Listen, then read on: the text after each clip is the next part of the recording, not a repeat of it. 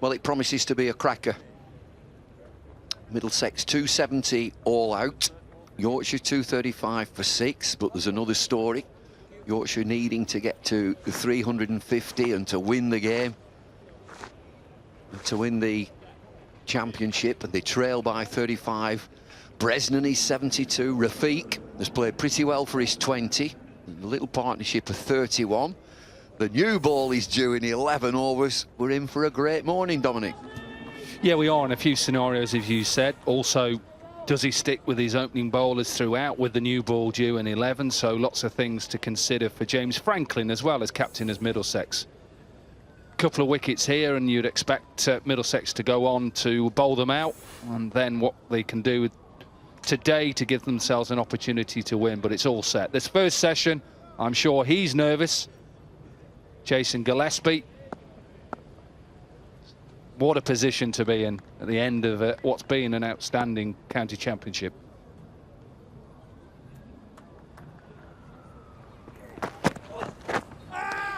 Starts with Stephen Finn, so 11 overs before the new ball. What's the run rate? Yorkshire's run rate is 3.4. I'd love to have been in the dressing room this morning, Yorkshire's dressing room. Need to get to 350, so you need a clear mind. You've got to build this partnership. After this, it's 9, 10, 11.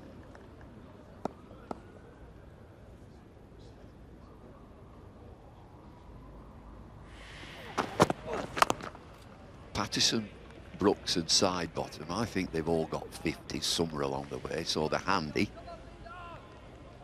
What else have we got? We got a good pitch. Easy pace pitch. It did a little bit for medium fast bowlers who bowl a full length.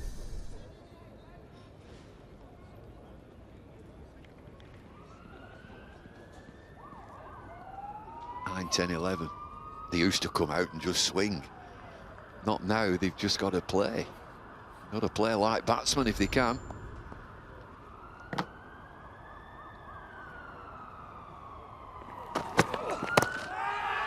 Inside edge.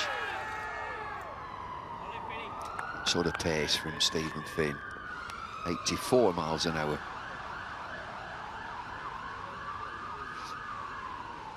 Do you know, the other thing this morning, looking from the hotel that we're staying in, I can see the nets. All the players were in the nets early. Sure, he's got a nick on that. Just having a cup of coffee and opened the curtains. There they were, they're all in the nets. Early doors.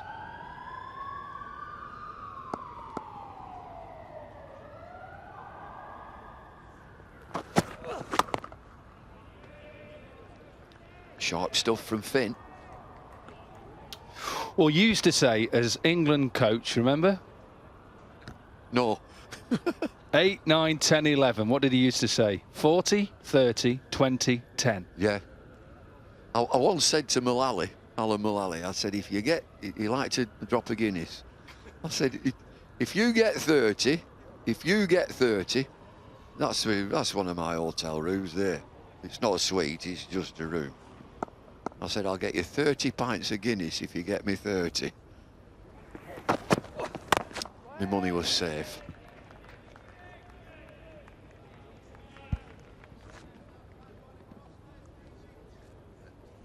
He won us a game, didn't he? A first-class game in Cairns, didn't he? Batting number 11. He never repeated it.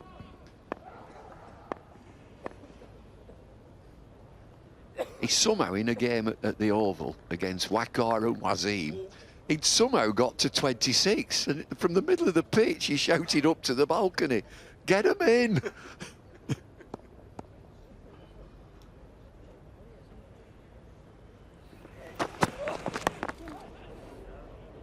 Oh, there's runs here somehow. Finn's got Rafiq in his sights. It's gone for 4. 239 for 6. Good delivery. Surprise to Rafiq. He's not got a bat pad. You said it yesterday. He's got a man out on the hook for a number 8, and he's playing it like that. Got to have a bat pad in there. Got to be positive, Middlesex.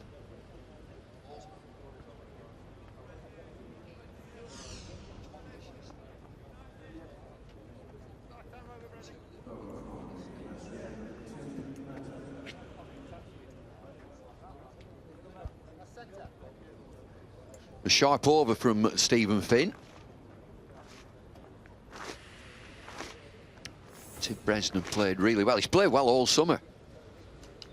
In at number 5 in this lineup with 5 fast bowlers, spinner Rafiq. So you look at the balance of the team and you could argue that they're a batsman light, but he's played well at 5.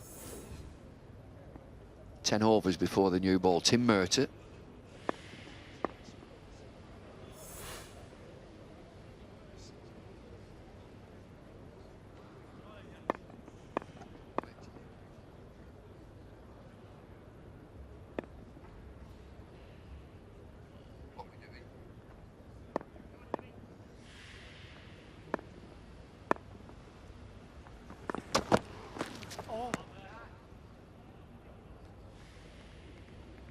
So where do we stand? All eyes on this game, and of course all eyes on Somerset. If Somerset win, and that looks highly likely, they get to 226. Yorkshire need to get 350 inside 110 overs in this innings and win the game. Middlesex just need to win. Then you've bottom of the table.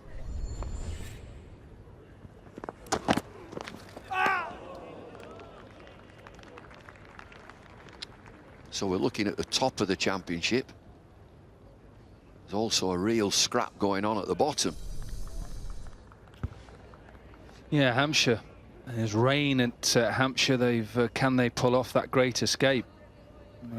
Game against Durham at the moment, and they've had a partnership. Durham at the end. Lancashire can survive with a draw, and if Hampshire win, Warwickshire have to win then.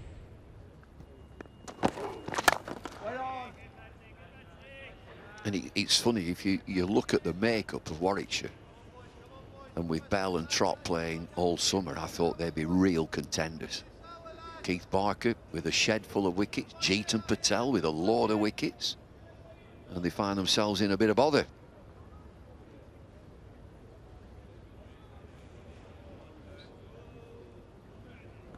So if there's a bit of rain down at Hampshire, is it coming this way?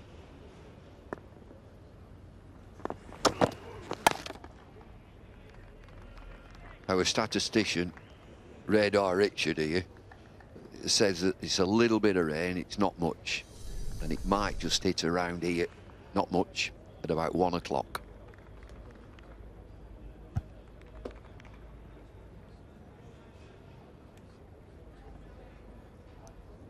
And I'd have to tell you that Richard is not Lucifer Swami.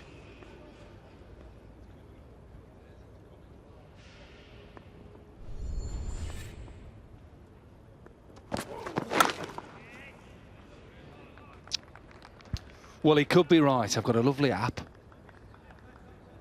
A lovely app, and you can just see that the rain is at Southampton now, 11:30, 12:30, 12:45, 1 o'clock. It's coming there to London, so he could be right. There's not much of it. It's just going to breeze through. On its way to, I think it's on its way to Reading. Yeah, Reading.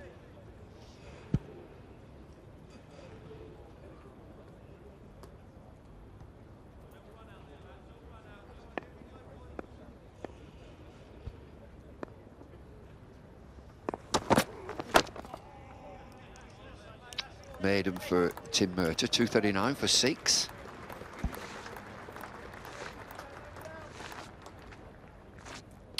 A good start for both seamers. Finn with his pace, but also Murtagh, and we've seen that throughout. With Brooks and Bresnan.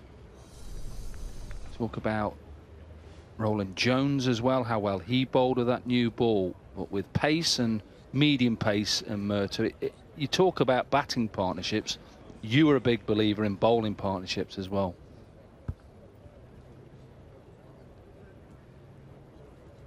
Rafiq's on strike, and there's got to be a debate about short leg, surely.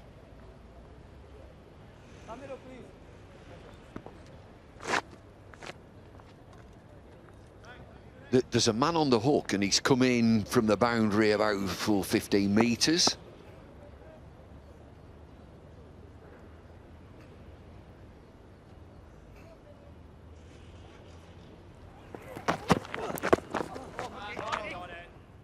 he's going to hit the pitch hard, Stephen Finn, against Rafiq.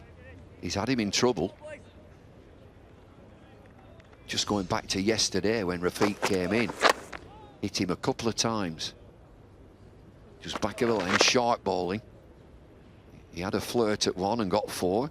And then today, it's in a real tangle, gets 4 more.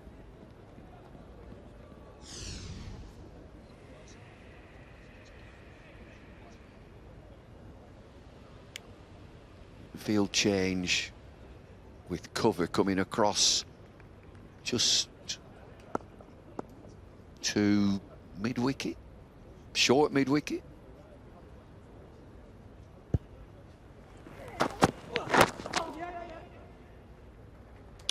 Good from Rafiq, get away from the strike. Don't understand that from James Franklin or from Stephen Finn, because Stephen Finn is an experienced bowler, you know, a test bowler. We also saw yesterday that Bresnan got in a little bit of trouble with that short ball. He fended at one that would have gone straight to back pad. Options are, do you take extra cover out and say to Bresnan, have a drive?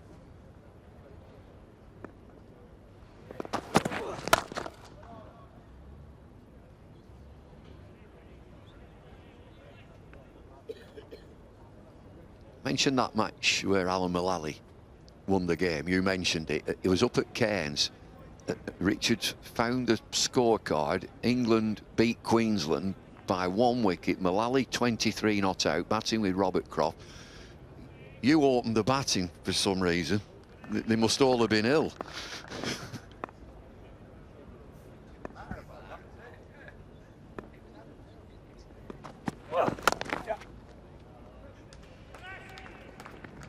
Just a single. What was the name of that stadium at Queensland? It was up at Cairns. It was a football pitch, wasn't it?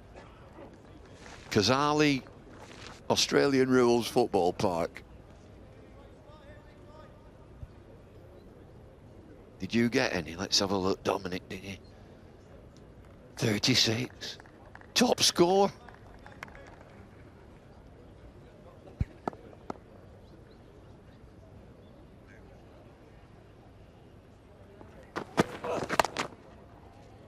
Atherton batted 8. It must have been one of my cunning plans, this. No, the reason why you did it, if you remember, they had Andy Bickle, and was it Adam Dale, wasn't it? It was only short bowler, and he kept hitting the wicket. It was either going up and over your shoulder, or it was bouncing about that much. Kaspovic as well. So you decided, your logic was, I should go out and tee off, is what you said. 142, just go out and tee off.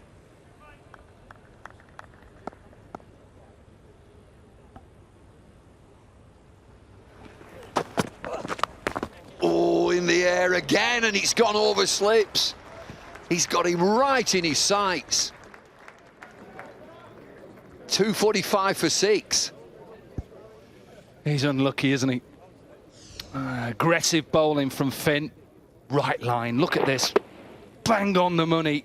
Hard for a number 8 batsman to be fending them off. Cannot believe he's not got a bat pad. I know 2 have flown over the slips already, but get a bat pad in. Looks like he can't drop his hands. It's struggling to sway, and no wonder he's shaking his head.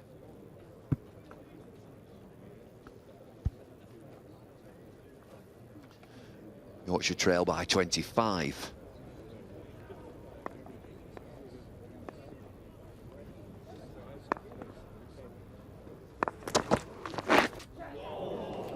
Oh, 4 more.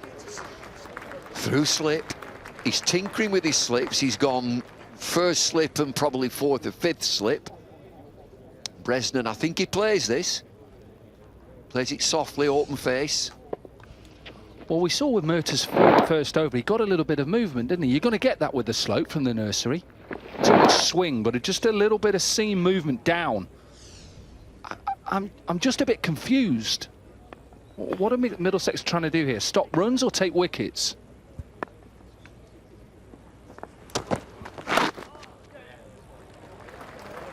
There's more here. This will go for 4 up the hill. Yorkshire move on to 253.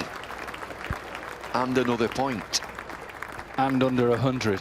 You know, when it's a chase. In some ways, this is a chase for Yorkshire. As a side, get it into the 90s, then the 80s, 70s. Then it starts getting nervous. Can we do it? So at the moment, look, one point closer to Somerset. That's what they're trying to get. They need 2 more points. They need to get to 350.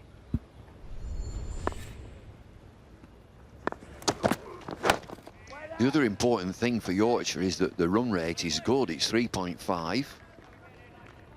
They've got to get to 350 if they stay intact in 110 overs. So I don't think there's a problem there. Come on. What's going through his head? You've been there. Well, he looks very calm. He's got his shades on. He'll be doing a bit of stats work or emails or horses. Be paddling like mad underneath.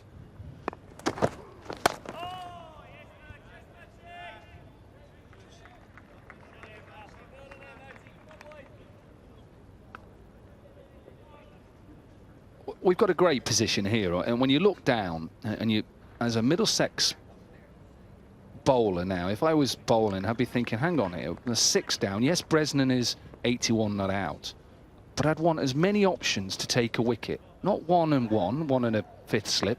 I want 2 and 1. Take the drive man out. Let him drive.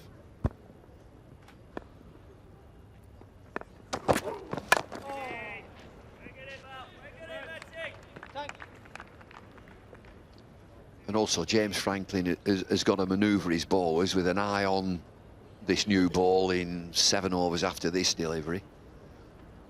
He'll know now who he wants to take that new ball, and it's a new ball that's done damage. So Finn doesn't take the new ball. Roland Jones is the opening bowler. We've not seen him yet.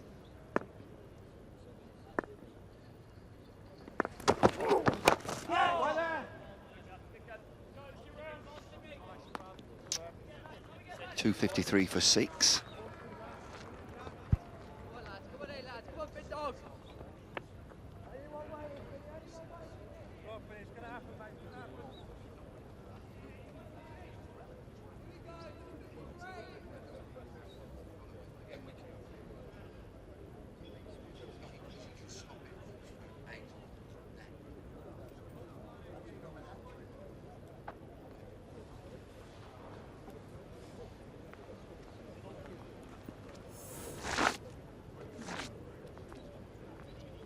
Right, Finn to Rafiq again.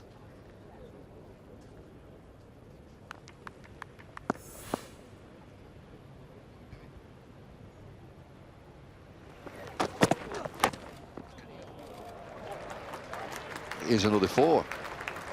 50 partnership. Yeah, shake of the hand as well. So 100 partnership with Hod. Bresnan now 50 partnership with Rafiq. Again through and catching height past probably 5th, 6th slip. And it's Rafiq who goes on to 33 from 45. That's that partnership. 53 from 73. I just think all of a sudden here, Middlesex have just missed a trick by allowing them to just get in here. Field change is a fly slip.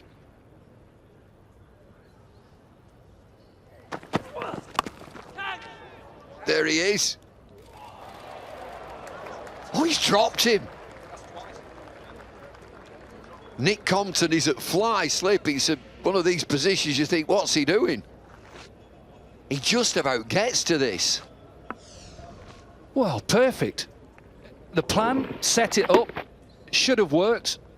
Drop 2 now, Compton. Drop 1 at 3rd slip and got there, should have taken it. Should have taken it. Did all the hard work.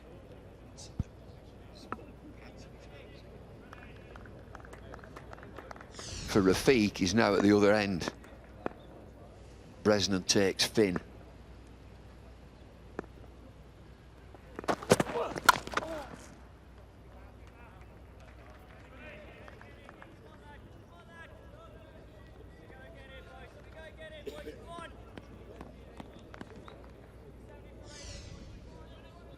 Well, as a bowler, you set a plan. You think, can it work? Short delivery.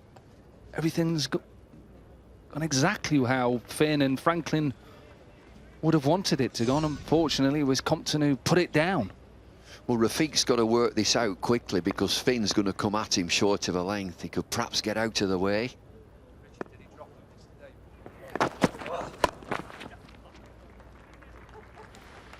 It's good aggressive bowling, this, from Stephen Finn. He's got his paddy up. He's got his dander up, kicking the turf.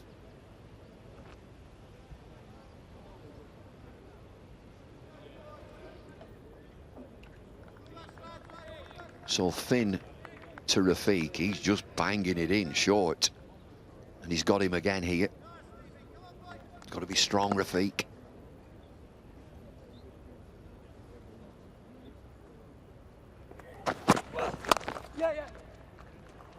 Gets away again.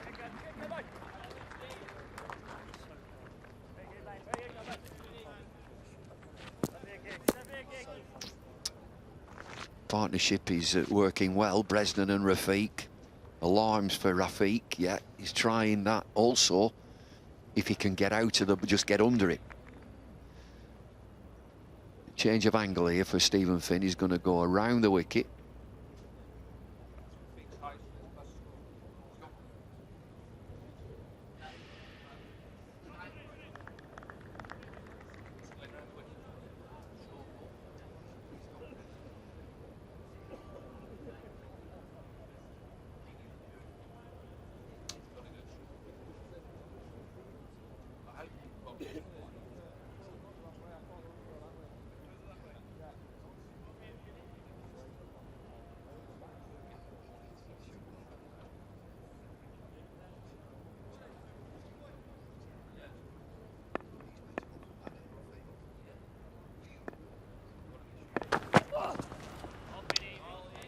That's good from Bresnan. 260 for 6.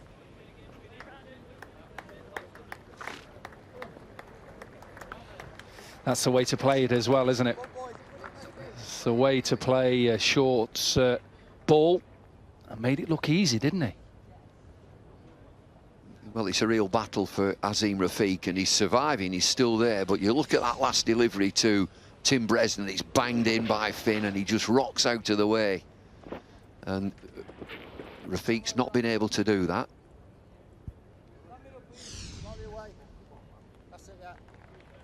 You like this combination, don't you? There's a tall, banging bowler with good pace, and then at the other end, just pitch it up, get it to move a little bit, full length. Well, for two reasons. I was a part of that when we had Ian Bishop and Devon Malcolm and myself, but also as a number 8 batsman. Your beans are going here now, your heart rate's up. What do you do?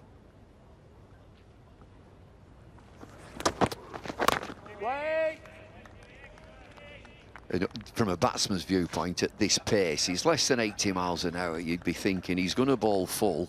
I've got to get forward. I don't want to get hit on the leg. You can actually stand outside of your crease and just make it more difficult for the umpire to give you LBW.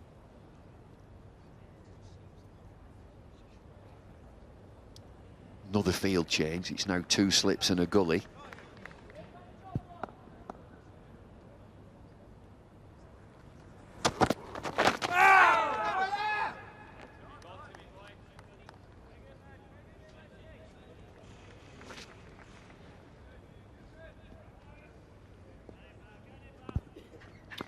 Yeah, just talk about when you bat in lower order, 7, 8, 9, 10, and you're batting with somebody like a Bresnan who's in excellent form, played beautifully, and all about the different ends of trying to take on the pace bowling, and you know, in all sorts there. You mentally, you get to the other end, Murtagh, and you just think, right, if it's up, he's going.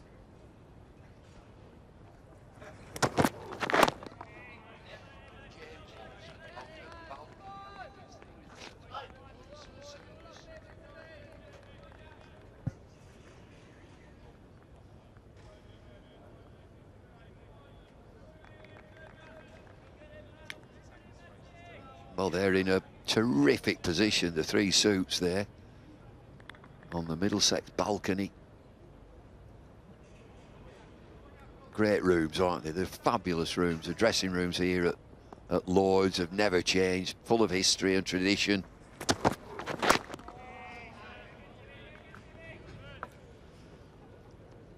They're not the bailiffs, are they?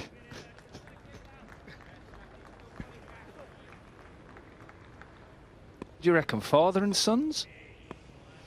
Good morning, we've come to cut your gas off.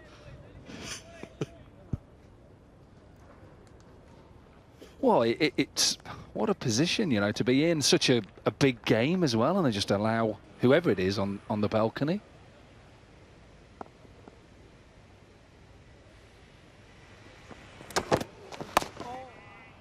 Good lengths from Murtagh. We saw that pitch map from Stephen Finn, banging it in, 75% short. Murtagh quite the opposite, get it up there. Field disperses for this last delivery. A deep square leg goes in, deep point. If you're Bresnan, do you take it? You have to take it, don't you? Yeah, you do, and just back the batsman, back Rafiq, that he can cope.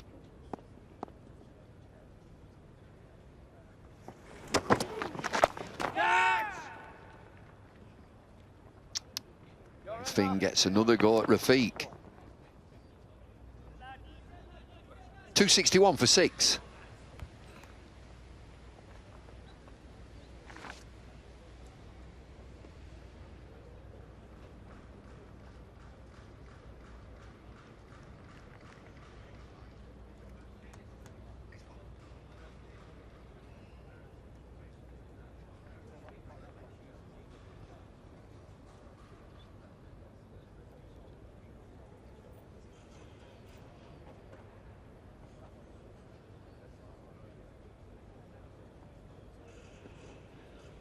Still a lovely day here, raining hard at Hampshire.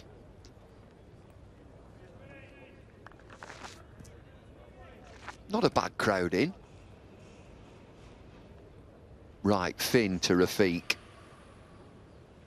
That fly slip is still in position. Still no short leg or leg gully.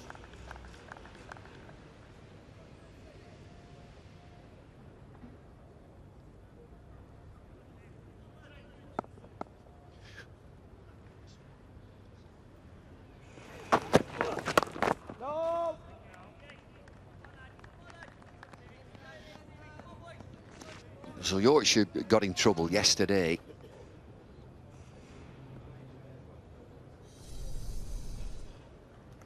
Nothing for Lees, Balance or Gale, so that really disturbed them. Lyth played so well for his 43.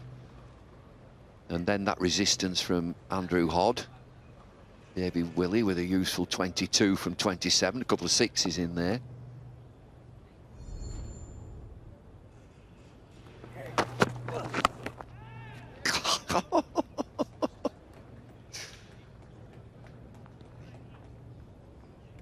Do you know, I don't think I've seen Stephen Finn like this. He's usually the most placid lad. He's having a right chip. Well, he's staring, whether there's words as well. That last ball of Murtagh's over that went down to him, he hurled it at him. Hurled it at him. And Azim Rafiq, he is a lovely lad, he really is. He's finding it difficult, but he's still in there.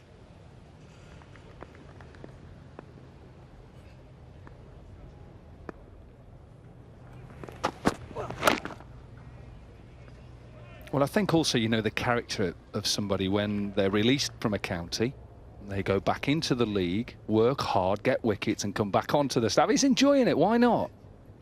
It's a battle. He's a cracking lad, he's always up for a chat.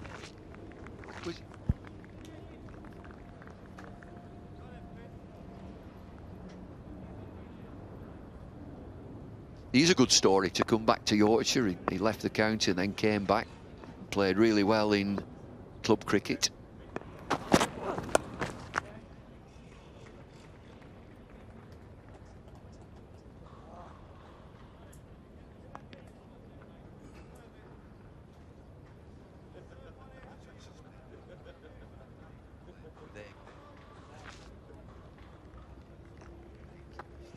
Just another little one into the 80s. 87 now, Yorkshire need. Next little one into the 70s, exactly what they'll be thinking. Get into them lower numbers.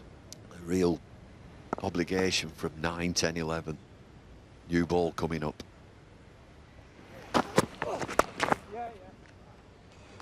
It's nicely played.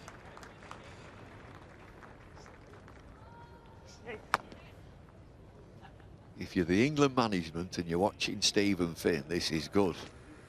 He's usually the most polite. And, you know, he doesn't have that fast bowler's mongrel, a bit like yourself. People telling us that you're such a nice lad. You put some whites on him. You were obnoxious on the field, you weren't you?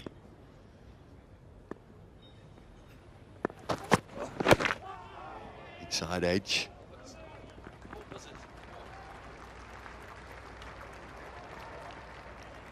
.76 overs. Is it 76 overs? Is it? What's the score? 265 for 6. I was obnoxious? Surely not. Nasty piece of work on the field, everybody said so. Well, my dad told me you don't have friends on the cricket field. You have friends off the cricket field. It's whether it's your best mate you're bowling to or your best mate's bowling at you, you don't have friends. There's no friends out there. Enjoy yourself, be proud of what you're doing, but no friends.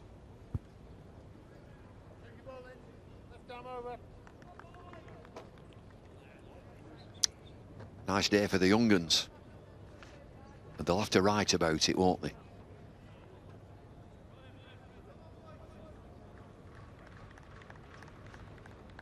Change of bowling. James Franklin. Left arm over the wicket, gentle pace.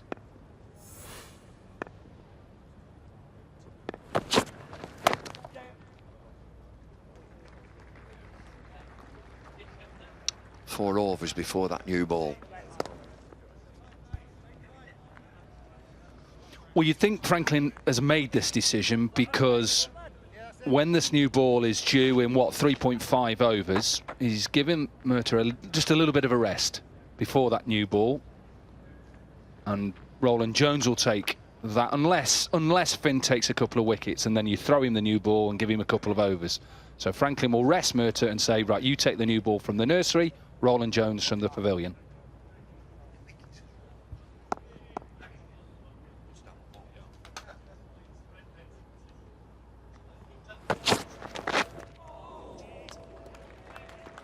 Flashes one past the outside edge.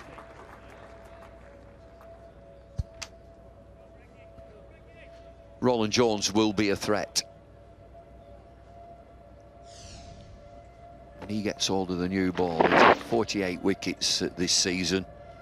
His average will be darn good, I would say.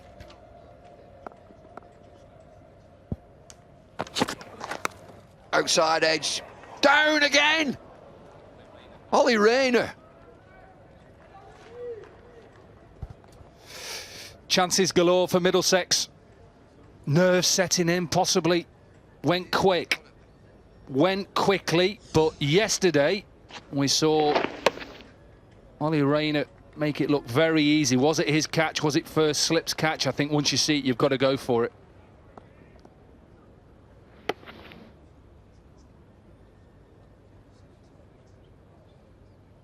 It's nerves, it's got to be. Ollie Rayner catches everything. He gets a finger end towards first slip.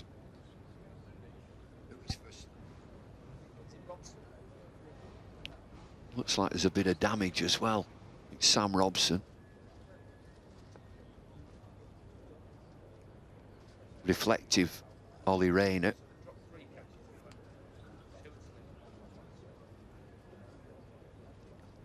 I'm certain that Ollie Rayner goes across Robson and he just gets a finger end on it. He's going off.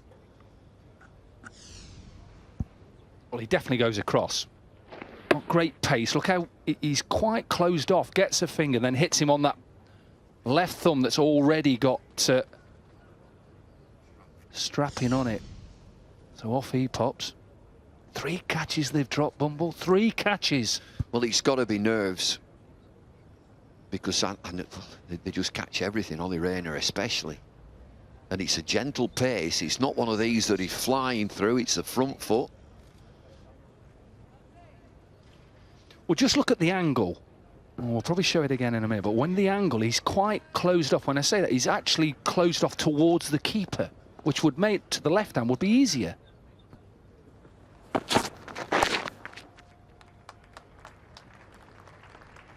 Well, Rafiq survives again, and Yorkshire stay intact.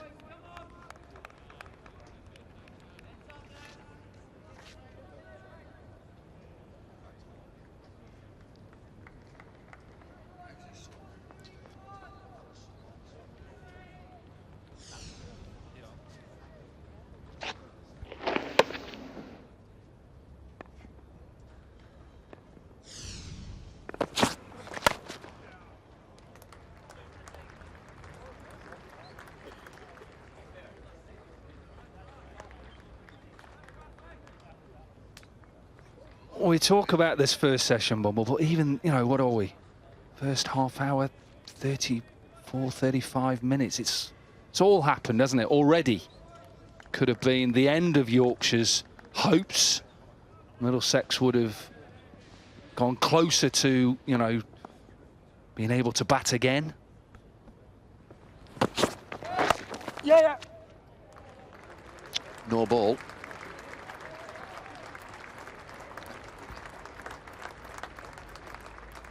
That's it.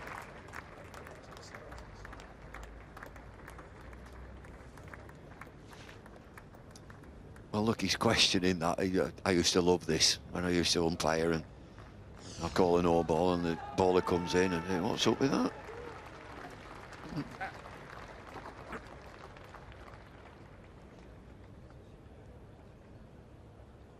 Tight. Too tight. Into the 70s, Bumble.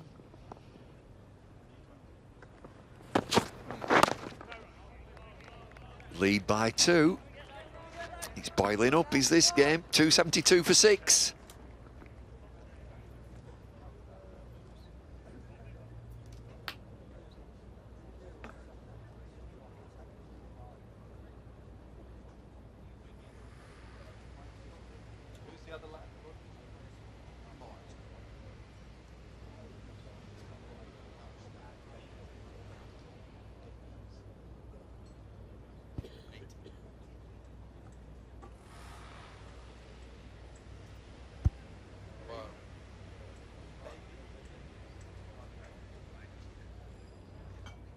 Yeah.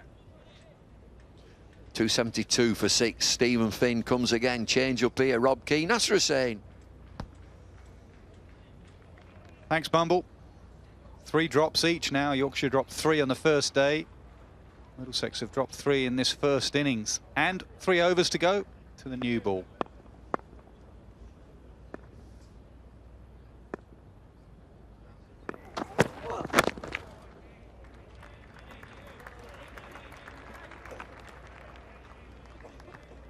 Let's have a look at those 3 drops.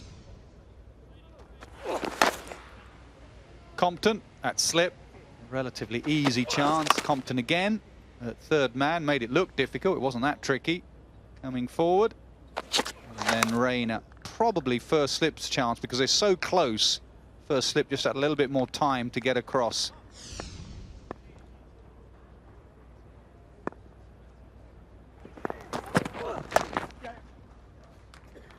Did Kent used to struggle here catching? Robert, it's just a ground where a lot of catches go down. I remember keepers, every keeper that I played, whether it was Garen Jones, someone like that, always felt that they found it hard keeping here because the ball dives around a bit. And often you find it, whether it's the slope or the background or something, you always find that you find yourself thinking about drop catches here when you're playing or when you're doing this job. You always seem to be talking about drop catches. I don't think it's straightforward. I don't think it's too bad out in the deep. It's just more in the slips and behind the stumps. It becomes a lot more tricky. Do you think it just has that feeling of like a football final where everyone's very nervous and unforced errors are coming in, where people are missing passes? or a Wimbledon tennis final when the Williams sisters played against each other and they're just hitting balls out. They're just making mistakes that you don't do when the pressure's off a little bit. It just feels so tense. Sure does. A little bit more understandable for Middlesex, who haven't been in this position for a number of years. Yorkshire, remember, are going for 3 in a row, so they shouldn't be too nervous. Their only thoughts this morning, 350, get to 350.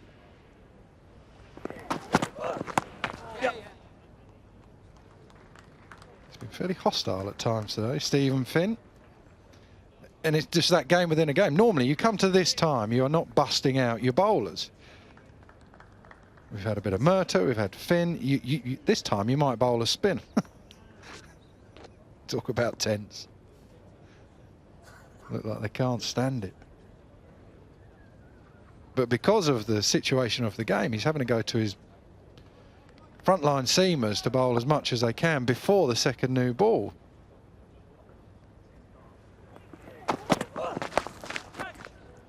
Pulled away and gone fine. Evades the man in the deep. Moves to 46, Rafiq. I bet he's irritating them. He's been jumping all over the shop at times, nicking the odd ball, been dropped down at third man as well. Now he's had a hook at Stephen Finn. There's a man out, there's 2 men out. He gets it fine enough where you put your fine leg is in a little bit, but it evades him. Tim Breslin's just going about his business. I bet Rafiq's really winding him up.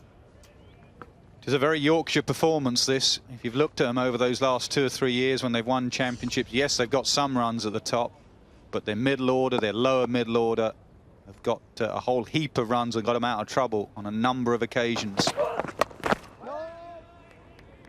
279 for 6.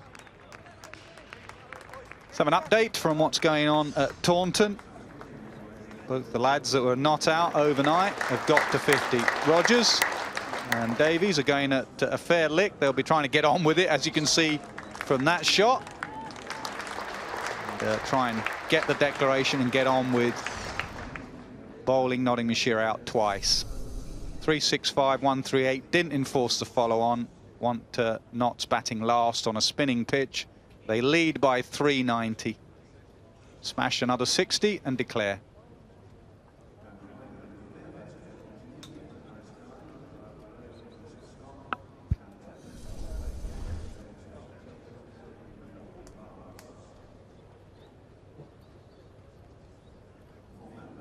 There's the table with Somerset on 210, so let's presume they win. And Middlesex and Yorkshire will have to try and catch them. Somerset can't get any more bonus points. Bonus points are only for the first innings of the game. They'll go to 226. Latest scores, another important game at the bottom there, Warwickshire-Lancashire. Warwickshire 32 for 1, lead by 99 on a pitch that's done a bit. And the start is delayed at the Rose Bowl, sorry, the Ageas Bowl.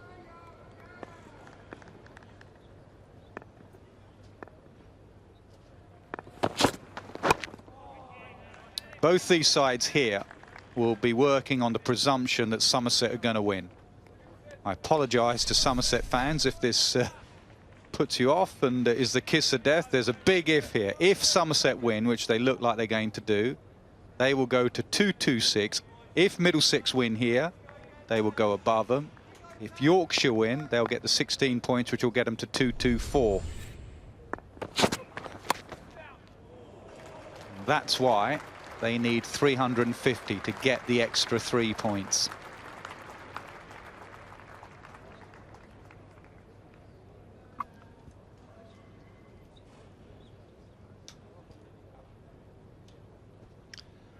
Just see the frustration in the Middlesex bowlers. James Franklin, the captain, just feels probably at the minute that things aren't going their way. They'll have another window of opportunity when they'll have to take the second new ball.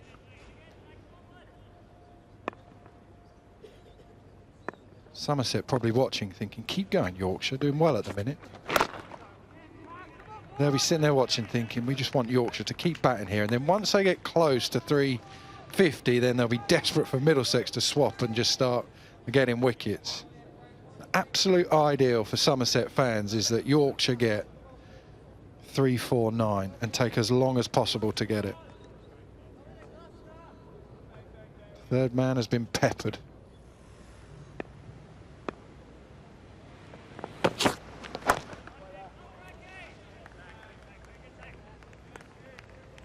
How good a cricketer has Tim Bresnan been, by the way, over the years?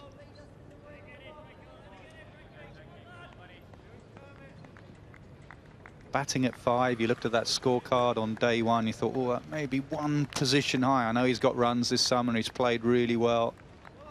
He's a real fighter. Gives it absolutely everything for Yorkshire. Tell you what as well, I thought he was the standout of all the bowlers. I know Brooks got wickets. I thought they all bowled very well. But Bresnan made something happen when the ball was at its oldest. He came on and he moved it down the slope against the left-handers. He was very unlucky with the ball. 5 first-class hundreds, 2 first-class hundreds last year and 3 in 2007.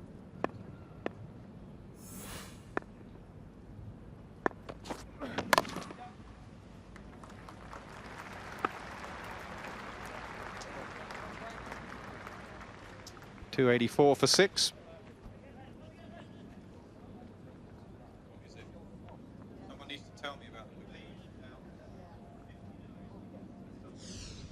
Saying that we're trying to get on with it.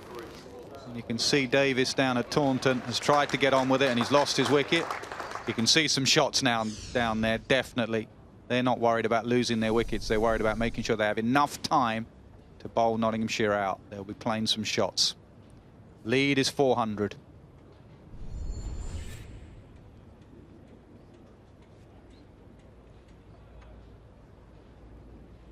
Just going back to how good Yorkshire's lower order have been over the last 3 years when they've won championship. Rich has just handed me some stats. 5th wicket partnership 42, 6th wicket 44, 7th wicket 45. This is where they get their runs.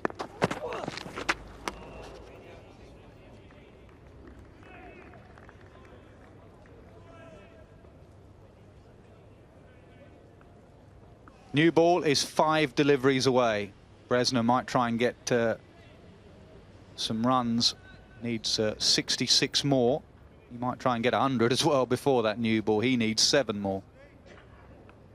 Yeah, that's always the dilemma you have, whether you go hard now, just try and make the most of this 5 balls, or actually generally what you do, you just make sure you're there for that new ball. This is the worst time to get out, just before the second new ball. Finn's been impressive, but he's bowled a few overs already. Now the dilemma for Franklin is whether he just keeps him going. He's got a fresh bowler. Stephen Finn didn't take the new ball at the start of the innings.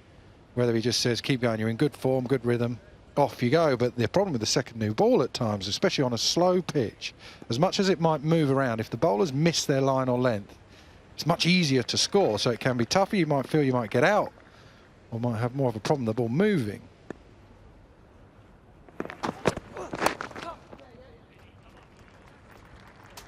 Then what types of field does Franklin set as well? Because he doesn't want to over-attack and give them free runs, but then he doesn't want to be too defensive and let them not get the wickets that he needs.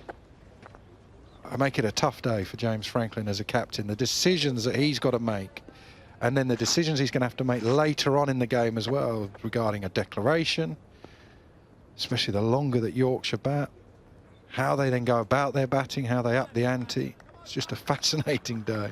Tough day for a captain.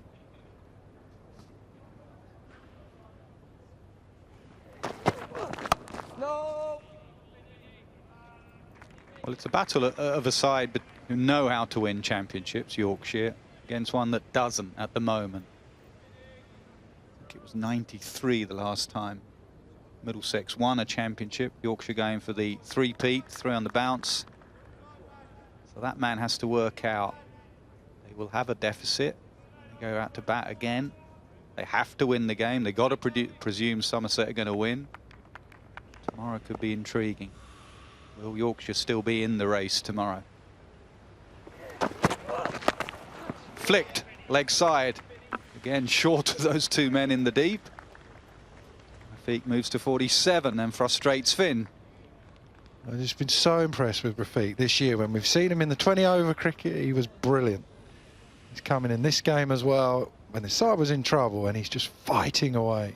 He has his own method. It's not easy. He's got someone like Stephen Finn really going at him.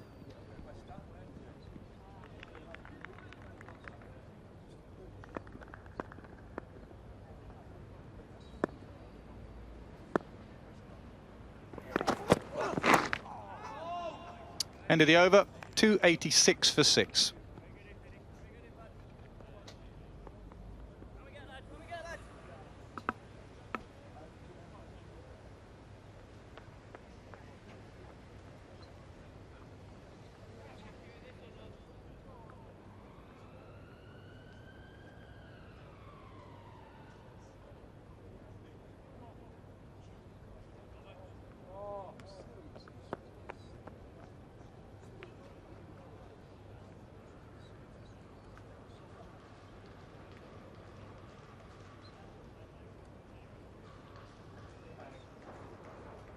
New ball has been taken out to the umpires. It's been taken out the bag, which is generally a sign that they're going to take it straight away. They are. Yeah, easy decision. Have to take this new ball. Get ready in the slips as well. Ready behind the stumps. Roland Jones and Murtagh. Murtagh's figures. He's actually bowled a lot better than that. He was very good with the new ball. There was a great battle between him and Lyth. Lyth was in very good touch. They got a fair bit happening with this new ball. Roland Jones was outstanding. Decision that Franklin has to do. Does he go to Roland Jones or does he keep with Finn? I think I'll be going Roland Jones. Yep. Roland Jones and Murtagh with the new ball. If you're a Yorkshire fan, you need 64 more to stay in the championship race against this new ball. You're right though, Rob, if you get it wrong with the new ball and you've got 2 batsmen in who score relatively quickly, you can go the distance. It just becomes a bit tough because you go in a certain way. You might have the odd sweeper out, just protecting the boundary. Then the new ball comes and you bring those men up. So it gives you options. So Rafiq could be standing there thinking, here we go, just get a little bit too full. I'm going to throw my hands at it. I get full value for my shot.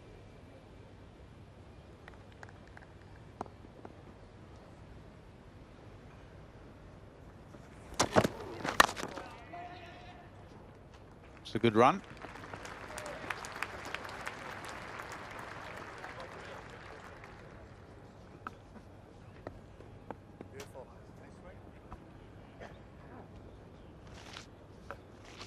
That's what Franklin decides to do for Bresnan. Just stick a couple back. He'd be actually happy that if they bowl nearly every ball at Rafiq. In a way, those get Bresnan out. I want to just keep him away from the strike all the way through, or all the way against this new ball.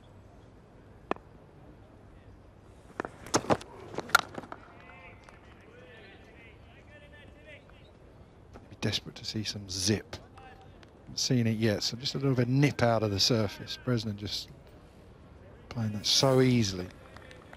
For a number of reasons, they want some zip here to bowl Yorkshire out now. They want some zip to bowl them out second time round as well. They need to win the game. What they don't want is this pitch going flat. They have to set Yorkshire something, and it's a belter of a pitch. So they'll want something from this new ball just to say that they can get 14 more wickets. 6 championship games here this season, I think, and 5 have been draws. That's how hard it is to get a result here at Lord's. It's what Taunton and Somerset have done well. They changed their plan. We had Trez Kothick here in the... Just was going to call him Trez there, but Trez Kothick. Trez Kothick. Yeah, we had him here. He said that they've changed their plan completely. They've had grassy pitches and it's done nothing, so they've gone for the Bunsen burners, the real turners, and that's what's got them results.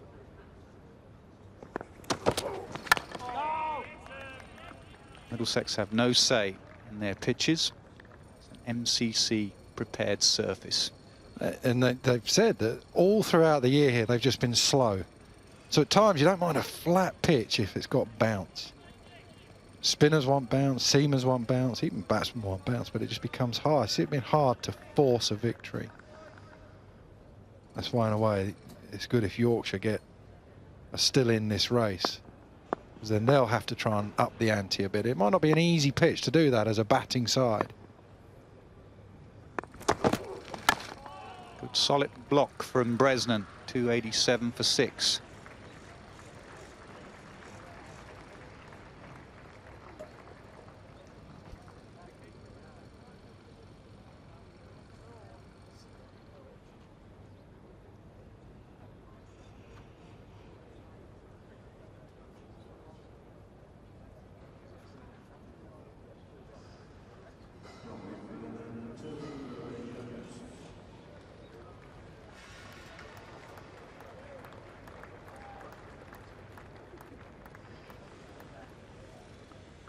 Work on the Warner stand continues.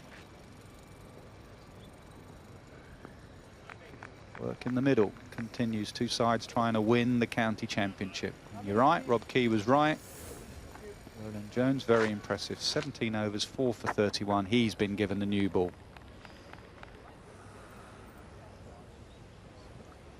I spoke to some of the Yorkshire batsmen yesterday. They rate this guy very highly. They said even on flat pitches, they rate him as one of the better flat wicket bowlers as well. Flat wickets, you normally think about pace and height having to do it. He's not a short guy, but he's not the world's quickest bowler, but still, they find him hard work on a flat surface in particular. Wait! What's so impressive about him is he's got such a good control of line and length. When you've got something happening, that's what you want. You want a bowler who asks questions. With the new ball in particular of the top order batsman, that's exactly what he did. Decent length to Gary Balance. Draws Gale into that shot. Just gets enough out of the surface. Got some good Yorkers as well. At times he goes for the big hooping induck in Yorker.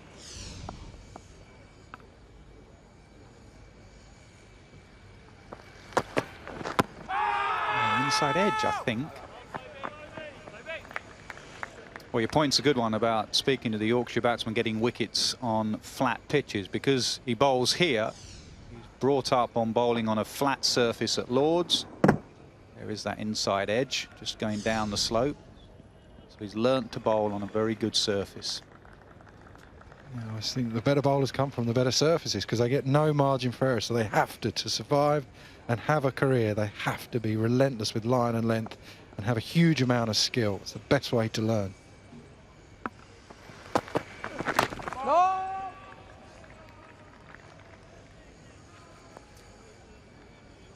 And he's been rewarded. Been called into the Lions squad for this winter. Gubbins as well, his teammate, who's played brilliantly this year, 1,300 runs. Jennings over 1,500 runs. Allsop, Bell Drummond, Wesley Clark, Livingston, Folkes, Dawson. Who are the bowlers there? The Curran brothers. Jake Ball, who's done well all summer. Fuller, Overton and Meeker from Surrey. Very, very strong squad.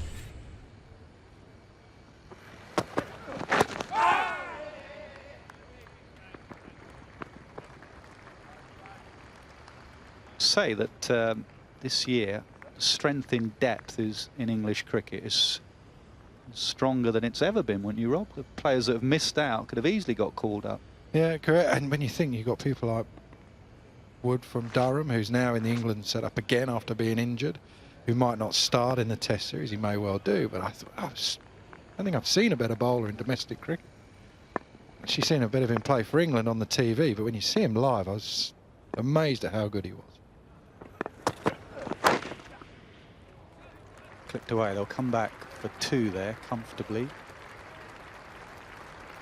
Yeah, I think it's around about 50 cricketers have been sent away by England this winter. Obviously the main tour, the Lions, the young Lions, and also people being placed abroad in club sides in Australia and New Zealand, etc. The best thing about that, I never felt that spending a whole winter in England as a young player was particularly good. Batting on indoor surfaces against bowling machines and stuff like that. Get out and learn your trade somewhere else. Driven. There is a sweeper. Bresnan will keep the strike, and he's on 97. 291 for 6. And that's the problem. What do you do for someone like Tim Bresnan? You've got Rafiq, who's played well. Do you just bring that man up so you get to bowl, well, the start of the over. You think you can just attack Rafiq. They're having to put sweepers out for Bresnan, which is fine. But also, you don't just want to let Bresnan get away from playing this new ball. These are tough times for captains. Times when you always feel that there's something else you can be doing. You have to question yourself all the time.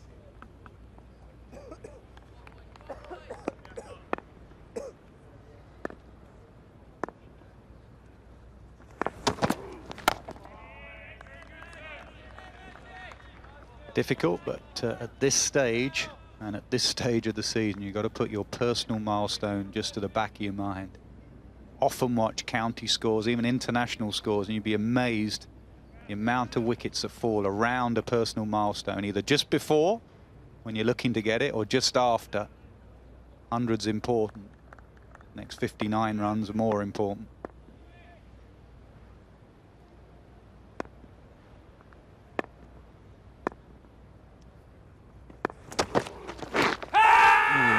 Back too high, going down.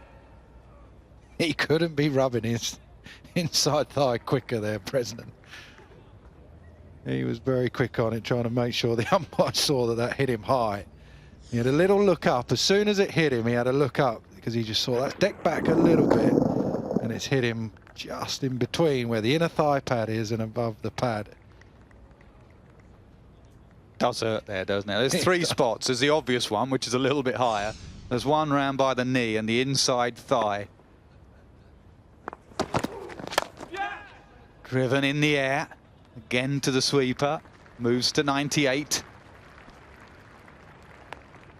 Just hobbling a little bit, Bresnan. You get up that end and say, "God, that hit me right in between." Just too high, but.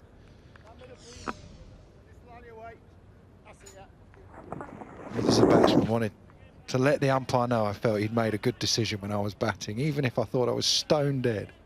I'd say, yeah, good decision. That was high.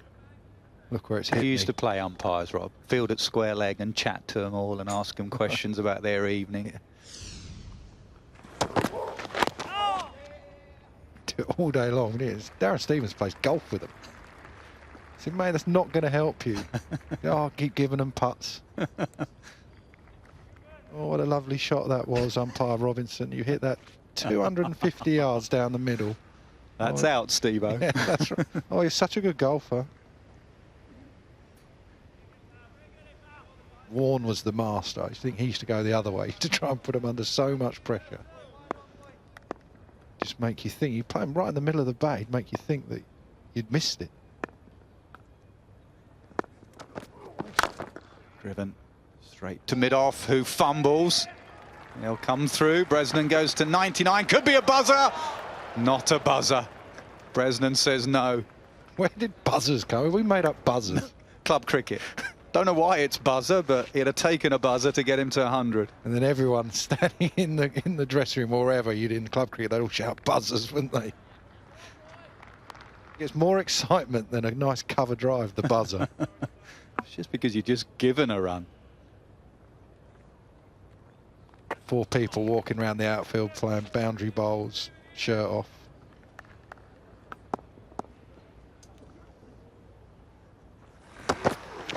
No! 294 for 6.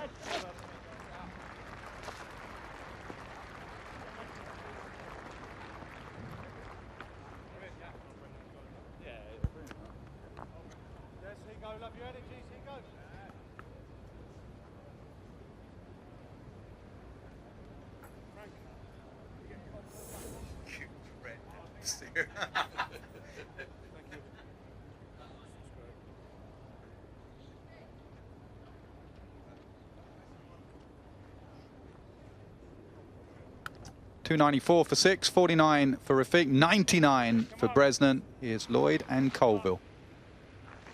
And Bresnan on strike. What a morning it has been for Yorkshire so far. Certainly advantage to them. Middlesex have had their chances, but they've blown them. 2 catches dropped.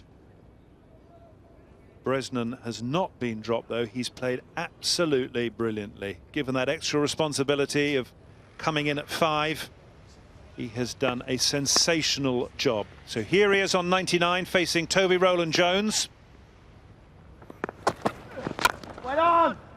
And he's still on 99. The morning so far, the story is that Middlesex are dropping the championship. It had to be nerves. The players who are rock solid.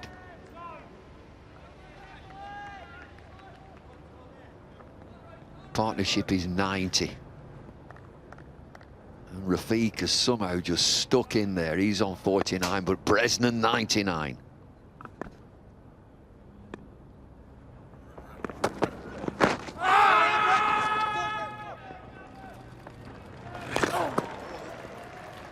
Now then, leg by or runs? Leg by, he's still on 99.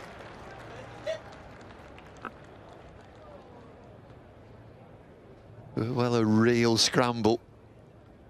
Tim Bresnan might be thinking, I've got an inside edge on that, should be 100. Rob Bailey saw it differently. Does he get a nick on this? No, straight off the pad. And missing leg stump by about 3 sets as well, so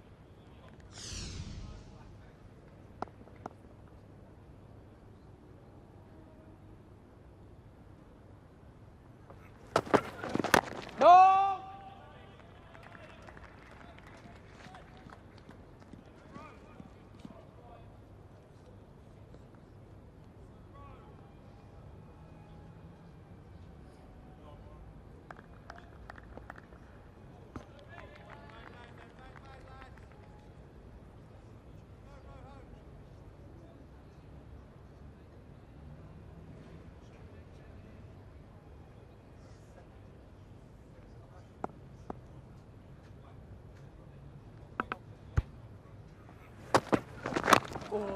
well played. The key thing here, David, is that the new ball has done absolutely zip. Nothing's happening for Middlesex here. It's not really nipped around or anything, which is a huge concern for them, and I would suggest probably for Middlesex down at Taunton. Got to make something happen. Just lift the energy, lift the intensity.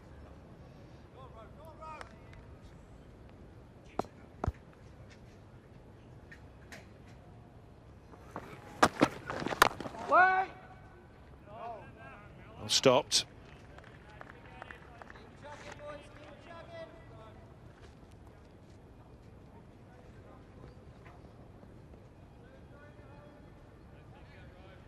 Lead by 25. If they did get to 350 here, Yorkshire, and right now they would certainly fancy their chances of doing it, how much longer do you bat on for?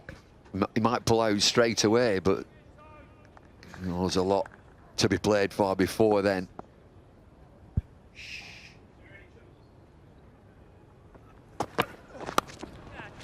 That'll be 50 for Rafiq.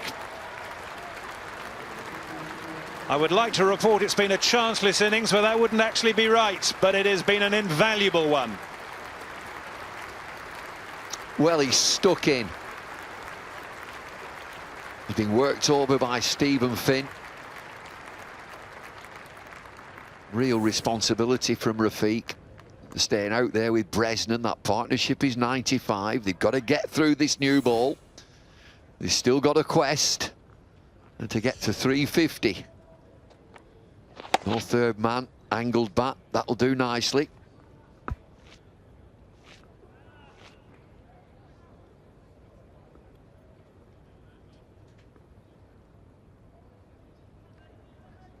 Jason Gillespie absolutely delighted with this performance. Of course, Rafiq only playing because Adil Rashid opted not to.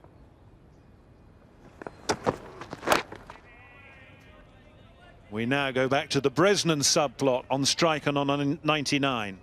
I'm just thinking about what we've seen this morning from this pitch, is that it seems to have gone really placid. There was some movement yesterday for the medium pace, medium fast.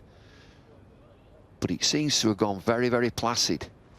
I just wonder, as the game progresses, if he's going to spin. Looks dry. Yorkshire obviously seeing it as not spinning. They've played 5 seamers.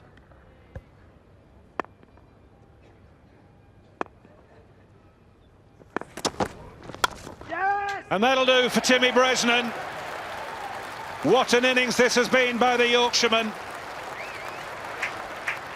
Doesn't go for 4, it goes for 3, but it's 3 runs that takes him to 102. The bat's aloft, the helmet's oft. Outstanding by Tim Bresnan. Priceless innings this from a senior player. His 6th first-class century. And it's a big word, responsibility. They were in a real precarious position. And Yorkshire are still alive. And that also took Yorkshire past 300, so that's another batting bonus point. So now it's another 48. 48 needed from these last 4 wickets. This partnership, by the way, worth 98 now. Still a long way to go, 48. Both these players have just gone past milestones. You get your batting head on again.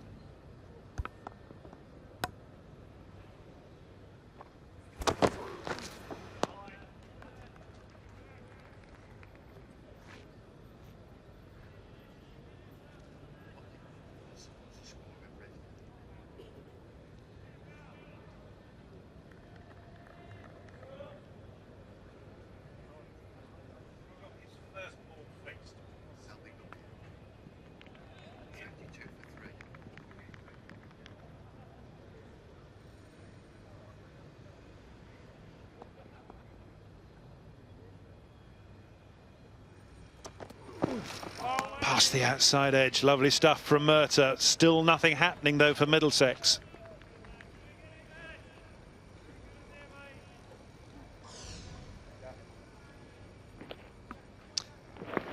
Stay on 99 and then you get the delivery you want. Yes, a huge yes. Great support from the Yorkshire team. Telling innings. 100 at Lords, eh?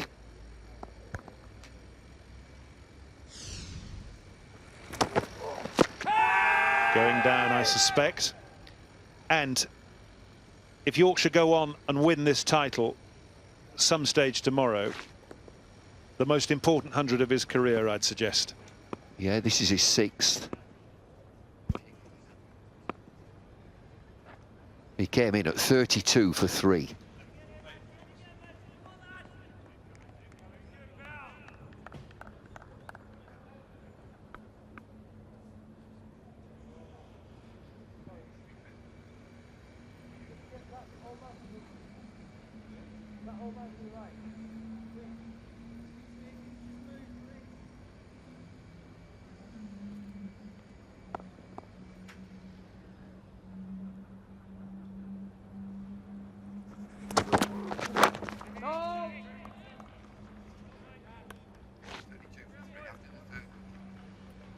Well, the over that saw Bresnan get to 100 with that 3 punched down the ground. And this has been 100 to savour for all Yorkshire fans. When we saw the Yorkshire batting lineup with him at 5, there were those who thought, well, that's a bit high for Tim, maybe 1 place too high, but he has really dug deep and done a fantastic job for his county, no doubt about it. It's been a brilliant 100 under the most intense pressure.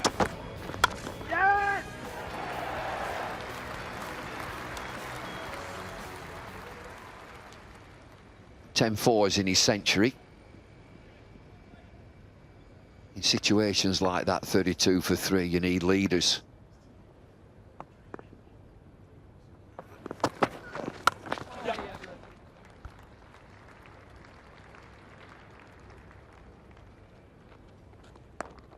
Well, this is a real test of character now for Middlesex, David. Would be no surprise if shoulders were going down a little bit. Well, you've got to grab the game.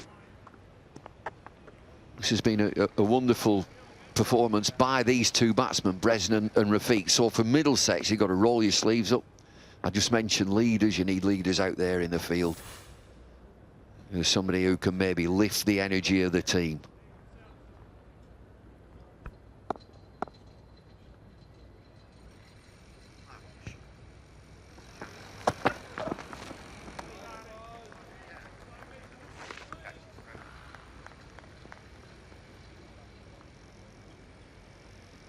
Middlesex, of course, have only got themselves to blame. They have missed 3 crucial chances. They missed Hod, and he and Bresnan put on over 100.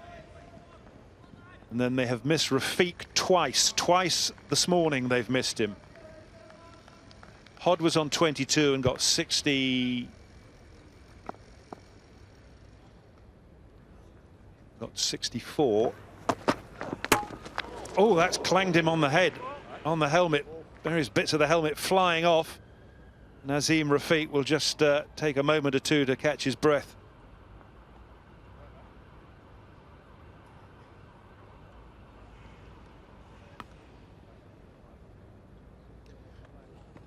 I think you've got to change the helmet, haven't you? When you get a blow like that, you've got to change the helmet. It's his back piece that has flown off, so that saved him. Always anxious moments when a player gets hit on the head, and it's not that high, is it? He could probably have played that stood up. He's just trying to get out of the way. I think the lad's all right.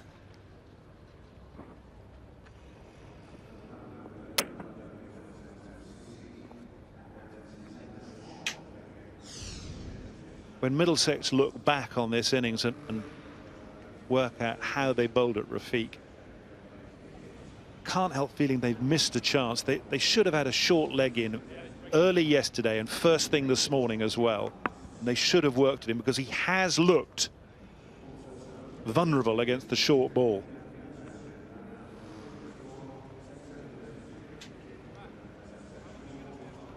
I think they've missed a trick, that, you know, to work him over, really work him over with a lot of aggression. And that aggression, as you say, it's field placings. Stop the game, bring people in, you stand there, you come round here, and let him sit and watch and wait. But he's stuck in there. He's shown great character. He's been hit a couple of times on the body, and now he's taken a blow to the head. But he's all right. He's going to be fine. You're vulnerable now. Next delivery. So what are you bowling next delivery? Short again with a short leg in? Yeah, I think that's a good shout. And, you know, if you're express pace, you'd be thinking about a full, fast, straight Yorker. But a fielding side, you're meticulous, setting the field. Right, I'll have a short leg, I'll have a leg gully. I want my gully position in short.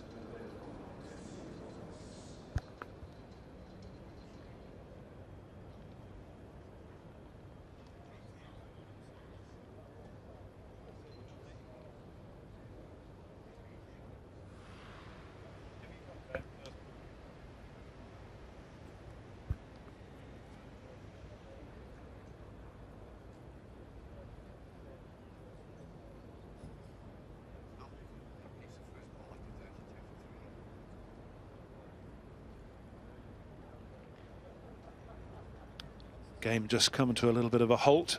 Also gives Middlesex a chance to get together and discuss what's going on. Interesting, they haven't got together as a unit. They're not all 11 standing around together. There's a little huddle. There are 2 at backward square leg. There's just a slip standing solitary on his own. There are 3 in the covers having a chat, and there's a bit of a brains trust between the bowlers at the back end. Do you know, I'm right with you. This is perfect to get together and say, right, this is where we're going. We're playing for a championship. This is not one cricket match. Very difficult when you're not part of the group. But I keep mentioning that leaders. You need leaders.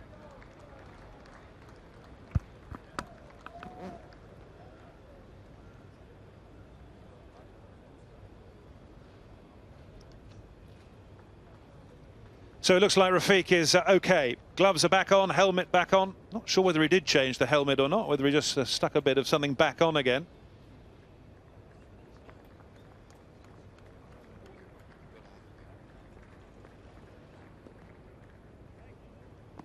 Certainly whatever he's wearing has got the those extra bits of protection at the back of the head, introduced by the bat manufacturers after the death of Philip Hughes. So what field have Middlesex decided for the ball after clonking Azim Rafiq on the helmet? No short leg, just 2 slips.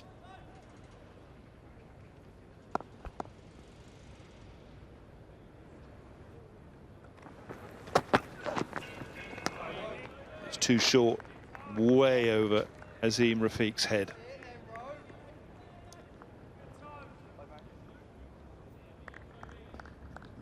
Bresnan keeping him going.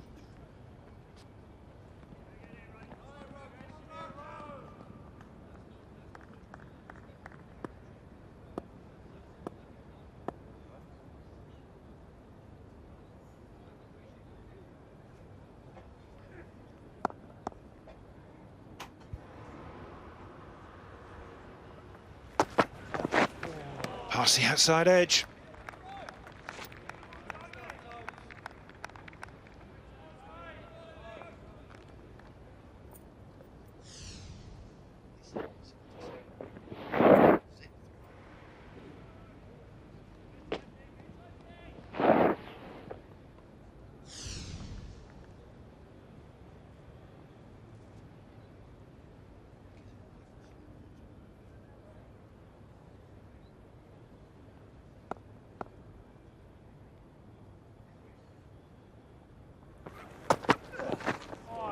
Well, that zipped through. That's the first one with the new ball that's really gone through. 86 overs gone.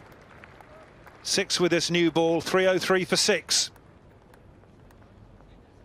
Impressive, Roland Jones, 4 for 39 from his 20 overs. A couple of deliveries there have gone through nicely to the keeper. Touch of movement, but those two, the partnership of 99. 303 for 6. Got to get to 350.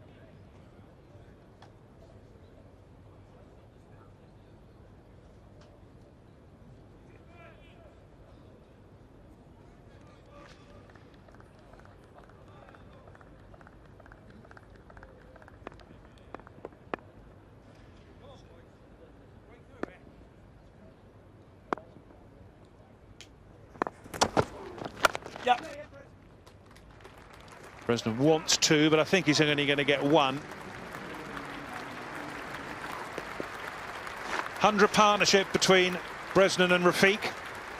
Came together when Willie was out last night, 204 for 6. They've got it up to 304 for 6.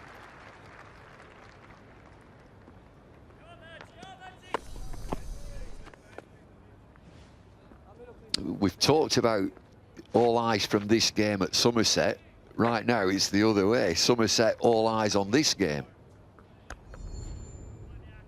Yeah, Matthew Maynard, Marcus Trescothick, Chris Rogers, they will all be willing Middlesex to take some wickets, knock Yorkshire out of the race. 46 needed. And right at the moment, I can't see how Middlesex are going to take a wicket. It just doesn't look like they are firing on all cylinders this morning. Might be a complete change. Get the spinner into the attack, change of pace. Ollie Rayner not bowled that many overs. And of course they're going to have a burst with this new ball. They're into the 7th over with the new ball.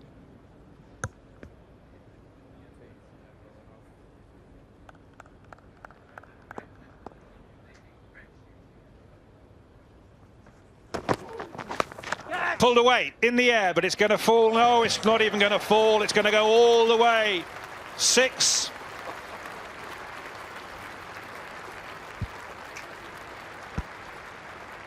Saw the man down there at deep fine leg looking as though he was just going to take it on the bounce, but in fact he was just watching it sail over his head, and it was very close to a no ball.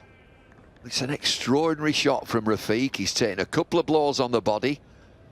The Tim Mert at less pace, 77 miles an hour, tests him out with that short ball. He hits it into the stand. The Yorkshire lead now up to 40. They need 40 more to stay in the game, to stay in the hunt for the title.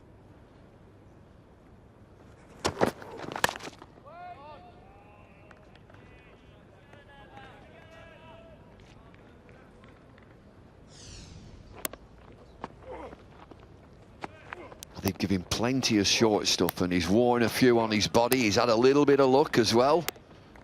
Is it 1 for 6?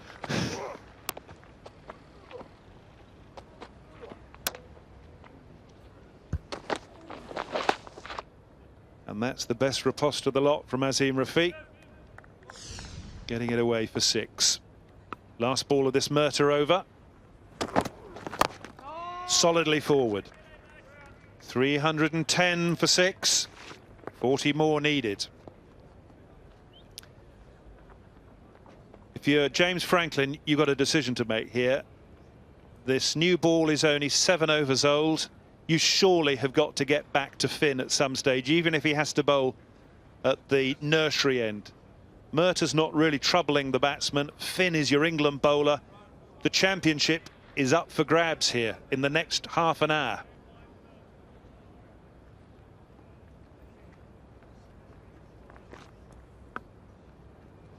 Well, there's such situations. Do something. Change it. Might be spin.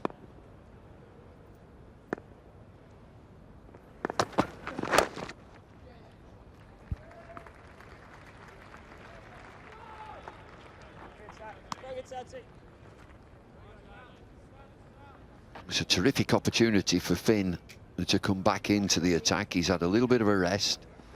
New ball will be good, hard, firm, seam. It's just at the back of my mind, I'm thinking, change it. Just change it completely. Put a bit of spin on.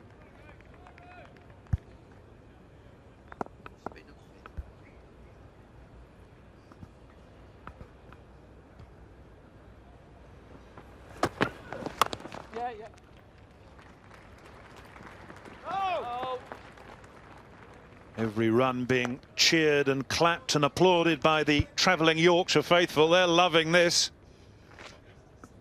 Well, it's terrific, the commitment of the supporters who come along.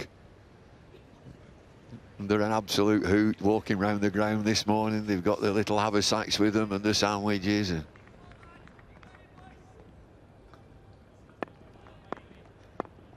One stage, remember, Yorkshire looked almost down and out at 53 for 4. Should have been 70 odd for 5 when Hod was dropped. But Hod and Bresnan got it up to 169 for 5. Then there was a partnership between Bresnan and Willie.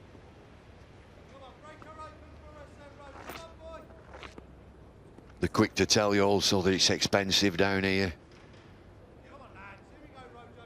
The pint of beer, how much? Sandwiches, how much?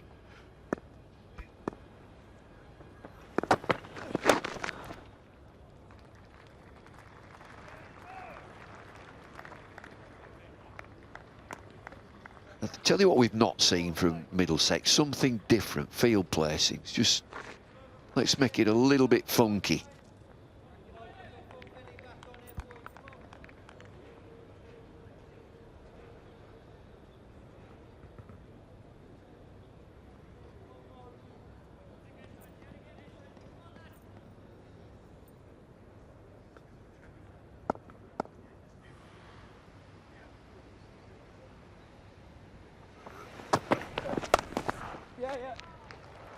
Swatted away. I think it's going to go for 4. It is. These runs are beginning to hurt Middlesex now. The lead is up to 47. Surely Yorkshire are going to get to 350 here and stay in the race. Extraordinary when you think we turned up this morning and it was 115 and everybody thought, well, that's a very long way to go, especially with that second new ball due. Well, the new ball's done absolutely nothing. And in fact, Yorkshire have just got quicker and quicker as far as their run rate's concerned.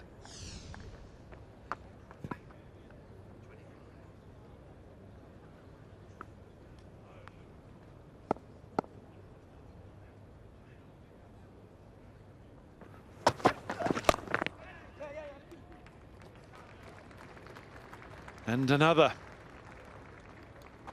At the moment, the runs are out there and they're easy for Yorkshire. 318 for 6. Meanwhile, down at Taunton, Peter Trigo has enjoyed himself. Somerset looking to pile on the runs. They, remember, have got to win that game to go top of the table temporarily. And having got to 50, Trigo bowled by Samit Patel. But still they're batting on, Somerset. No sign of a declaration down there. They lead by 483. It's just a question of when he thinks the pitch has deteriorated enough. Trigo 55 off 36 balls. The news from that game at Edgbaston. Warwickshire now lead by 141 runs, but Warwickshire and Lancashire will be breathing a little more easily, the pair of them, with the news that there is rain in Southampton, and Hampshire's attempt to win the game and stay up is foundering or getting rather soggily damp with that rain, because Durham are still 2 for 2 for 7 in their first innings. Impassioned appeal. They thought it was pad bat, but Tim Robinson not having anything to do with it. Might be outside the line too.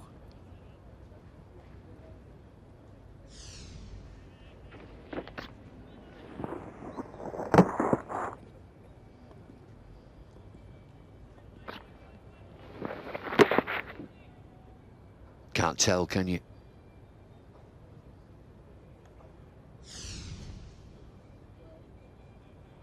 Should I say I can't tell?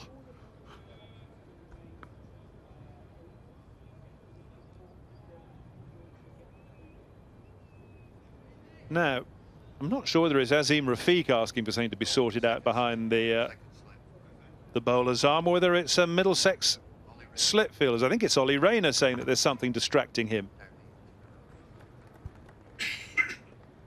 Heard him say something about, can you get them to turn that light out? So I'm not quite sure what that was all about.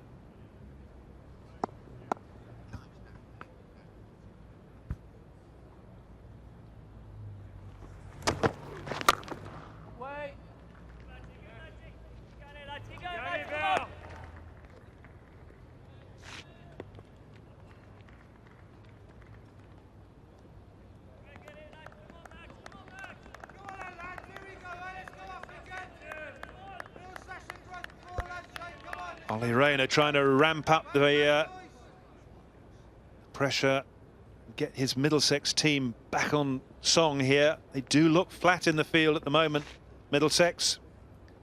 Nothing going right for them this morning. The 2 drop catches.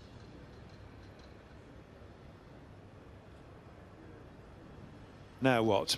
Ball's gone out of shape. Middlesex don't like the ball. They want it changed. Tim Robinson is going to take it over to his colleague, Rob Bailey, see what he thinks.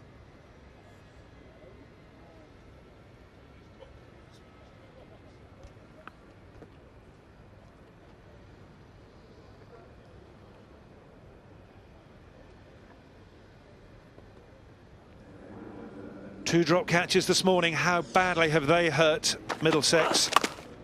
This was Compton dropping his second of the match. He got there, hard hands, just came straight out again. And then this one by Rayner. Should he have left it for first slip? Just never got there, did he? Never got his hands there.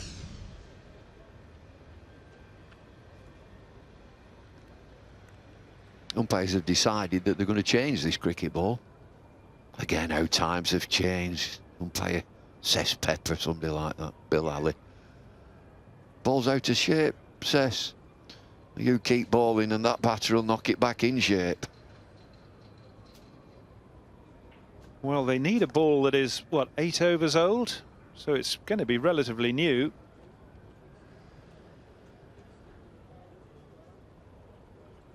Tim Robinson has found something he likes the look of. Has to go through the rings, hasn't it? The umpires carry rings and the cricket ball has to go through, is it both rings? I never really knew. Well, you were a professional umpire, so I hope you did know. Well, you might have done at that time, but you forget things, don't you? Important things like that. What else do you find you forget? Well, it's in the last millennium. I don't know what I was doing yesterday.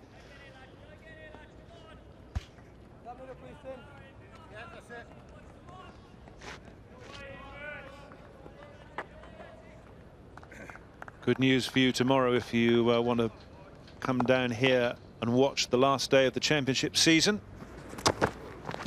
Buzz him! At last, Middlesex say they've got rid of Rafiq, and they are still in with a shout, or rather Yorkshire have still got work to do to get this to this 350. And they've changed the ball, and it's done the trick. Breaks the partnership. He's played so well. Murtagh with that probing full-length scramble seam goes through the gate between bat and pad. At long last, this partnership is broken. It's Tim Murtagh who does the trick. But this young fella, 25 years of age, Azim Rafiq, has played so well for Yorkshire. 65, 318 for 7.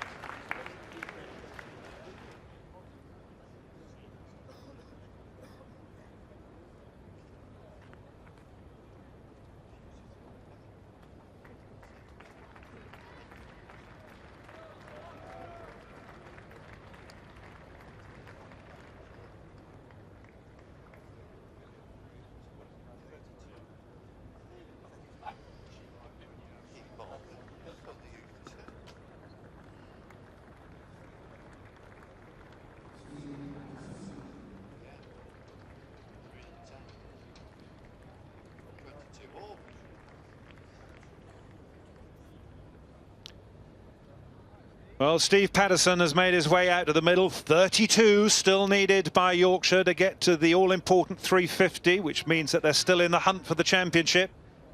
They've now got 3 wickets in hand. Bresnan, of course, 106 not out. Patterson is more than capable, it has to be said. But he's vulnerable, just coming in against this nearly new ball, and it's just been changed. Don't panic, Tim Bresnan. He's still at the crease. They need 32. Get that magical number of 350. Patterson's got 2 50s this season.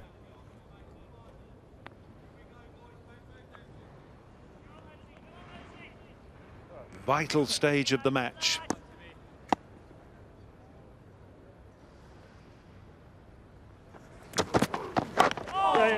And Patterson away. 31 needed for 350.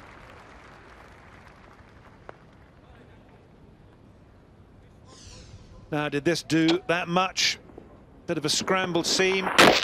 Came back up the hill, through the gate. Good length, good line, good night.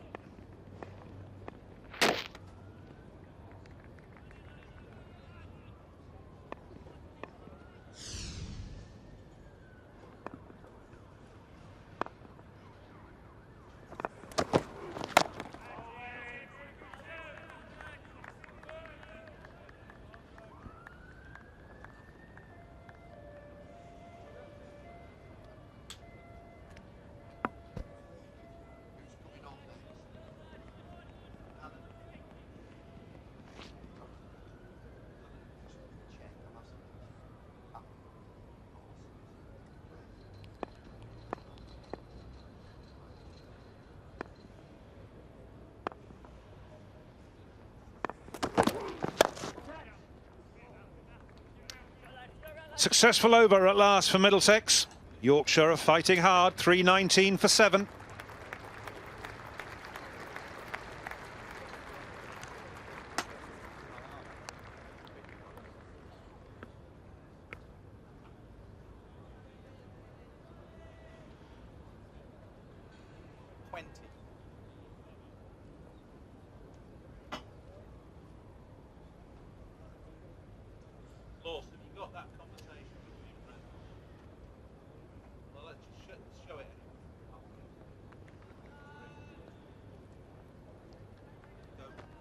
Toby Rowland-Jones is continuing from the pavilion end, but up here a change. Nasser and Paul.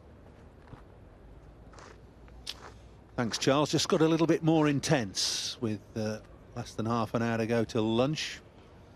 Middlesex getting that breakthrough, the vital breakthrough as far as they're concerned. Rafiq out for 65.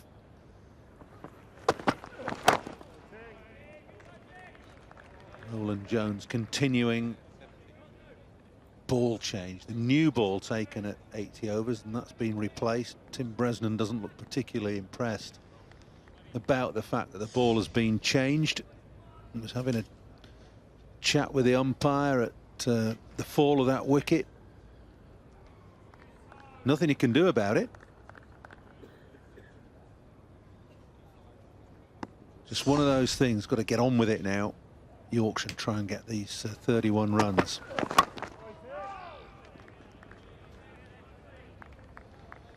Quite simply, Nass, you don't want to let this sort of thing distract you, do you? You don't. You just got to focus in, as you say, on these 31 runs and get up to 350. It's amazing, isn't it? Go through a whole summer. What's that? 16 county championship games. Yorkshire have 45 batting points and 39 bowling points. And it comes down to the 1 point. Where could they have got that extra point earlier in the season, maybe? Where did they miss out?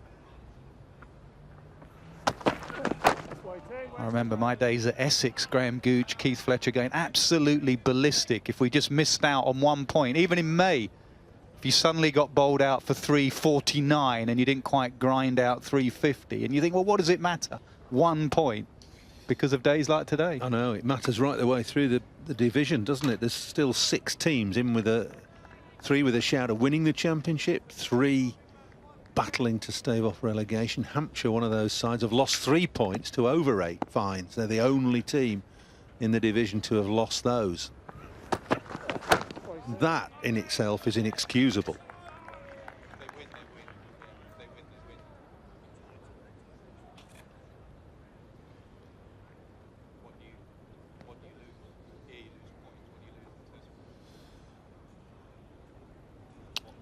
Be really good for, obviously, for Yorkshire supporters and Yorkshire team, but for all the neutrals watching as well.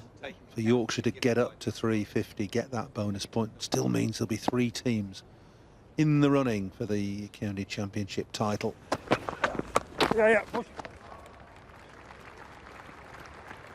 Patterson fends one off and gets a single. He's no mug with the bat. Patterson gnaws Brooks, gnaws side bottom, really. Those are the batsmen to come for Yorkshire.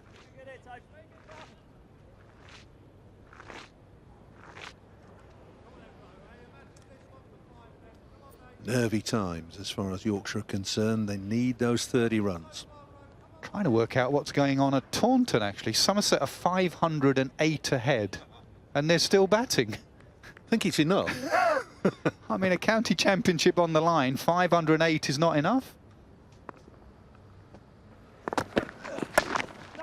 And depending on which weather forecast you look at, there's a chance of a bit of a shower or some bad light around. It's 3:20 for 7. Declare, get Nottinghamshire in.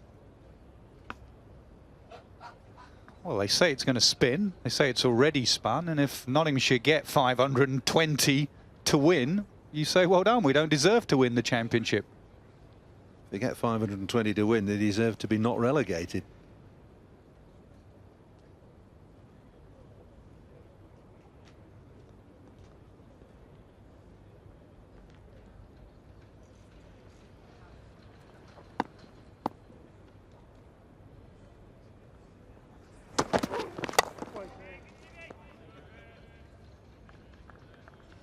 Just a bit of news about tickets tomorrow. If you fancy coming down, there'd been a few people in. Pavilion's been well populated. But tomorrow, if you're under 16 or over 65, you get in for nothing. And it's a £5 for everybody else to see the culmination of the county championship here at Lord's on Friday.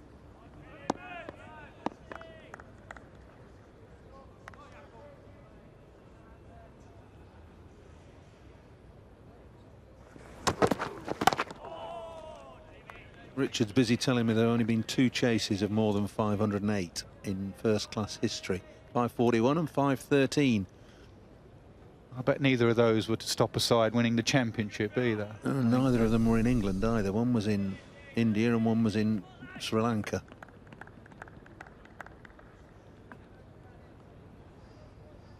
Rogers has 90. I hope that has nothing to do with it. Trying to get 100 in both innings. Just try and win the game. Don't leave it to the last minute.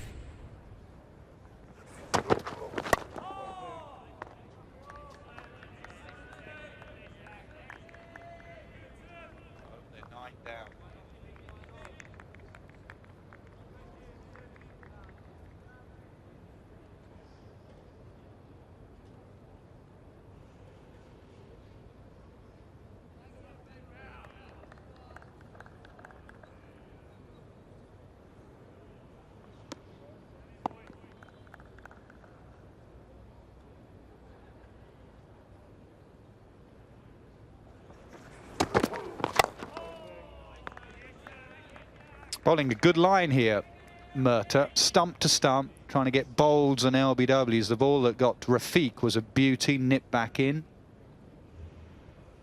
Exactly the way you go to tail-enders, just challenge that top of off stump. The odd bouncer, definitely, to keep them honest, but just plug away, top of off, top of off.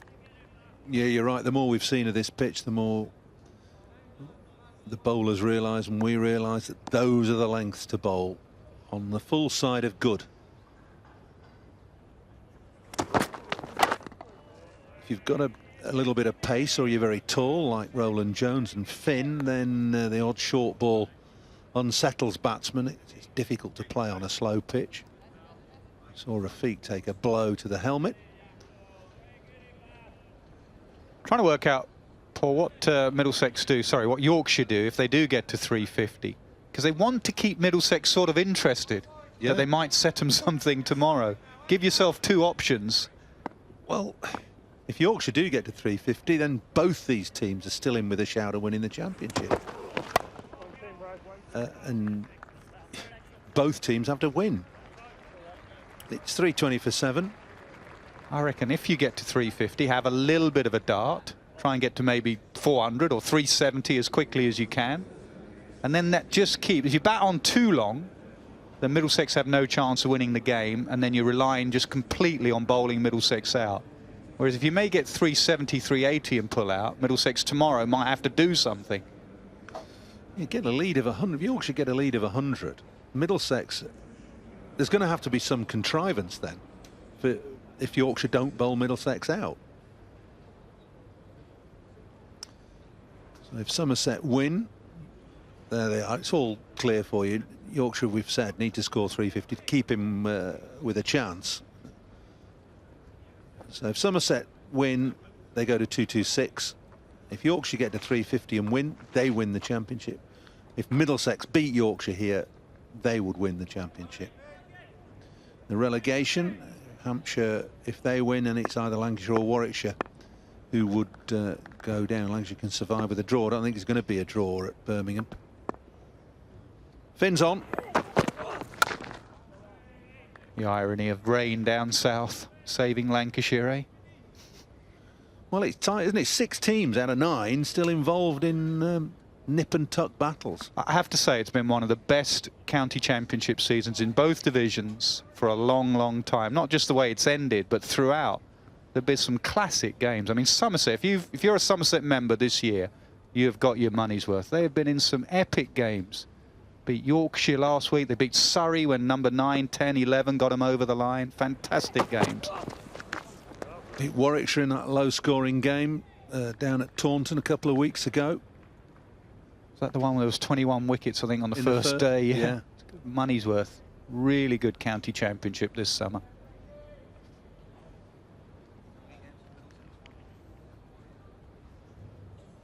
Middlesex have only won 1 game here at Lord's. Pitches have been very, very durable.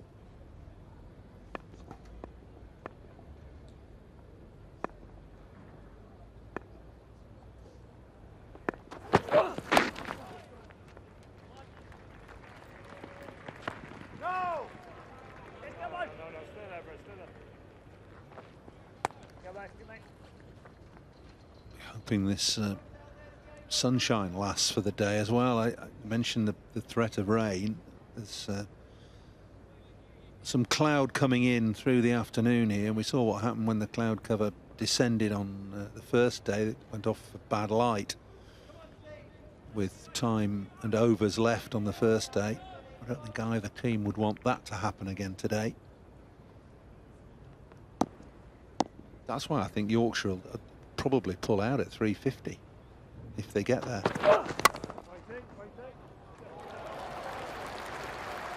Patterson, every run being cheered by the Yorkshire supporters here.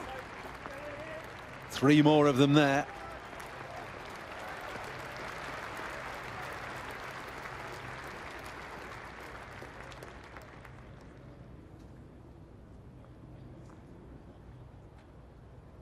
Been impressed with Middlesex's bowlers. Finn bowled brilliantly yesterday afternoon. He bowled a really top spell. Was unlucky not to get Hod out. Had him dropped at slip, really unsettled him. And to Hod's credit, battled back, got his innings back on the rails, made 60.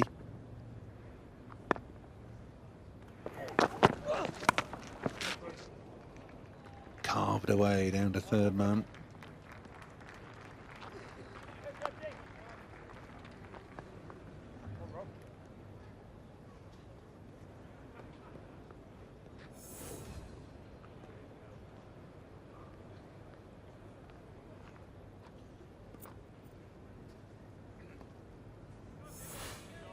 Brilliant effort by Bresnan. Batting number 5, you'd suggest that was a little bit too high for him, but he's proved that it isn't, and it hasn't been.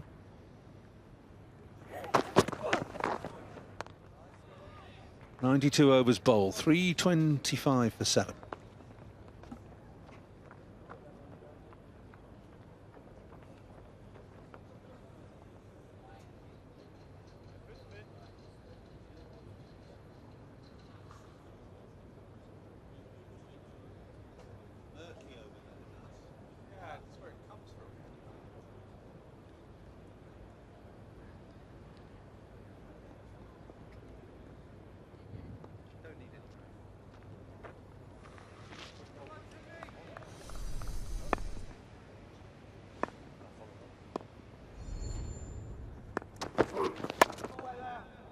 Overs not an issue really for Yorkshire. They've got to 110 overs to get these 350 runs. 17 more after this. That's more than enough to get 25. Really a question of that. It's a question of whether Bresnan can stay out there, keep his concentration, keep his application, and that the tail can stick with him.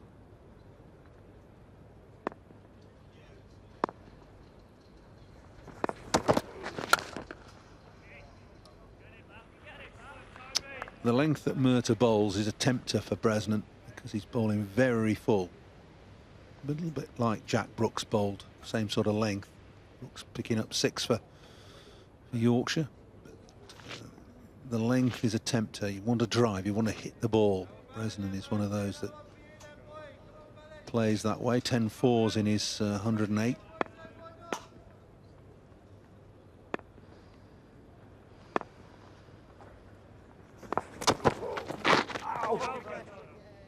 Missed out there.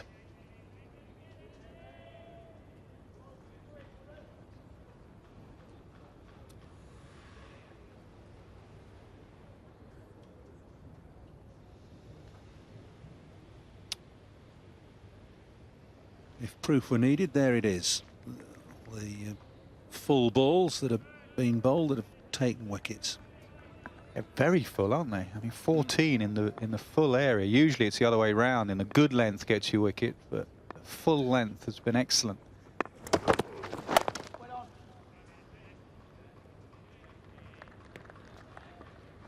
Usually that full length will be because the ball has swung. That's when you'd bowl that full length, otherwise you'd get driven, but it hasn't swung that much. No, primarily there's nothing for short. So that, you know, if you're a fast medium bowler and bang it in short, nothing's going to happen for you. Roland Jones has bowled fuller than he normally would. He's a back of the length bowler, so's Finn. So they've had to pitch the ball up a bit further. Brooks is a natural full length bowler. He tries to get the ball to swing. Not a great swing, amount of swing for him. But it's the lateness of movement from Brooks that did for the Middlesex batsman earlier on in the game. Probably next in, Jack Brooks. Always the way, isn't it? 9, 10, 11. You've got to back the batsman up. When 2, 3 and 4 have let you down, that's a good shot from Bresnan. It's a good stop as well. Gubbins with the dive. Everybody pumped up. It's good to see. 3:25 for 7.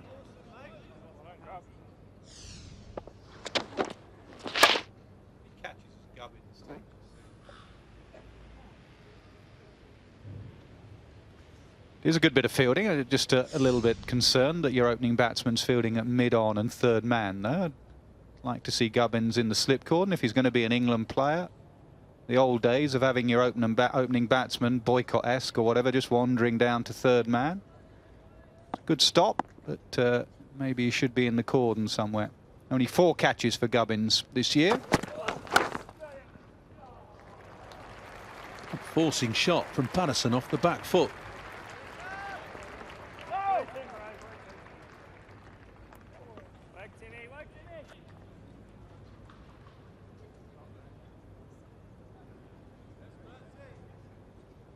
When number 9 is playing a forcing shot off the back foot to the quickest bowler in the game, it tells you that the pitch is on the slow side.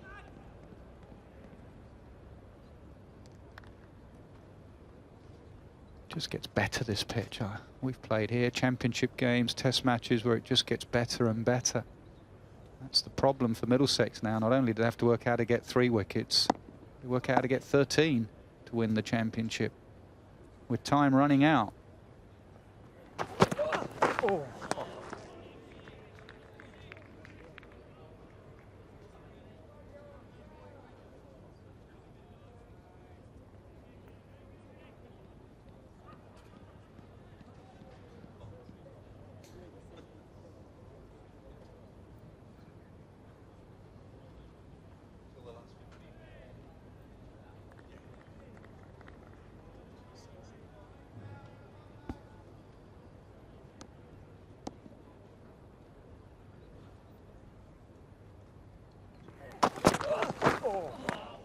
Good line from Finn.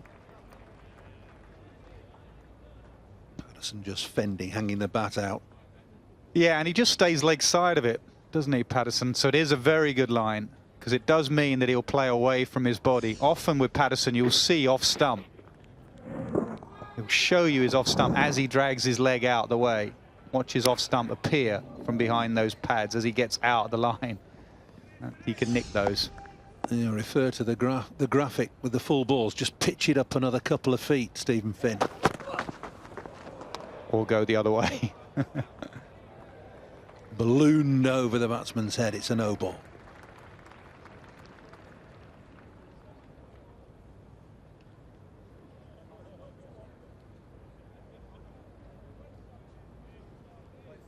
Two precious runs for that.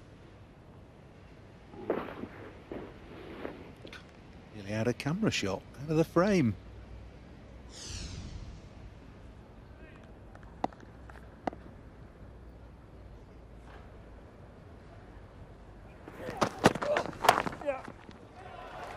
Got that through the offside. Another cheer goes up as Patterson gathers more runs. 4 of them this time. 3-3-3, so just 17 away. When they were 50 odd for 4, 53 for 4. Said to me, going to be 3-3-3 for 7 and still in the race for the championship. They'd have taken it every single time, and it's down to a little bit of Patterson, who has 11, but mainly down to Tim Bresnan, who's been quite brilliant.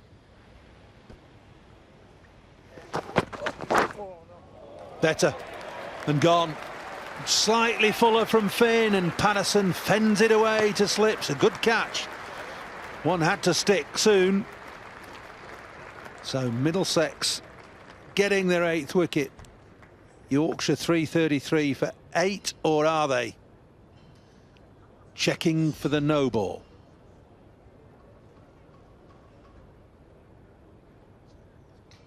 close. It's really close. Got to be behind the line, not on it.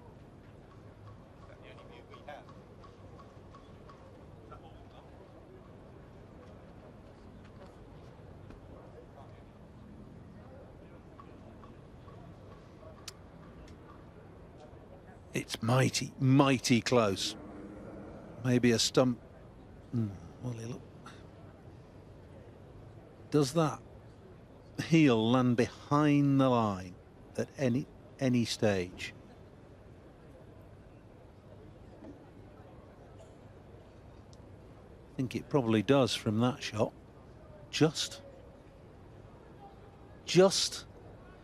Line's obliterated, of course, where the bowler's been landing, so it's tricky. It's as marginal as it comes, I reckon, this.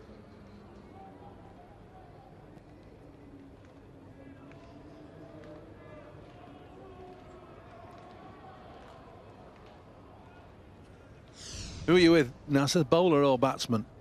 It's out. Given as a fair delivery. So Rob Bailey's finger points skywards and Patterson has to go. Caught by Rayner for 11. It's 333 for 8.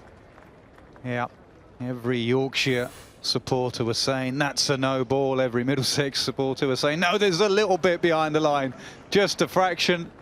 The main man, the third umpire, said that's out. So still a nervous lunch for all concerned. Tim Bresnan has to find 17 more from the tail after lunch to keep Yorkshire in the championship. What an innings from him so far. He's not thinking of the 108 he's got. He's thinking of the 17 more they need. Brilliant from Bresnan this morning. He's gone on to 108. He's batted 6 minutes over 6 hours in this match. Frustration for Middlesex. They've put catches down. It's been a long, hard toil for them. Bowlers have stuck at it well. They've taken the new ball. They're still pegging away and they're still in the hunt for the championship. As to a Yorkshire who will have a nervous time over the next 40 minutes at lunch, then knowing that they need 17 more to secure an extra batting bonus point and keep in the hunt. Brilliant effort by Bresnan, 108, and the middle and lower middle order. Hod 64, Rafiq 65. Keep Yorkshire ticking along to 333 for 8. The bowlers have been very good. I don't think they've caught very well. I'm not sure about some of the captaincy either, but Murtagh has 2, Roland Jones 4, and Finn on the stroke of lunch gets his second wicket.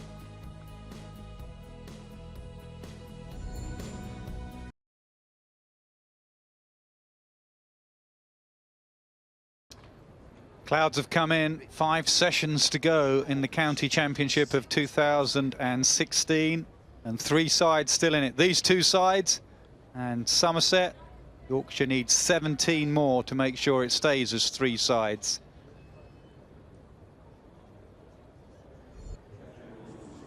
Better conditions for bowling. Steve Finn got a wicket just, his foot was just behind the line before lunch.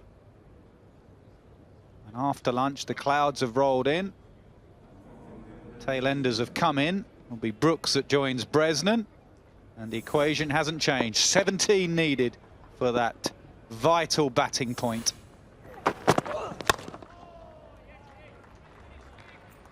.333 for 8. So that's the scenario here at Lord's. At Taunton, Somerset have finally declared 313 for 5. Rogers 100 in both innings. The irony, Rogers, ex-Middlesex, trying to lead Somerset to a county championship. Nottinghamshire need 541, forget that. Somerset need 10 wickets to say over to you guys at Lord's.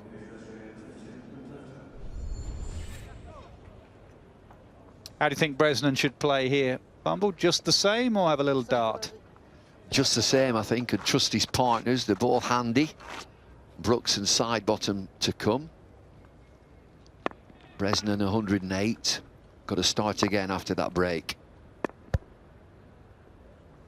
Well, looks like he's going to do that. Just the same. Trust Brooks, trust Sidebottom.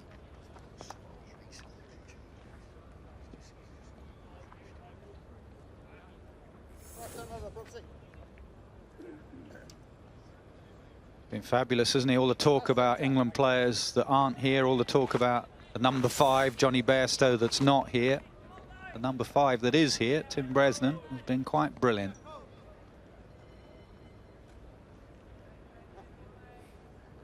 Third man in, which I think is good. A lot of runs this morning have been leaked down to third man. Down the leg side.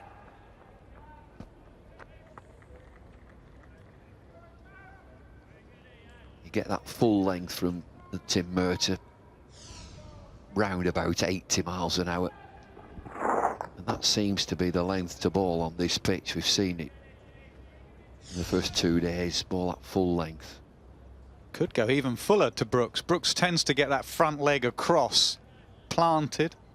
Try and get that Yorker in, try and trap him on the boot, LBW.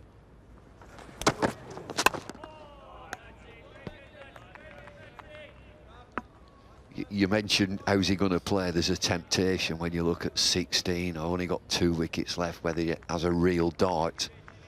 I'm not sure that Middlesex will allow him to do that. The ball was changed and that caused a bit of a stir. It was changed, I think, after 9 overs, 8 or 9 overs. And Tim Murtagh immediately, that next delivery, bowled Rafiq.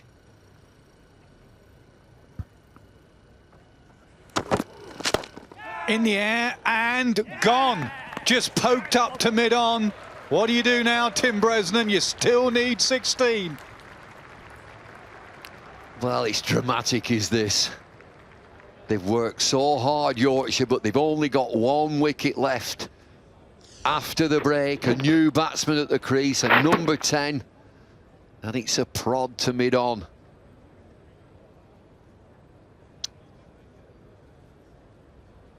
A snatch for Gubbins, a wicket for Tim Murtagh. Everybody on the edge of the seats here. Jack Brooks has gone for a 0, 334 for 9.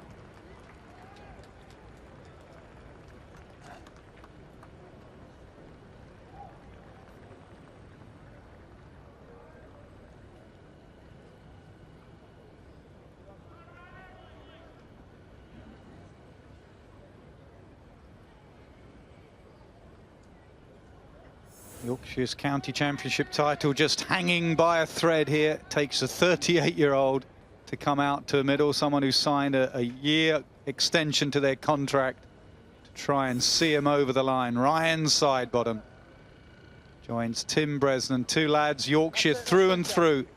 Need to get 16 more.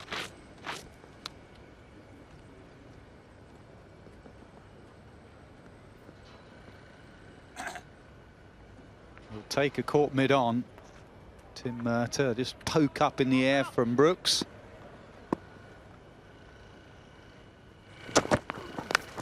Oh, he might have nicked that and it just didn't carry. A nervous look back. And now I'm thinking about Bresnan's role. A dribbler through to the keeper. Just been off the toe end of the bat. That's why I went nowhere. Do you think Tim Bresnan's just got to take all the strike?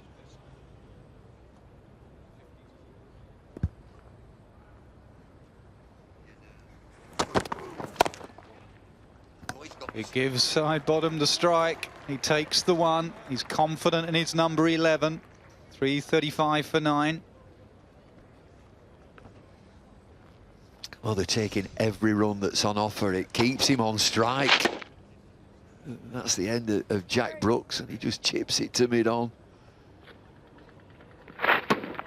Tim Bresnan is now at the non-striking end. They've got to get him back on strike somehow.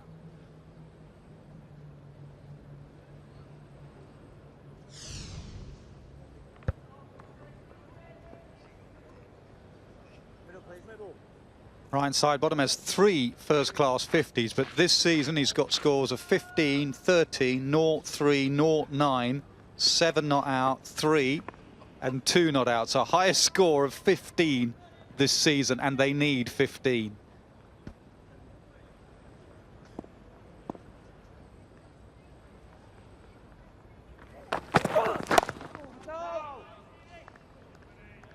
Read him out again, his latest scores. 15, 13, 0, 3, 0, 9, 7 not out, 3 and 2 not out. But hang on, that run look, that 15, when was that? That was his first game of the season in April. So he's not been in the runs in double figures since April.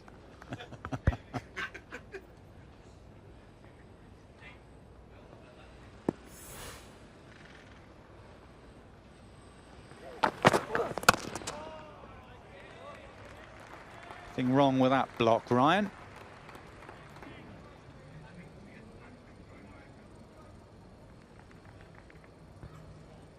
Where's he going to get a single down to third man of fine leg?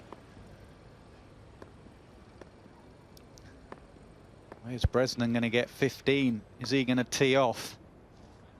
What they're going to do with the field when Bresnan, if Bresnan gets back on strike.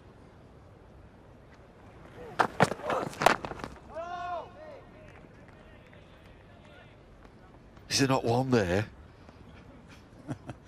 Not with the 38-year-old. Creaking body, Ryan Sidebottom.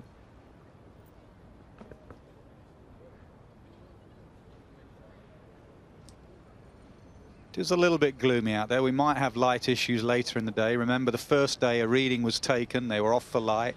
And that will be the reading for the game. Won't be any, this is tight, this is a good game. Do you want to stay on? Do you want to go off? Once it hits that light meter, they're off.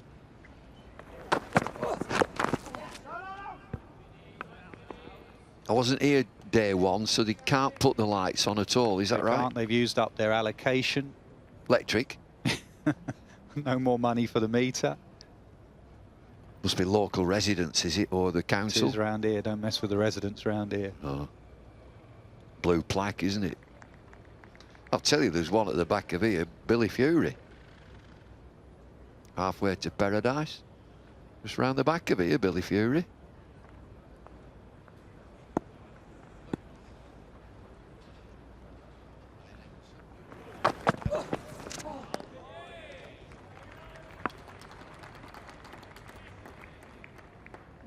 They're going to give Sidebottom the single if he wants to take it. Bresnan was happy previous over to let Sidebottom have the strike. Will he change his policy?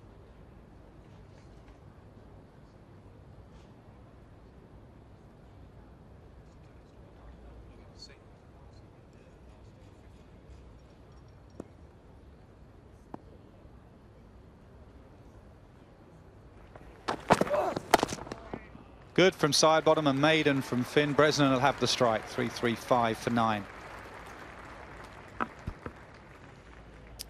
6 sides still involved in the county championship. 3 at either end. Spoken a lot about the 3 at the top. You can see that Nottinghamshire need 536. They're 5 for none. 3 at the bottom, Warwickshire, Lancashire and Hampshire. Bit of rain at the Ageas Bowl this morning. Durham trail by 146.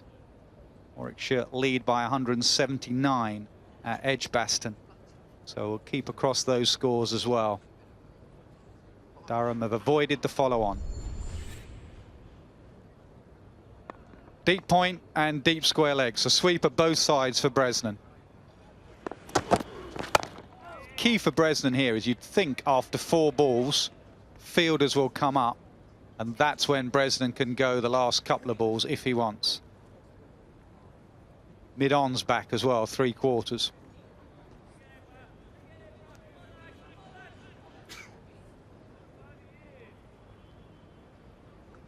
Mid-off goes back now as well.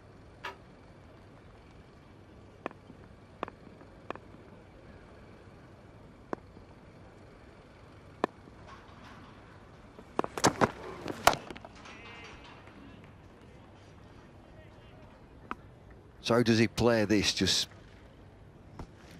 block it out for 4 deliveries. The field will come in then, and then look to play a big shot. Yeah, I think that's what he'll try and do. Obviously, Murtagh might keep square leg back, and then you can use your bouncer. Bounce him a couple of times, hide the ball maybe down the leg side. His captaincy is going to be important in these last 5 sessions, Franklin.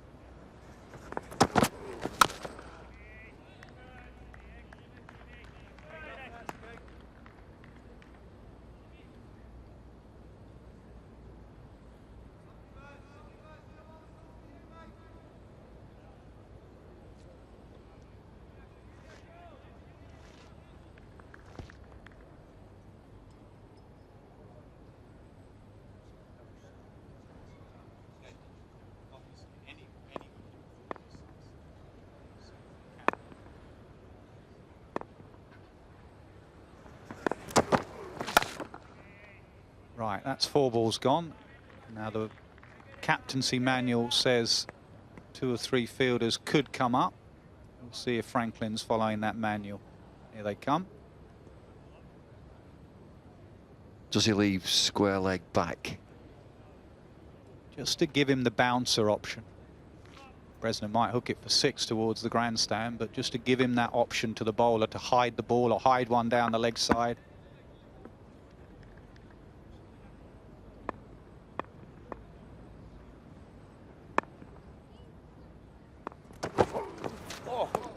Carry, it's just dying a bit, this surface. Got to risk it a little bit, Bresnan. Just boundaries, 2 or 3 boundaries. I'm not sure side bottom's going to last the 15 overs needed in singles. But he's got a clue here that square leg's coming in, so it's not going to be a bouncer.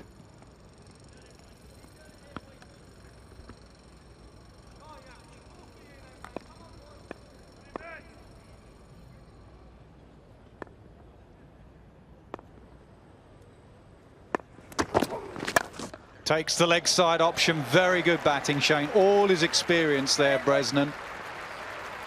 That's 4 runs ticked off, 11 more needed, 3-3-9 for 9. Well, this is as good a game as we've seen all summer. Field comes in, and he knows it's going to be full length because deep backward squares come inside. If it's up, it's going.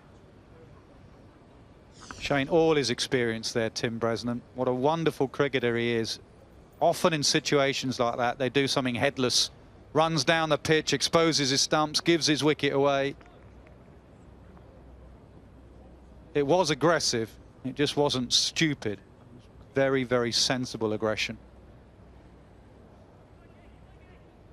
Now it's fingers crossed and back up, and the hope there's an edge down to third man, a thigh pad down to fine leg, or a glorious cover drive. I thought there was a bit of fast bowlers union between these two, the side bottom and Finn, and then he gets the bouncer. He ducks under it very well. From what I remember of Ryan Sidebottom when he played international and what I've seen of him, he just goes down, doesn't he? The moment the bumper goes in, he goes down, unlike Rafiq, who got in a few problems. So maybe it's the bouncer followed by the fuller delivery to find the edge.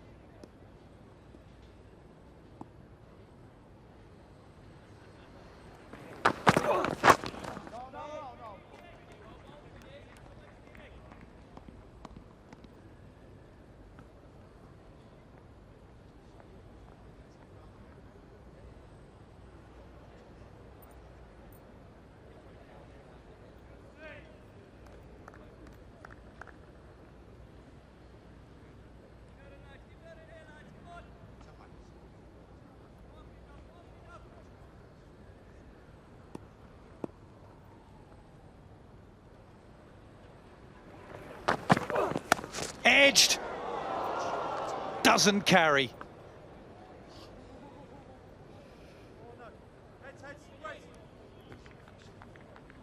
Franklin at first slip.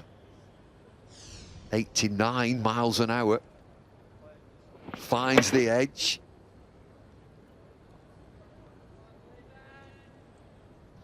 Ooh. Ooh. Oh, a bit more here. short. I could have maybe tried to go forward to get his fingers under. He didn't. Inches away from being knocked out the county championship title race. Well, that's the length. The edge is the length to ball at side bottom because he's going to have a feel at it. There, he's going to feel for that. If it's back of a length, he seems okay. No stage did he go forward there, Franklin. He went into a long barrier position.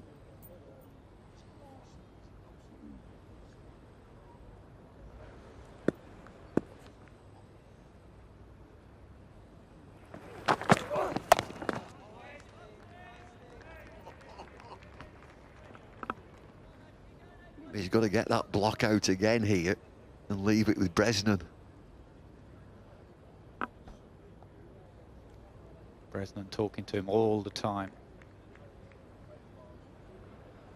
Thumbs up. Change of angle over the wicket from Stephen Finn.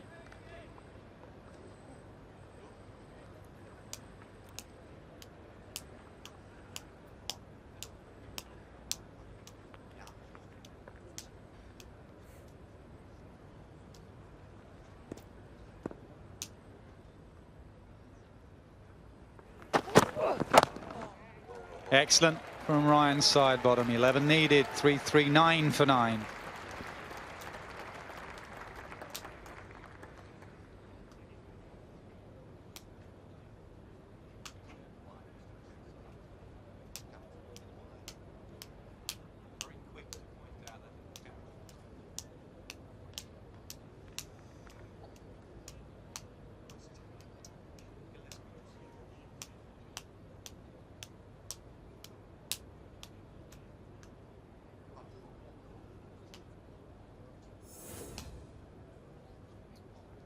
Five seasons Jason Gillespie has been in Yorkshire. He's been a brilliant coach. Leaves the end of the season. No, I think that's going down again.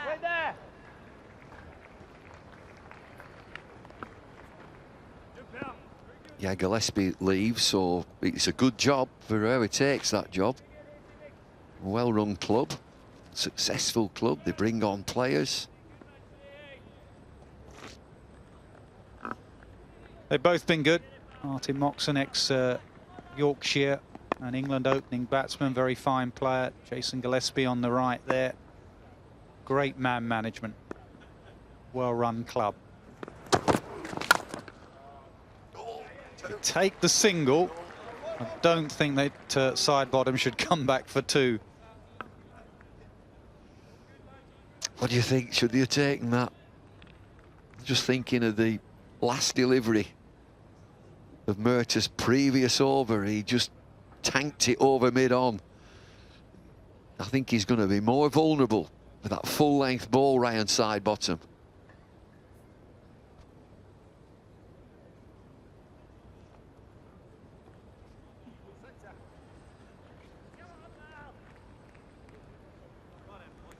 Slips have to get close. Make sure that edge carries.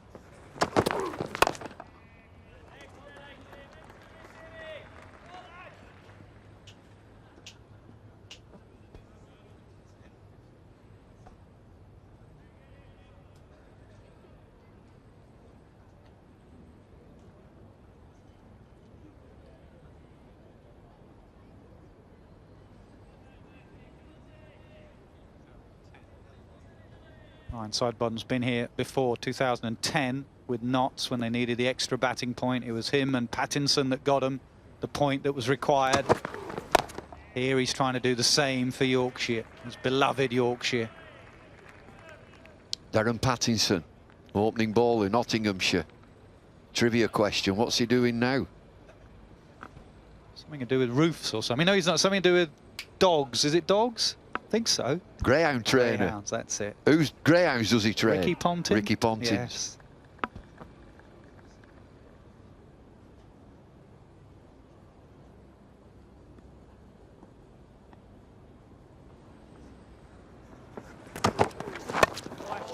He's gone for that Yorker.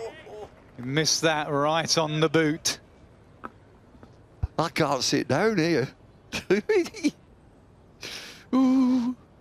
Do you need the loo or something? You know, I'm dancing like Rob Key. He reckons he can dance better than Justin Timberland.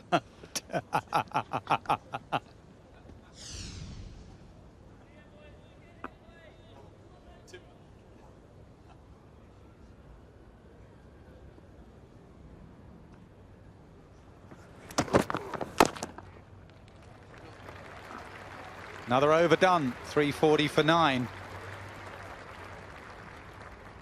They have 11 overs, remember? First innings bonus points are up to 110 overs. If you don't get the required wickets or runs, doesn't matter what you do after as far as bonus points. So they have till overs 110. 11 overs to get 10 runs. Middlesex bowlers are racking these overs up. Stephen Finn's going to start his 29th over. Tim Murtaugh's bowled 29.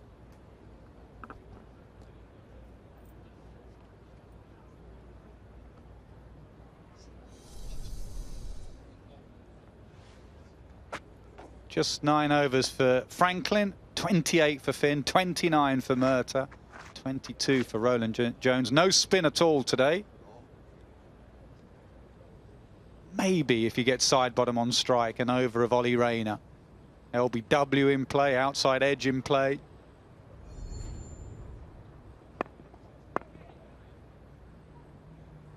How many Yorkies do you think have made the journey south, Bumble? There's plenty. I saw them before the game. They tend to look at nets. They come and watch the nets if they're here early enough. And of course, they've all got a view.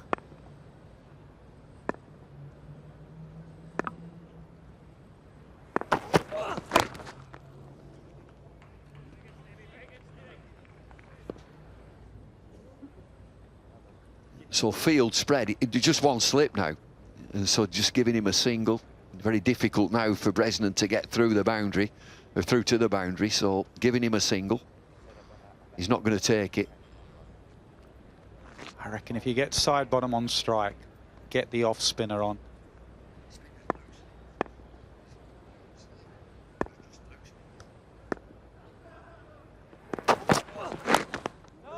It's been peppered here. Bresnan had an inside edge before lunch. He's been hit on the knee. He's just inside edge one onto the other leg.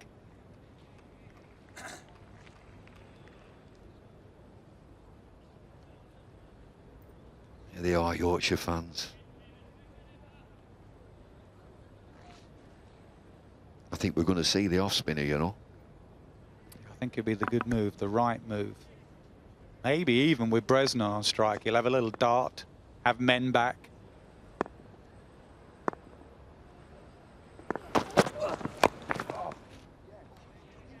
Just trying to drop and run here, Bresnan, but he can't do it. There's a run anywhere he wants.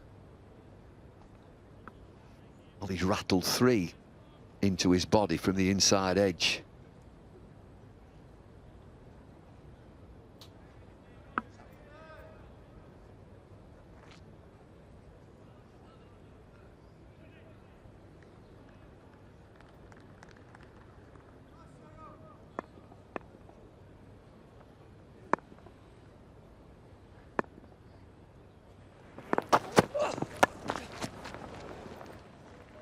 Just a guide down to third man. It's into single figures, 9 needed. Leaves side bottom with 2 deliveries.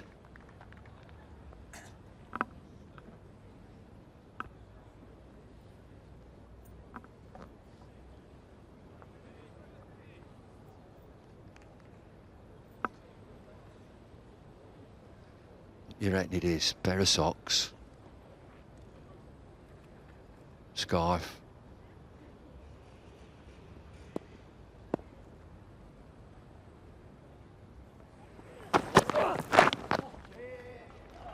Side bottom will take 1.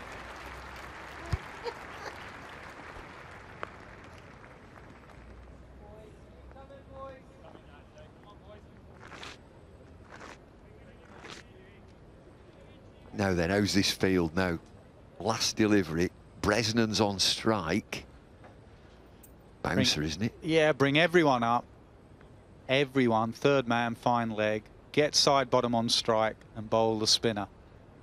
Third man and 2 men out, so there could be a bouncer from Finn. Skipper has said you've got, especially with third man, there's a hint of a bouncer. Does Bresnan take it on? Does he do anything fancy?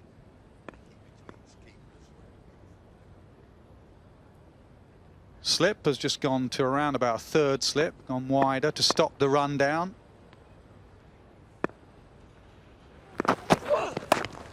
Doesn't stop the run down. 100 overs gone, 7 more needed for the point. 3-4-3 for 9.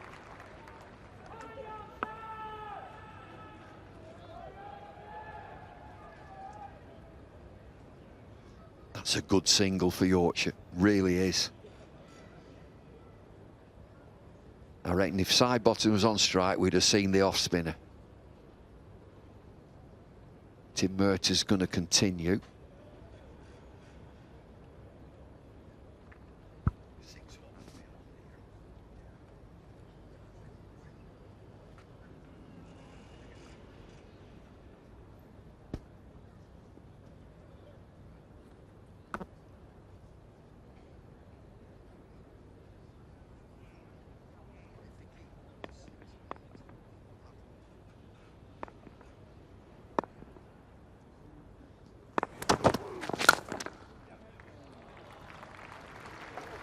Sidebottom exposed to 5 deliveries of this over.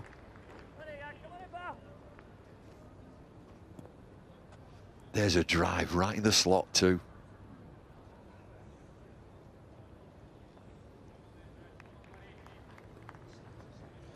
One hit away. 6. Ryan Sidebottom just chips him towards the tavern for 6. Bit of rain in the distance. Oh, he does go for it as well. He goes for the big shot. He doesn't usually have a go there. He drops under it, the bouncer. Bresnan just popped down a couple of yards, tapped the wicket, and a little word, maybe you should put that shot away. Just a bit late on it, Ryan. His helmet's nearly come off.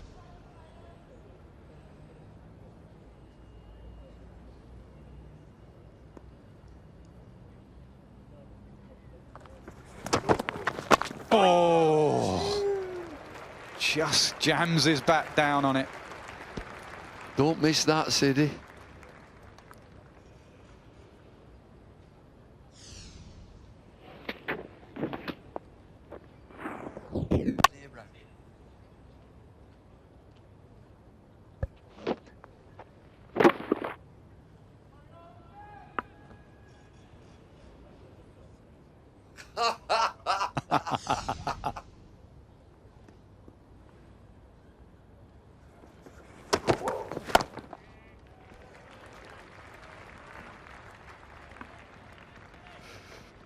Two deliveries to go in this. What a game.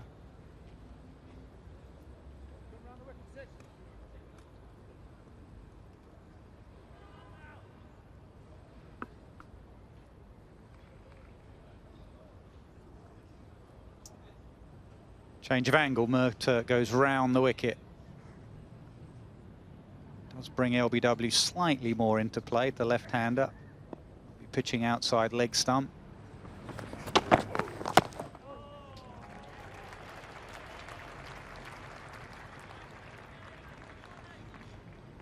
You've got to try him out with that bouncer again. Fine leg in position, he's quite square.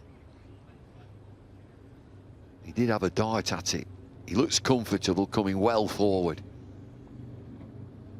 Yeah, oh, looking to give him a single. Mid-wicket drops out to the boundary. He can have one. The pitch has died, so maybe the Yorker, go for the Yorker.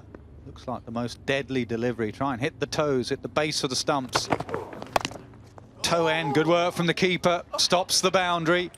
3:44 for 9.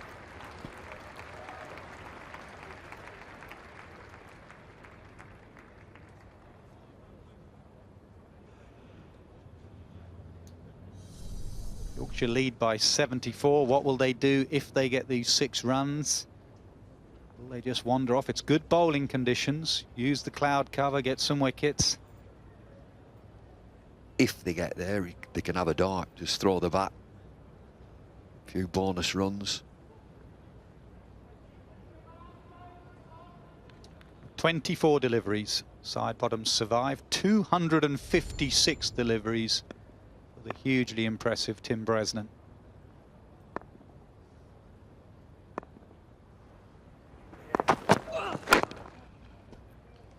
Even now that the game is with Middlesex, how do they win the game? They've got a deficit of 74. They've still got to win this game. How do they win it? Well, they'll have to be positive. They can't just go out there and block it. They'll be running out of time. They'll need time to bowl Yorkshire out, and it's a very flat pitch. They'll have to be attacking. You can see Rayner in the background there, trying to get warm, trying to get loose.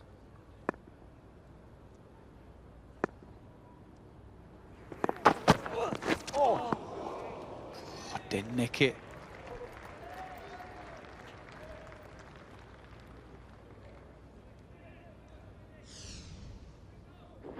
Well, spectators and viewers, and nerves will be shredded.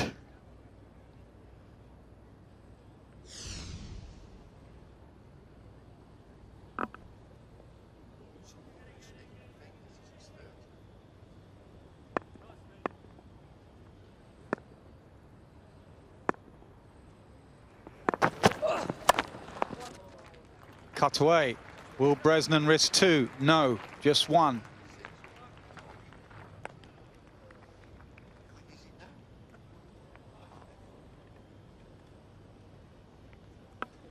Comes down, chats to side bottom. Need 5.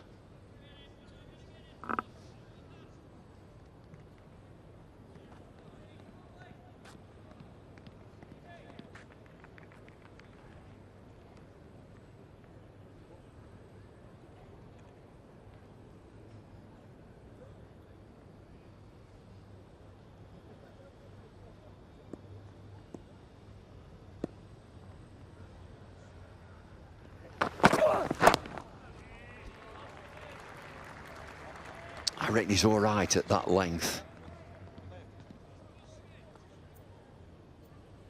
To get it fuller, he tends to have a little prod at it.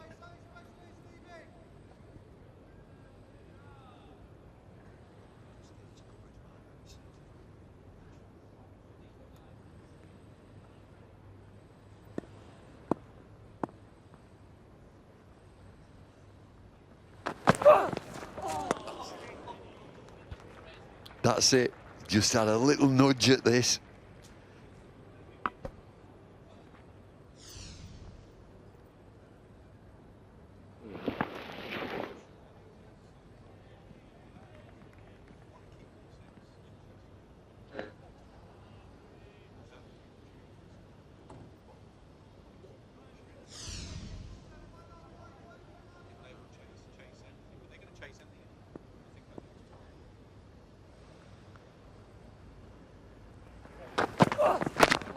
Good block. 5 needed. 3:45 for 9.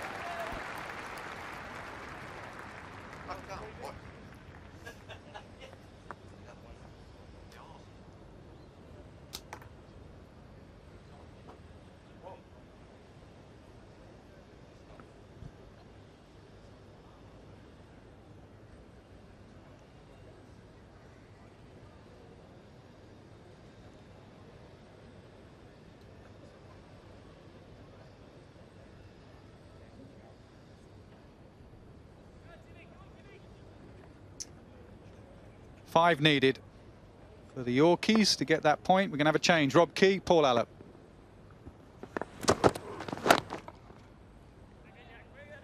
Thanks, Nasser. Nerve-jangling half hour after lunch. Yorkshire losing Brooks for naught, 3:45 for 9. Those 5 runs tantalisingly close. Bresnan still there. He's been batting 402 minutes.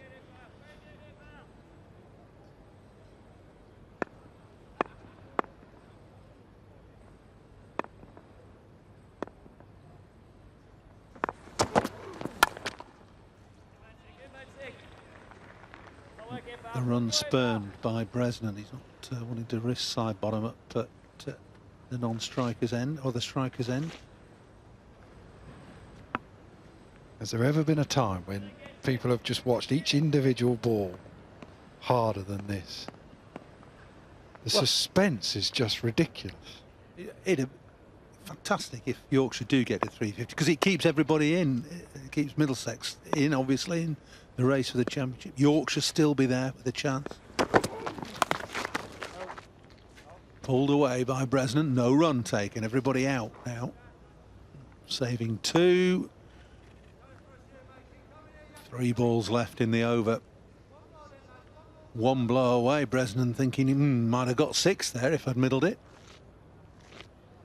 We got 1 ball, the field will be back, then the field comes up, then he's got a decision. Do I have a go, get 1 run away with a boundary or with a 4?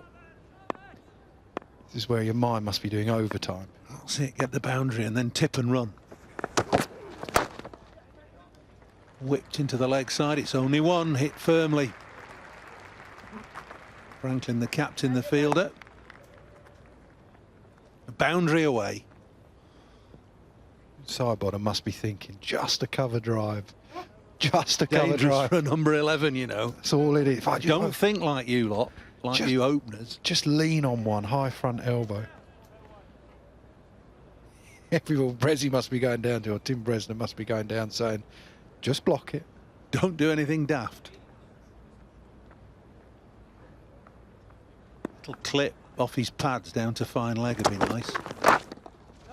Oh, he started to whip it through the leg side now. He's getting confident now. I always think that's the problem when a number 11 starts just getting in and feeling confident. That's when the trouble happens. Bresnan going down. Right, 1 more ball.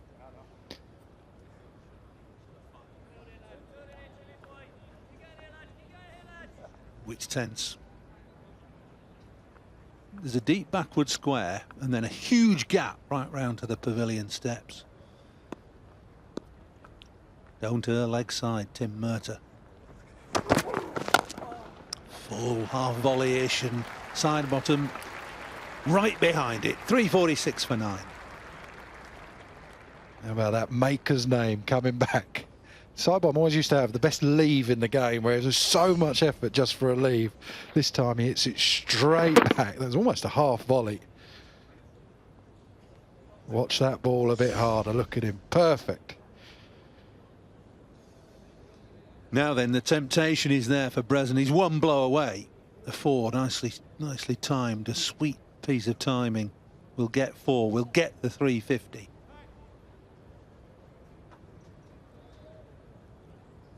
He's been watchful and resilient all the way through his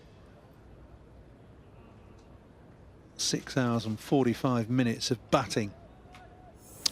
Toby Rowland-Jones on now in place of Stephen Finn. Top figures. Can't afford a loosener. No looseners now. Finn's been relentless with line and length. He's got to be the same. 1 slip and everybody else out almost on the boundary. Elegantly played, but it's no run.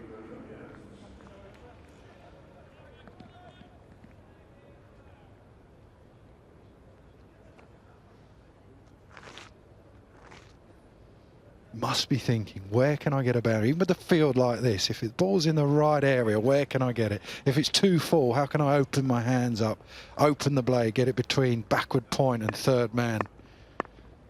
If he times it, and times it beautifully, there is 4 around.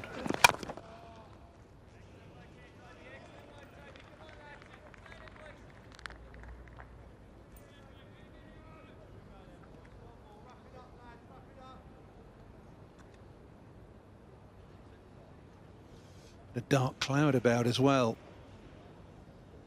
Fingers crossed that the light holds and that it doesn't rain. The last thing anybody wants is a break in play here.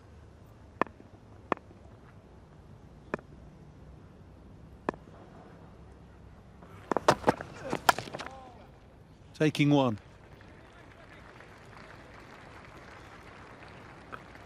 Every time he does that, I'm never sure. No, I'm not. I keep thinking, was that the right thing? Should he not just wait when that field comes up? He's one hit away. Is that his opportunity then, if he waits for the last couple of balls where they try and keep Bresnan away from the strike at the other end? Is that his chance then to try and hit a boundary? It's very much in recent times anyway, it's been an Australian way of playing. Just take every run. Doesn't matter if your number 11's in with a batter, just take the run. 2 slips now, field in, nobody out on the boundary on the offside of the leg side, just fine leg and third man back.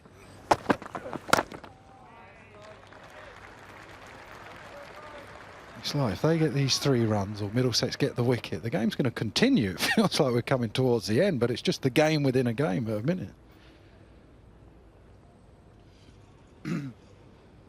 Well, the runs provide added purpose, don't they, to both teams. Middlesex know that they've got to win the game, really. Yorkshire, unless they get the 3 runs, they can't win the championship.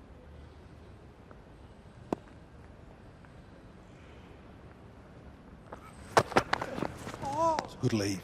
Good leave. There's a temptation, as you say, with the number 11 who's batted for 40 minutes. When he gets the ball pitched up outside off stump, to have a bit of a dart at it. In a way, it's easier for Sidebottom to hit a boundary or find the boundary. But obviously that's fraught with danger. The 2 slips are in, but he's got no one else out on the fence on the offside where he's got third man. In fact, now Point is going back for the last ball of this over. Then he's got a decision. If he hits it to him, does he take the single?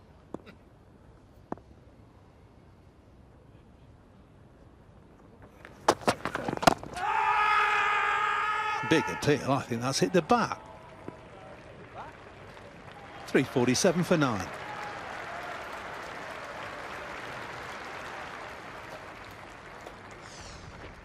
Back up the slope. No, he just kept going on. Bat first, then pad.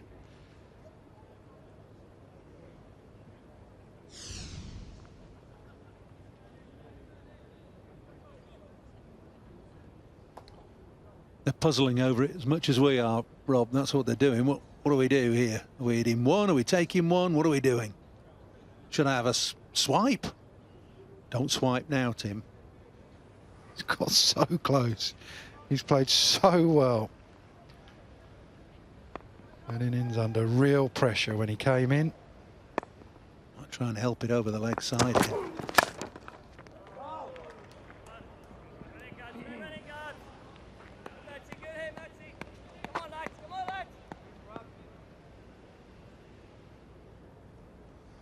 Mid on, mid off. Halfway, 3/4 of the way back to the boundary. No chance of 2 there. Extra cover's not a bad shot. Right-handed deep cover. Might get 2 there. How about a little ramp? Little pick up off his toes into the grandstand. I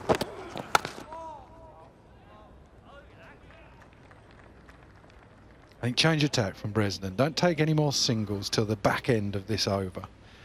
Then you put it in Franklin's court. You say, right, what are you going to do? You're going to bring the field up? You're going to give me a boundary option? Everyone's out now, apart from the slip. But in the last 2 balls, he's got a decision to make. That man, he says, right, do I risk it? Do I bring everyone up, or do I just keep everyone back and let him have the single and keep the strike? There's nothing he can do about it.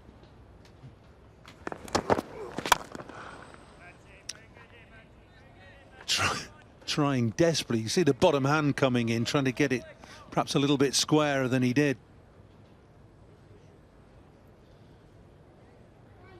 Not even thinking about trying a lofted drive.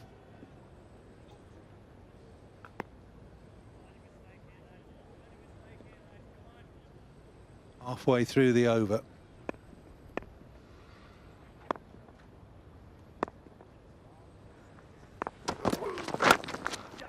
Taking it now, and it's only 1. It's Faulkner the fielder. More applause for the single.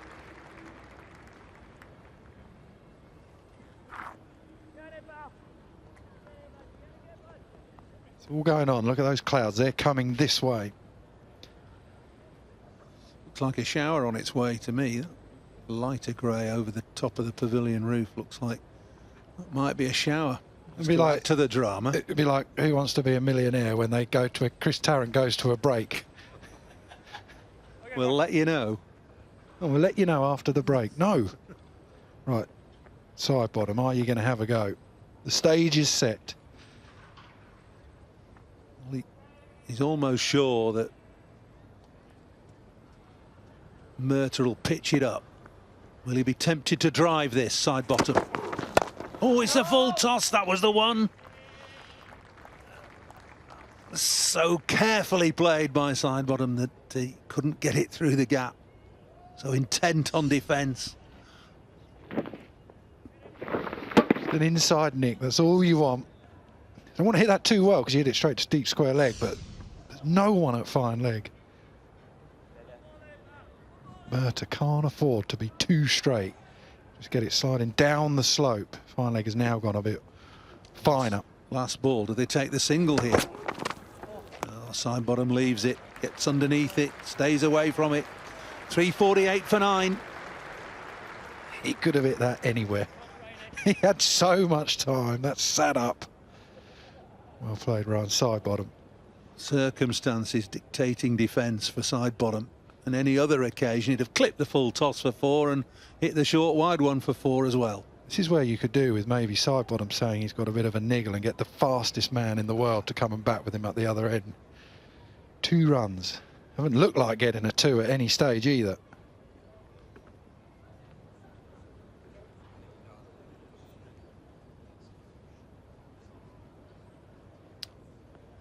Yorkshire edging their way to this 350 and the bonus point.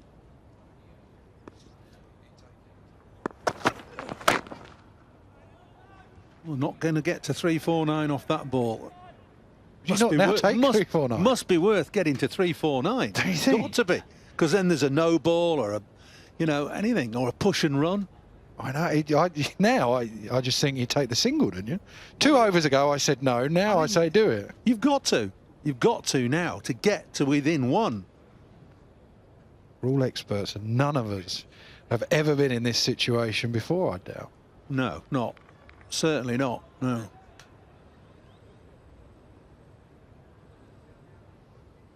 Good tie.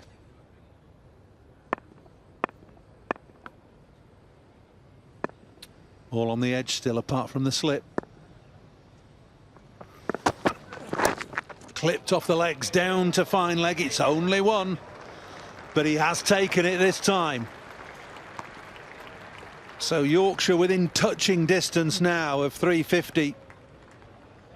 That it should come to this in the county championship after a season of cricket. We're talking about 1 run to get 1 point to keep the championship hopes of Yorkshire alive. You get a single here, there'll never be a bigger cheer for just a part than the 3rd day with a lot of cricket still left to play. Nervous grins on the balcony there. Nobody's moving either. They're all glued to the seat they were in at lunchtime, getting on for 50 minutes ago. Well, there's so many options. Walk down, just try and get something on it. Oh. Well, look now, fine leg's coming up. So you've got 2 slips of gully. Fine leg coming up to save 1. He's coming up to backward square leg. Short mid-wicket. Short cover. Because side bottom and Bresnan will be thinking of dropping and running, and everybody will be in. Trying to get hold of that ball. Oh, on the pads, could be. No, I tell you what. That is so close. How it must have pitched outside leg stump. It must have done for Rob Bailey not to give that. Talk about the pressure on the players. Imagine being an umpire now. That was full, it was straight. And it's decked away.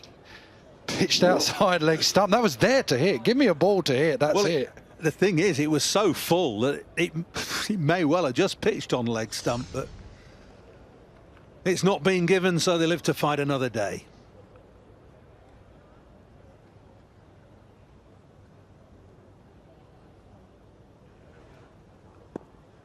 Crowding side bottom.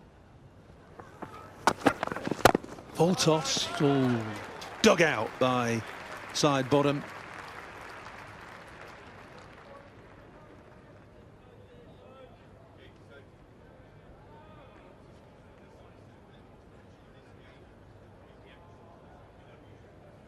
Hawkeye will give us the definitive on the LBW, but it matters not.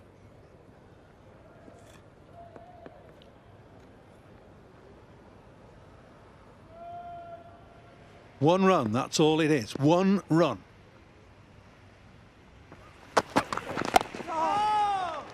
Solid defence again. Resolute with a capital R. Here's the Hawkeye. As you said, it doesn't matter because it's been given not out. And look at that, wickets hitting, impact in line, pitching in line. Well, I thought it had to be mighty close because of the fullness of the ball.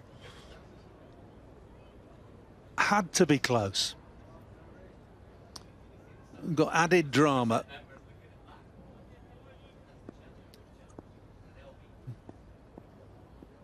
Also pretty sure now that he hit that ball, the LBW shout. Another roar goes up. The over's bowled, one off it, 349 for 9.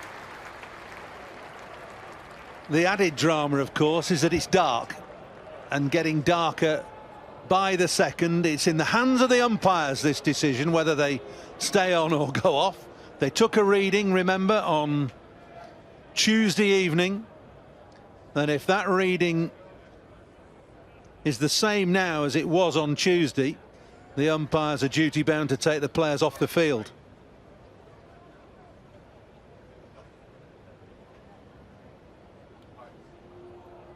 Yep, purely the umpire's decision. Have to go, says Rob Bailey. We're going to have to go, he says. I'm sorry. The reading will be the same or worse than it was. There was that benchmark figure on Tuesday.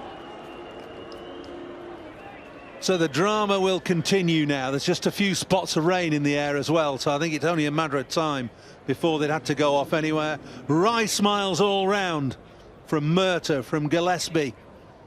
Still grim determination. You can see the rain on the screen there. So grim determination still on the face of Tim Bresnan, who's been doubly brilliant. 6 hours 59 minutes he's batted for. He's 122 not out. Side bottom, Ryan side bottom, batted for 50 minutes. Here we go. This is the LBW that there was so much consternation about. The ball pitching in line, hitting the pad and going on to hit the stumps, but on the way to the pad it's clipped the bat. It's a good decision from Rob Bailey. Really well done. Pressure on everybody here at Lord's, batsmen, bowlers, umpires.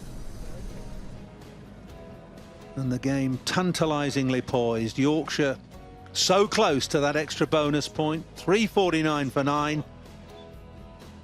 With Bresnan 122 not out. Side bottom not out 2. Just batted for 50 minutes to edge Yorkshire closer to 350 and that point. The reason it's so important, of course, if you're just switching on, they need that bonus point and to win the match, to win the county championship, even if Somerset win down at Taunton. There's only one team that this rain and this delay helps, and neither of them are here. That's down at Taunton. Somerset will be cheering on the rain, take as much time out of this game as they possibly can. The Seamers, well, they've been brilliant today. Can't remember the last time you saw a bad ball.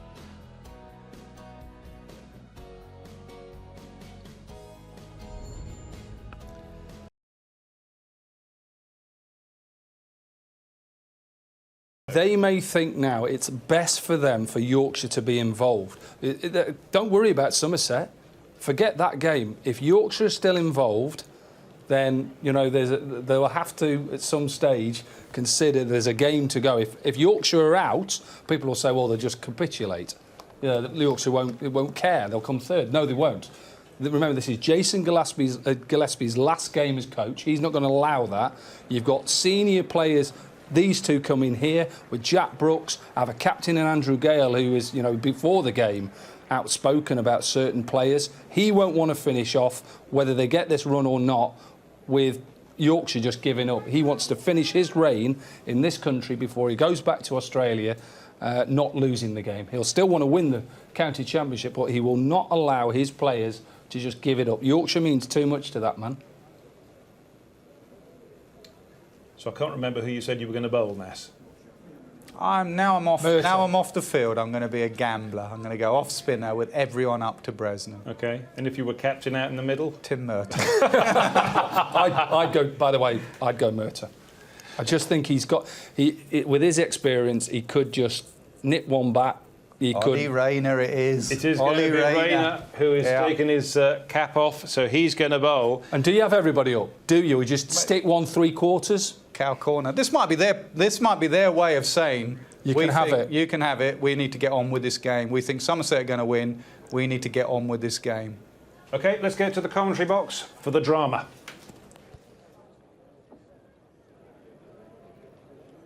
I don't think I've ever been as nervous. All that surmising in the studio, who's it going to be? Well, it is going to be Ollie Rayner. And so now all eyes on the field.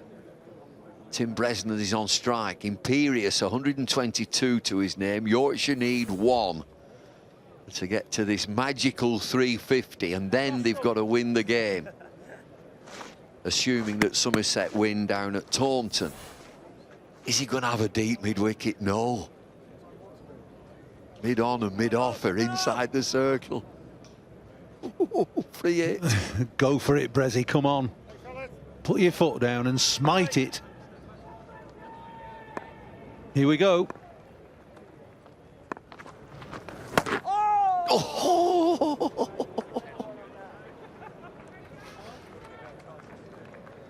Oh, that was the ball.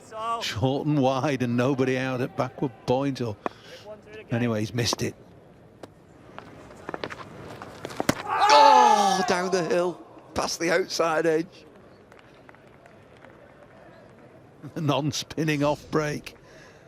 A little bit of drift. Oh, it's a whisker away. Oh, yes, Rangy, yes, Rangy. He's saying, Franklin, he's just saying, it's yours if you want to go over the top.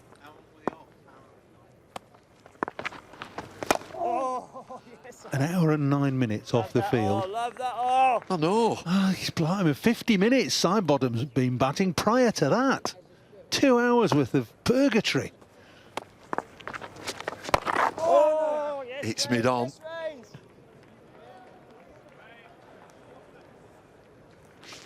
Look at James Franklin, the captain at slip. There's only one ball left in the over. They've still not got the single. Oh, Oh, it's mid-on again, it's a maiden. They still need 1. Would you believe it? An over of off-spin from Red, a good over as well, apart from perhaps that first ball. Well, still 1 needed for that bonus point. Well, just a scenario, if you're just joining us, they need this 1 run to get the extra bonus point. In order to win the county championship, they then need to win the game, assuming that Somerset win down at Taunton. They're in a great position.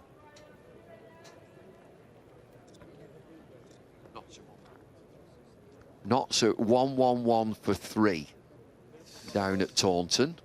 Well, it'd be great for, certainly for Yorkshire. I think good for Middlesex. It'd be good for the neutrals if this extra run, this 350 mark, is attained by Yorkshire. Tight field, 2 slips of gully, everybody else saving 1. Sidebottom on strike. Pitched outside. Huge appeal again. I'm sure it's pitched outside leg. We had one of these earlier, didn't we? We thought it might have pitched outside and it didn't, but it was the inside edge of Sidebottom's bat that got him the reprieve. What about this one? Look where he stood, covering all stumps. It's just pitched outside leg, hasn't it? Surely it was worth Bresnan taking a punt against Rain. It had to be against Rain. 6 balls of off-spin with everybody in. They battled this far. He had to take a punt in that previous over.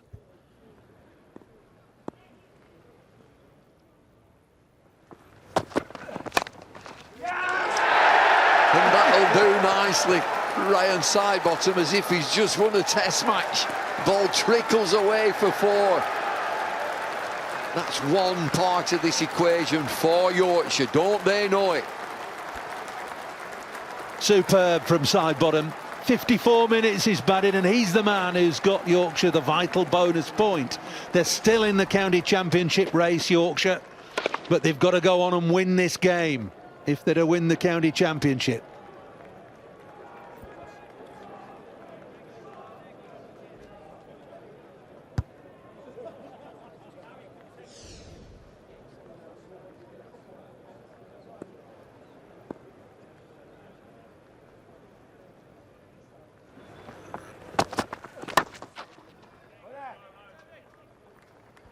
He's bowled that very well, that Yorker from Toby Rowland-Jones. Now then, how's this table looking?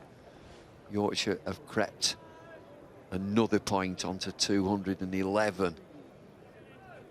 Key game is down at Taunton, and Somerset are in a great position. Nottinghamshire need, what, another 430, and the 3 wickets down.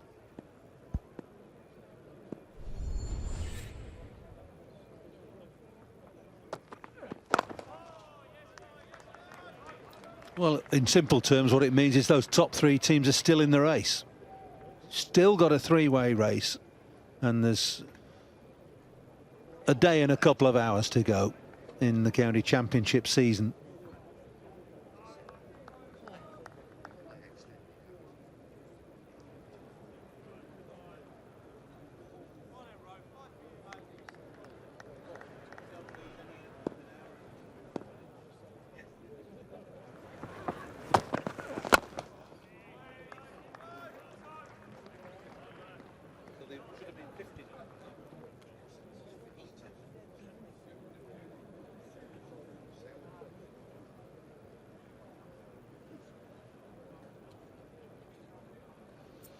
Plenty of overs left in the day. We've lost 10, but there are still another 41 left in the day. 47.1 left in the day.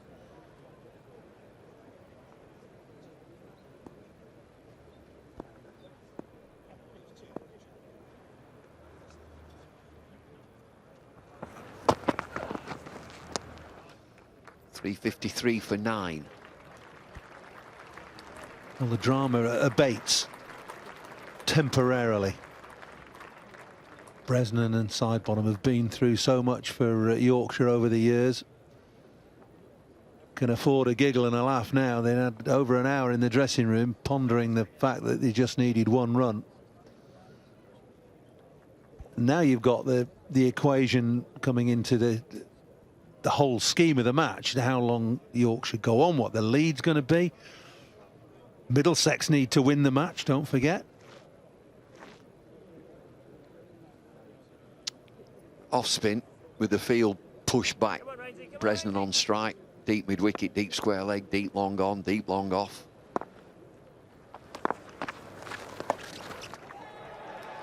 This will run away for 4. Plays that well. Does Bresnan. We saw him play it time and again yesterday. Plays it with quite a straight front leg and doesn't get right down at all to play the sweep. It's more a little paddle down to find third man. Good shot.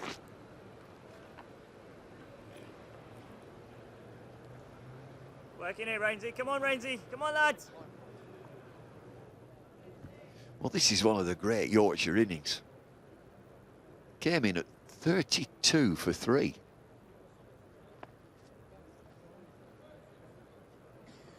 Come on, oh, come on, oh.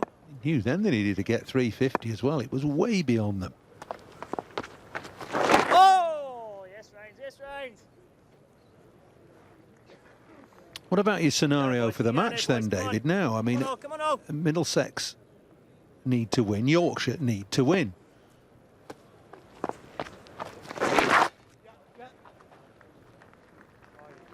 it looks as if I thought Yorkshire could have said, OK, we'll pull out now and we'll get bowling.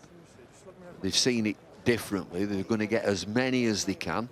And you mentioned these 46 overs after this that are left, and then 96 overs tomorrow. Middlesex will have to force the pace because they're still in this. They still think they can win. So Middlesex will have to score runs quickly. They've got to set Yorkshire some sort of target, some sort of total to chase tomorrow afternoon. Unless you're vulnerable batting in the third innings of any game, and that Yorkshire have got a good lead.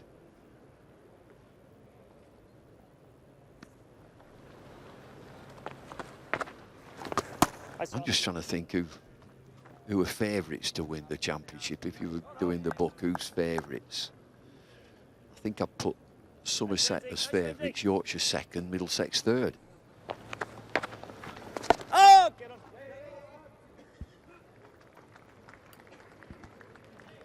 359 for 9. I think you're probably right. I don't think there's much between Somerset and Yorkshire, purely because Middlesex have to have a victory to win the championship. It depends, obviously, how Yorkshire do with the new ball when they come to bowl. They could bowl Middlesex out, I suppose. Doesn't look like a bowl out pitch, though. That's the thing. Another thing just to look at is a number of overs that Middlesex quick bowlers are getting through. They're racking the overs up. Tim Murtagh, 32 overs.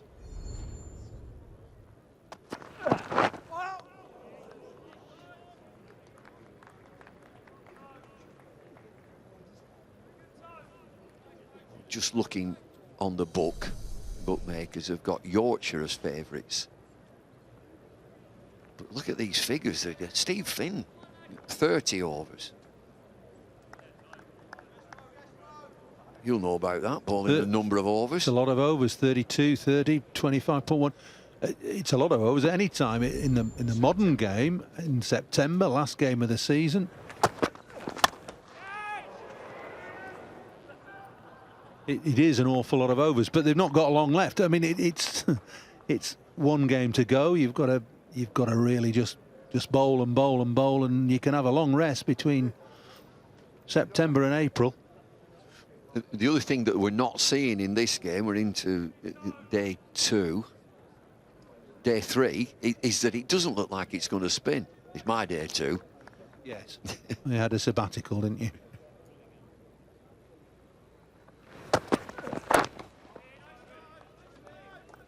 You see the wear and tear. It's a dry pitch now, but we've seen a couple of overs from Ollie Rayner which just haven't spun. Spinners really haven't been used in the game.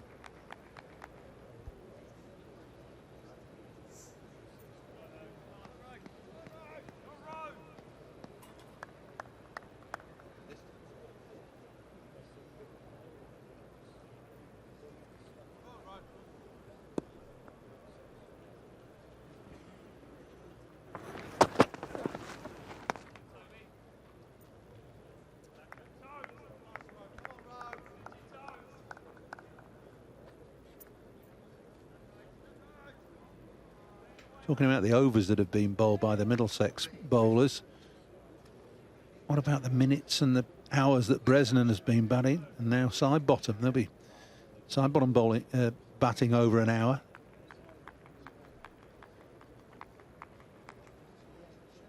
Bresnan's batted 7 hours plus.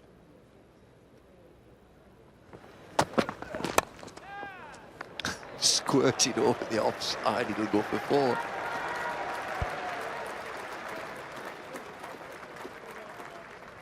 Looked as though he was trying to pick that up over square leg. Thick outside edge from side bottom's blade. Squirted through the offside. They all count.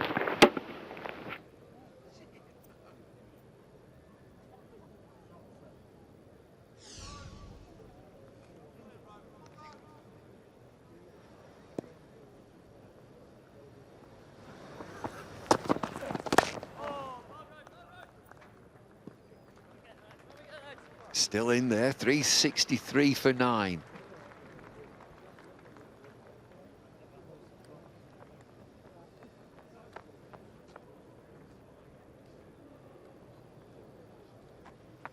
So Bresnan dominant in these partnerships.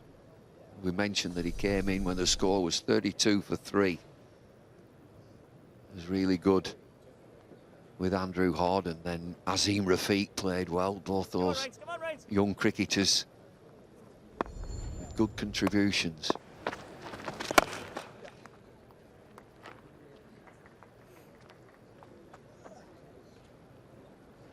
Just thought about that rain that was down at Hampshire. It's come through here. I just wondered whether it was wandering up towards Warwickshire, but it's off. You're the geography man, aren't you? It's off Norfolk way, I suppose. Yeah, it's going east, David, not north.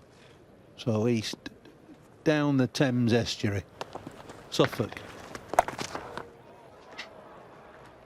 Good off. Keep going here, pal. Keep working here, Rainsy. Come on, boy. So it goes Come on, mate. Lincolnshire, Norfolk, Suffolk, doesn't it? That's it. Yeah, I Essex. suppose it's going slightly northeast, yeah. Bardo. Don't think there's going to be any rain in the Midlands. You did geography, didn't you? Yeah, that's one of your subjects. Because you told me Maps. about them drumlins in New Zealand. Oh, you like them, Drumlin. did you? I did. They were lovely. Yeah. Oh, yes, mate. Glacial deposits, that's what they are. Well, you give me a dissertation on it as we're driving through New Zealand as to how these drumlins had appeared. Oh, get on. Then we went to Jaws Glacier, didn't we? Do you remember that? Joe Frazier? Not Jaws Glacier. Oh. Not Winders, nothing to do with Winders. Thought it was the Fox Glacier we went to.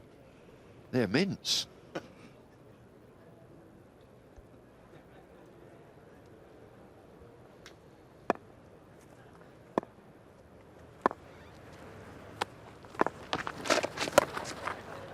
Oh, big shot into the stand. Sixpenneth. 371 for 9. Yorkshire lead by over 100, 101. Making it more and more difficult for Middlesex now.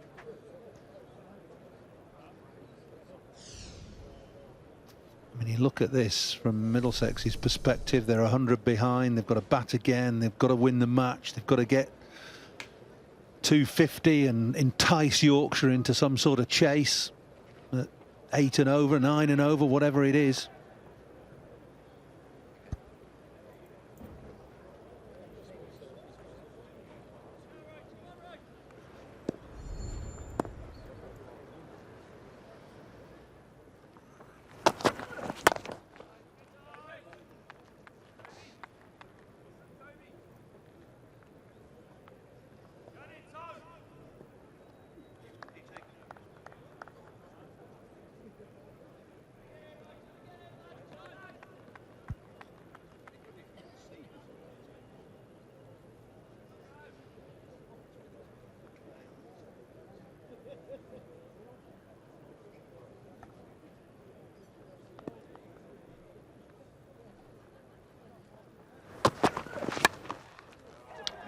Ryan Sidebottom growing in confidence. That's his best score of the season. It's his third four, played with fluency and aplomb and a glorious little flick away on the leg side. A bit of freedom in his cricket now. There's a tweet coming. Arise, Sir Tim Bresnan. Best thing to come out of Yorkshire since rhubarb. Yeah, the freedom of, where's he from? Dewsbury. Is he a Dewsbury lad? Brezzy.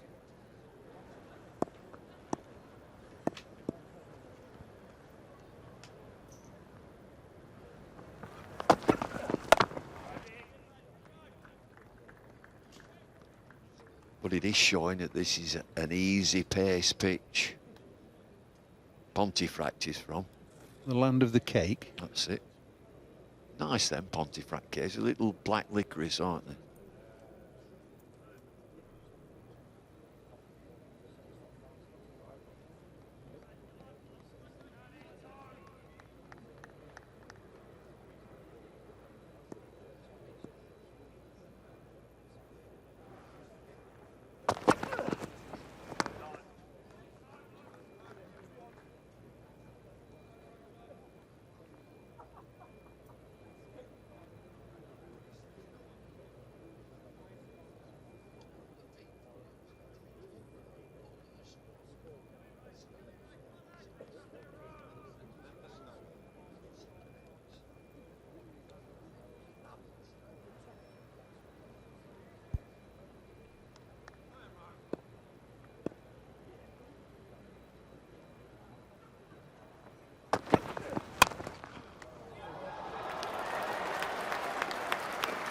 It's a good pitch.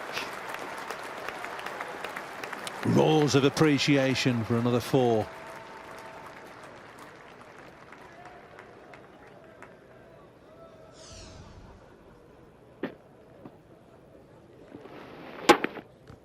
Well, Middlesex will be frustrated now.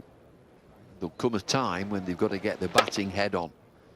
And still thinking how they can win this game, win the championship.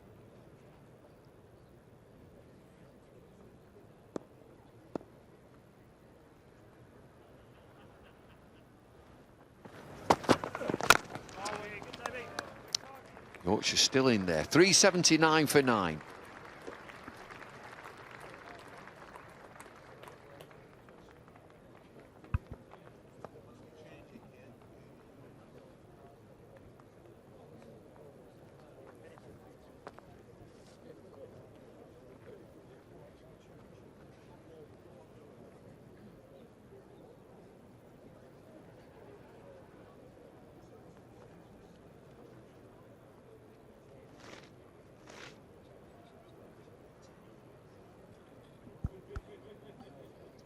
Yorkshire's extended that lead to 109. Useful. Weather's surely set fair, I think, for the rest of the day. Come on, off, come on, off.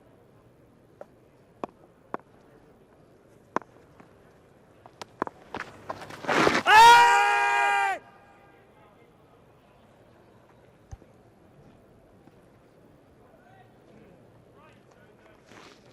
Hello, Rainsy. Come on, Rainsy.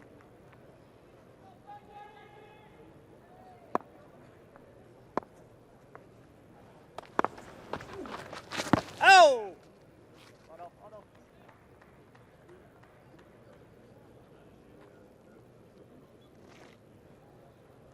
Mixing, Rains. Keep mixing here, Rainsy. Come on, boys. Hey, get it, mate.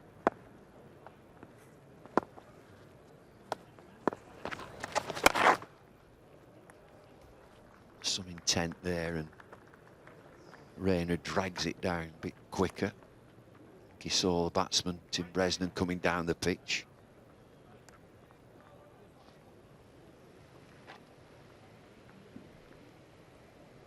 A lot of supporters congregated under the big scoreboard. I think that's Middlesex members.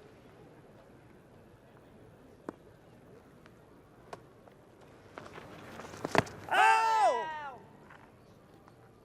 On off, on off. That's the Allen stand. Nice here, Rainsy. Yeah, it used to be the old Q stand. It's been refurbed, and where all the players' wives were in test matches. Hey, Zet! Lots of appeals. He's outside the line playing a shot. Extravagant shot.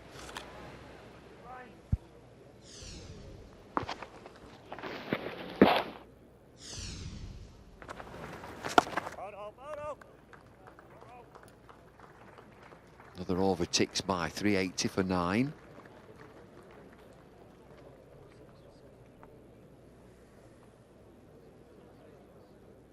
Another wicket down at Taunton.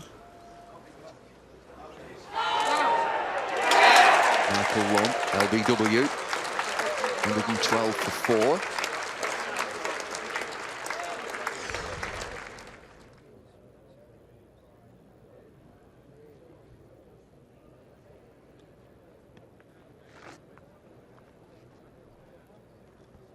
So from what we've seen down at Taunton, spinners are whittling away.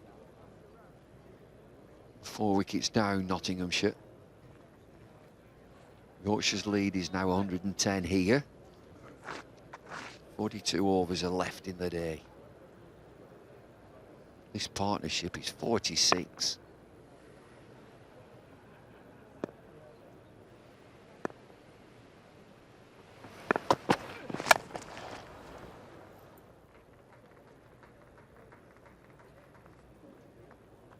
He'll have some bowling to do after this, Tim Bresnan.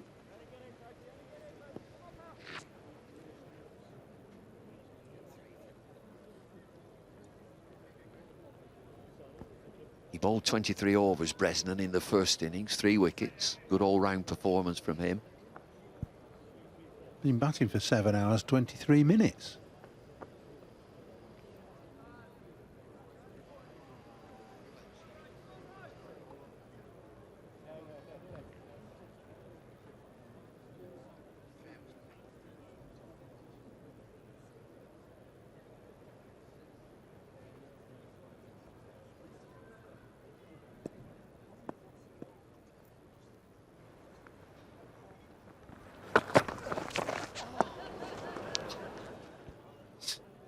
swishing away, Ryan side, but he's got the right idea. I think Yorkshire need to move this on now, really. That lead's good, 111.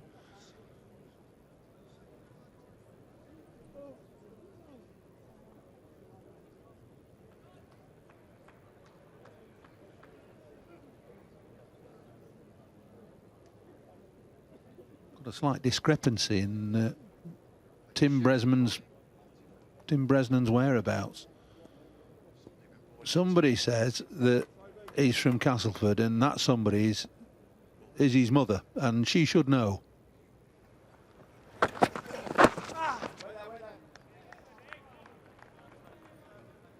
Well, it says he's born in Pontefract. Well, his mum would know where he was born, surely. He's been disorientated.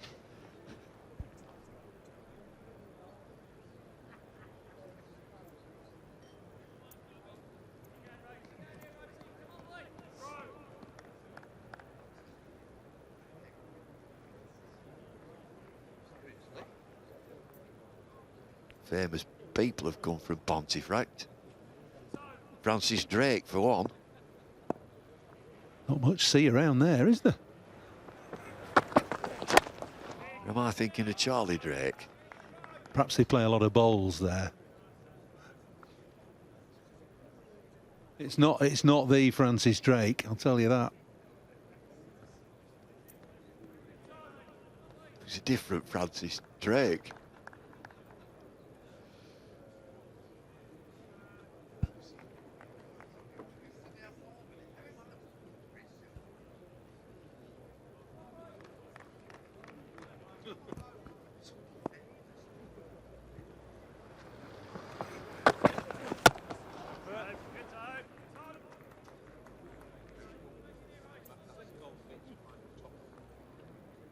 Alan Baxendale from Cold Feet, she's from Pontefract.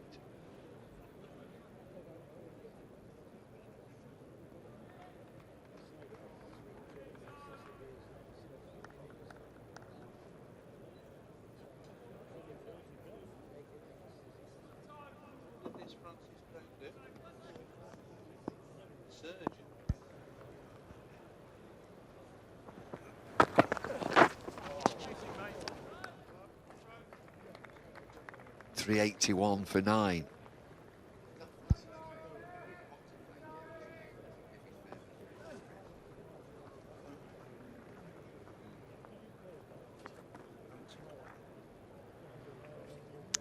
.111 is the lead.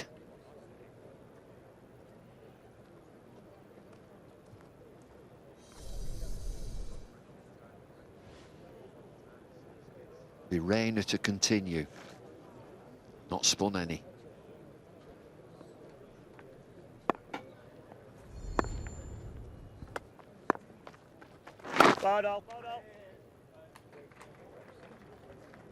Well, Yorkshire just toddling along now. What do we think? Declare? Get bowling? Well, I think so, because they got 2 bites of the cherry then if they do that. Get out. Get a real scamper on now. If they get out, they get out. Come on, Rainsy. Oh! Very nice all, very nice all. I know where Ryan Sidebottom's from. He's from Huddersfield. Whether his mother likes it or not.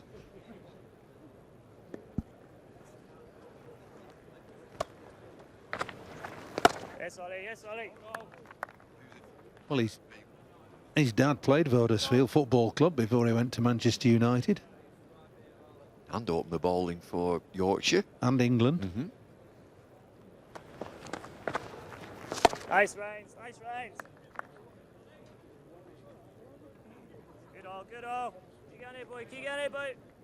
Ollie.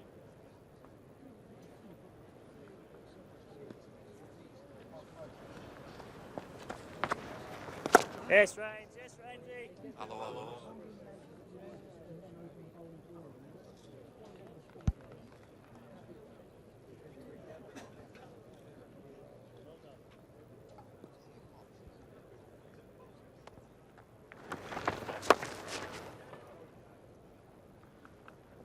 Another single, not much happening. 383 for 9.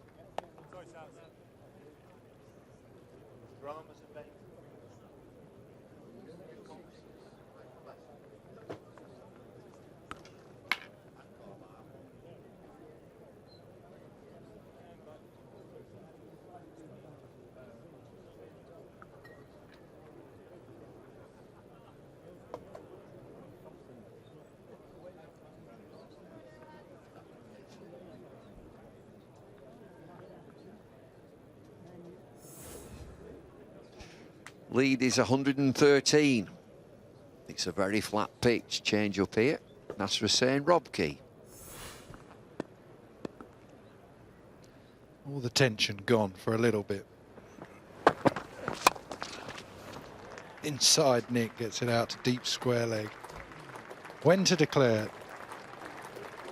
As the 50 partnership comes up. To fight so hard just to get to that 350. Now they're able to enjoy themselves just a little bit.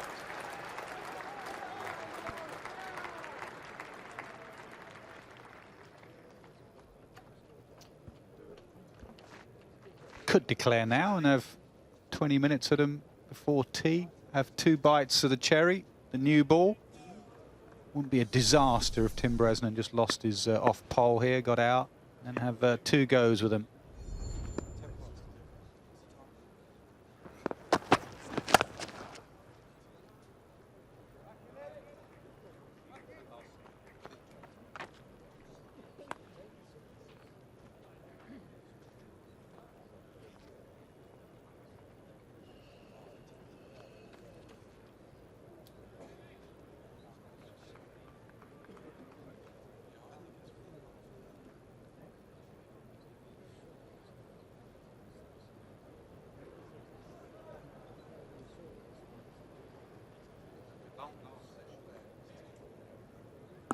So we're within half an hour of tea. That means that if they lose a wicket and they're all out, or they declare, we'll go straight to tea. He's got the right club, just chipped it. This must be so frustrating for Middlesex. Well, we had all that debate in there in the rain delay. The one thing, and Charles was right, in the Yorkshire are favourites now, but the one thing that keeps Middlesex going is that they know tomorrow, whatever they set Yorkshire, Yorkshire will just have to go for them. So I was debating with you next door, what about just setting them 140 in 20 overs? Yeah, have a T20 Yeah, game. have a T20. We're going to set you 140. The sides have been bowled out in 20 overs. Just go for it.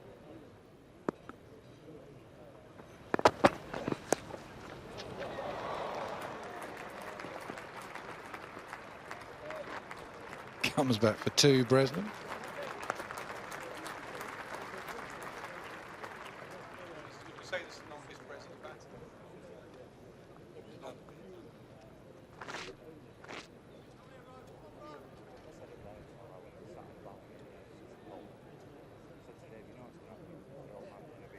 Tim Bresnan would have gone on for years about how difficult it is being a bowler.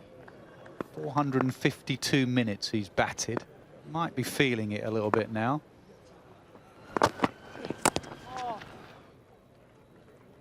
It's been an extraordinary knock. You think that at the start, we're looking down at the side, and you thought, well, you got Bresnan at 5, good player, yes, but it's 5 too high. Then you got Hod, who played really well, David Willey, Rafiq, who I thought played a really gutsy knock. The first hour of this day was absolutely vital. Stephen Finn bowled a hostile spell at Rafiq, and he wore it. He didn't look comfortable against the short ball, but he played really well. And Bresnan has just looked so calm in the whole ground, and everyone was tense. Bit of seam movement, goes away. Angle in and decks away. 389 for 9.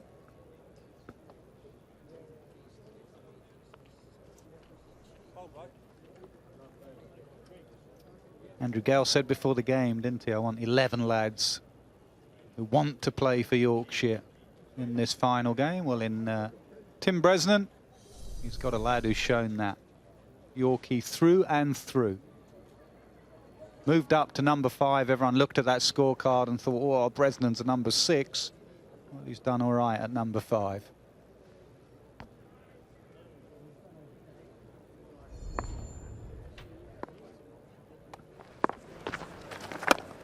Bottle. Go in here, Rainsy, come on, boy.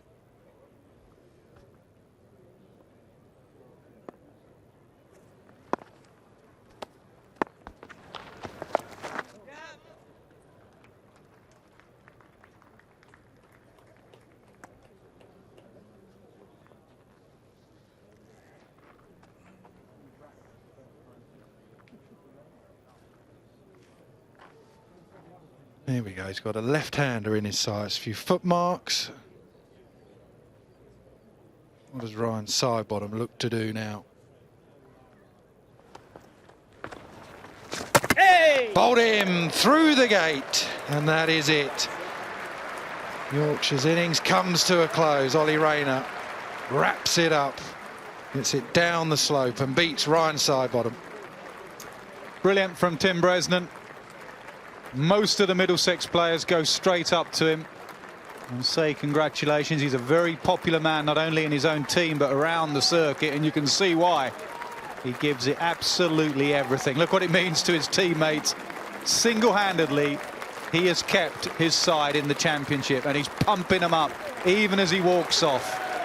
Unbeaten on 142. He came to the crease when his side were 32 for 3. He leaves with them 390 all out. You won't see a better knock in first-class cricket under the circumstances, having to shepherd the tail, get up to that 350 to give them just the chance to win their 3rd championship title. It's been an outstanding knock. Tough day for a captain, James Franklin. Situations you don't often find yourself in. How you captain when you've got a game within a game, you've got different milestones that you have to try and stop the opposition from getting to. The seamers just kept on coming. Just a few chances early on. They've got a job to do now with the bat, not only to score the runs, but do it at a decent enough rate. Tim Bresnan, there you go. 142 off 293 balls. Not a career best, but the longest he's batted. Extraordinary knock. Well supported by Andrew Hodd, 64 off 104. They were in trouble when those two got together. Nazim Rafiq as well showed real courage for his 65. Bowlers were pretty good. They were let down in the field. There were 3 dot chances. Maybe Ollie Rayner was slightly under-bowled, but he was going at over 4 runs and over. Murtagh had 3. Finn had 2. Roland Jones, the pick of the bowlers, 4 for 73. The day might have just started with Middlesex just in front. Now it's very much Yorkshire 120 runs ahead. Outstanding from Tim Bresnan. He's given his side more than a decent chance of taking their 3rd championship.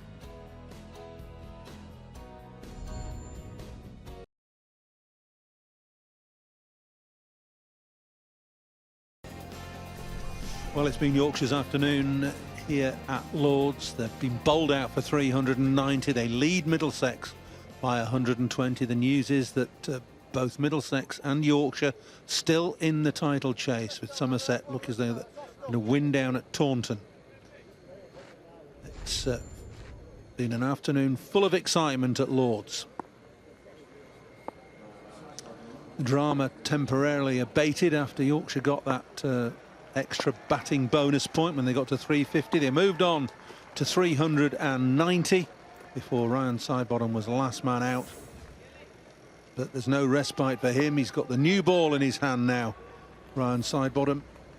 And if I was Andrew Gale, I'd ask Tim Bresnan to bowl at the other end as well, the way he's been batting. He batted for ages and ages and ages, but it just could be his day, his match and his championship. Gubbins and Robson will open the batting for Middlesex, who have got a real task on their hands here. If they're to win the county championship, they've got to win this game, given that Somerset will win down at Taunton. So they've got to get their skates on. Yorkshire need wickets, Middlesex need runs. We're all set. Ryan Sidebottom to Gubbins, 3 slips and a gully waiting.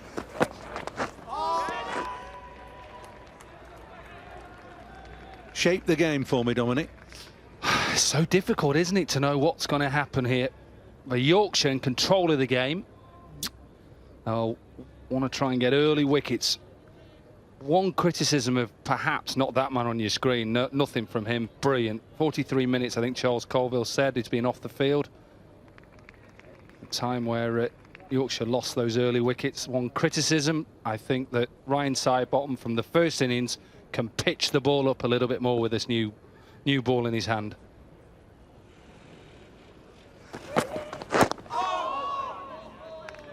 Little bit of swing, you'll get some if there's some there. And the slope will take the ball away from the left-handed Gubbins as well. Century maker in the first innings, don't forget.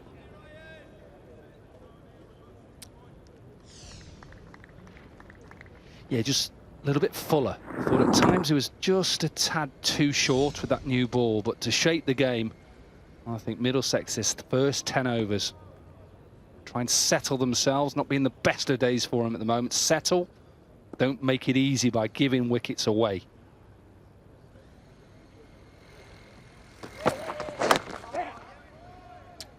Gubbins and Middlesex away.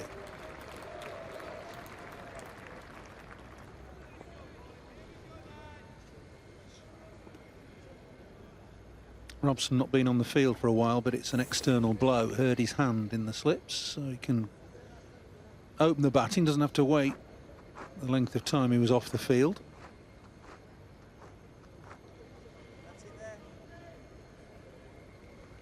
LBW for naught in the first innings.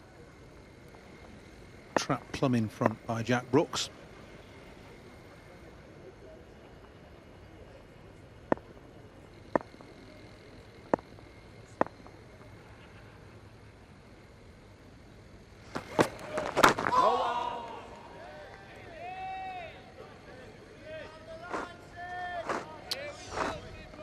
This is Brooks in the first innings. Robson having a nightmare. That full ball paying dividends as it did for Brooks all the way through the first innings. 6 for him. Robson in a horrible mess.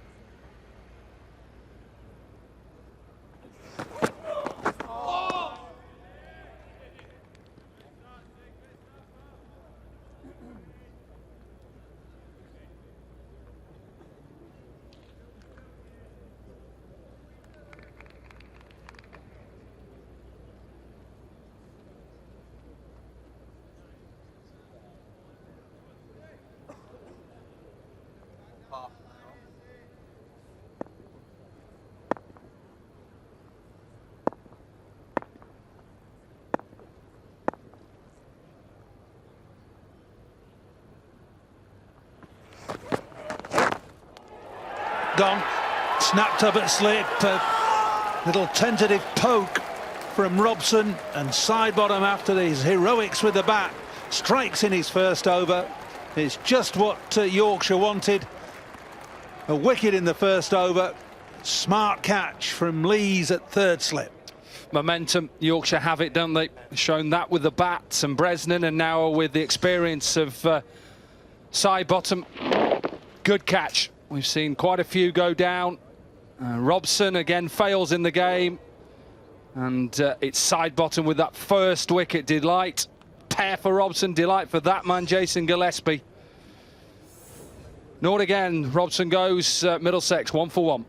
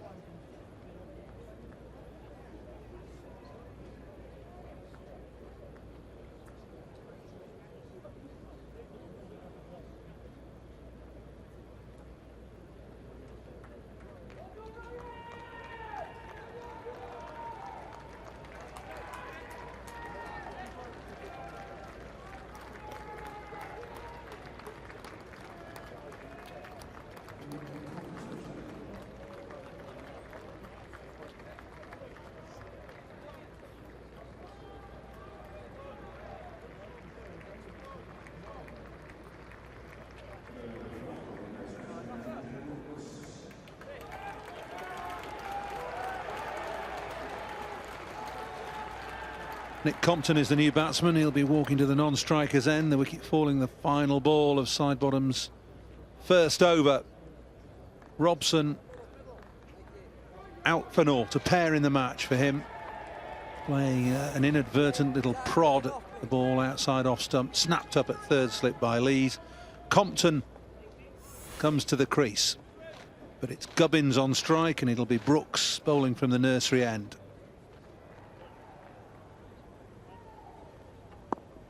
Expect more of the same from Brooks. It'll be full. You can rest assured. 3 slips and a 5th slip waiting.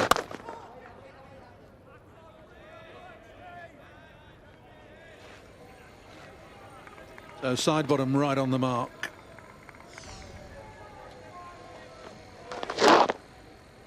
It's a poor effort from Robson, playing way away from his body, neither forward nor back.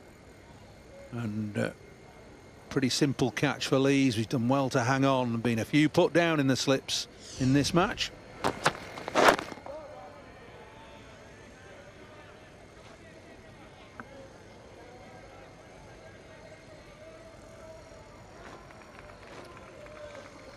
Yeah, saw them over the line, didn't he, with Tim Bresnan. I say over the line, got themselves to 350 and increased that lead.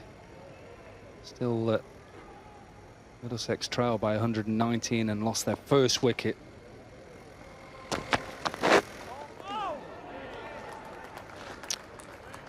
A bit of movement down the hill. It's a good take from Hod.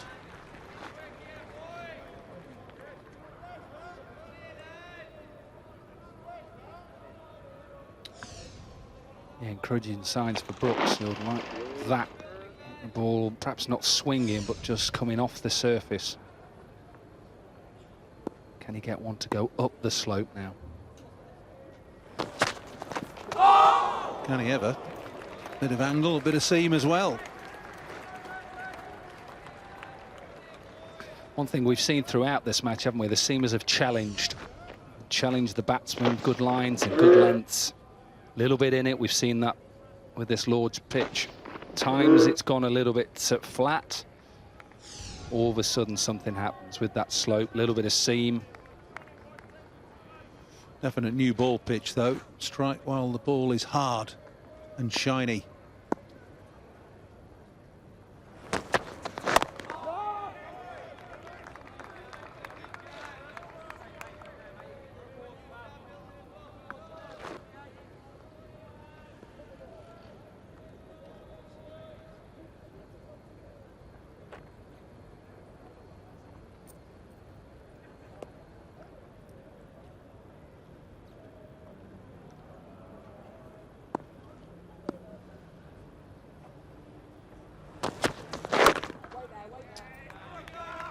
Maiden from Brooks to start his effort.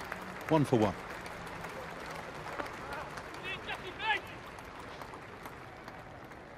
Well, what a day we've seen here today. Yorkshire would have walked to the ground this morning knowing that they stay in the hunt. They needed 115. Middlesex thinking they perhaps could bowl them out and then go well ahead in the game. Well, they got that. Bresnan 142, not out. Partnership with Rafiq, a couple of quick wickets, and got themselves over the line with Ryan Sidebottom.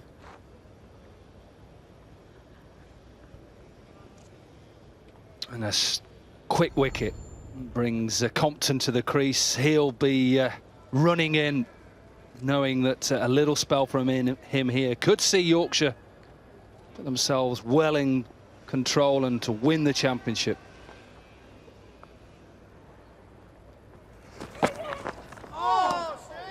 Compton's not had the best of games, padded up to a delivery that nit bat was given out LBW. Was just clipping off stump.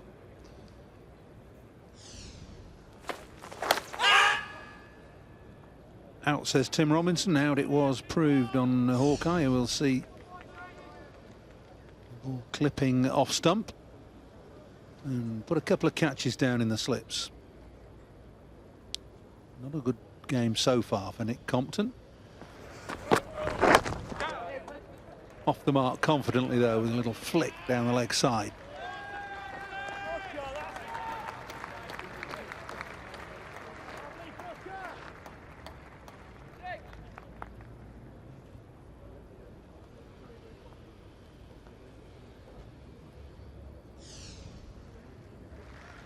Show you that. Okay, there it is, nipping back, hitting about the knee roll and clipping the stops.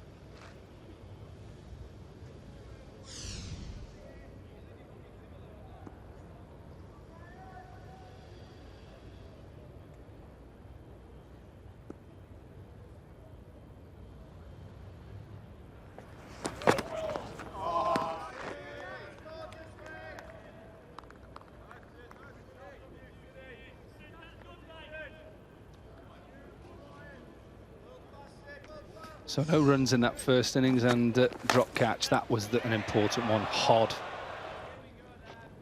That was a time where Middlesex get hold of that. All of a sudden, Yorkshire just set that fly slip. First ball after that, put down. Should have taken that.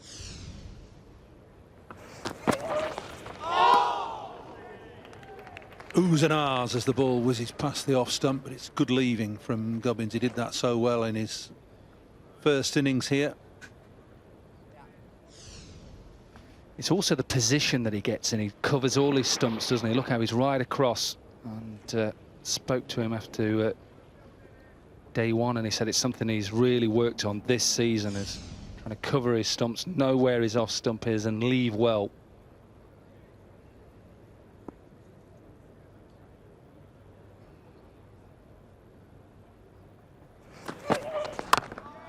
Side bottom bowling, a much better line at him. He just, I think, was tempted to bowl a little too straight in the first innings, and Gubbins clipping him away on the leg side quite regularly.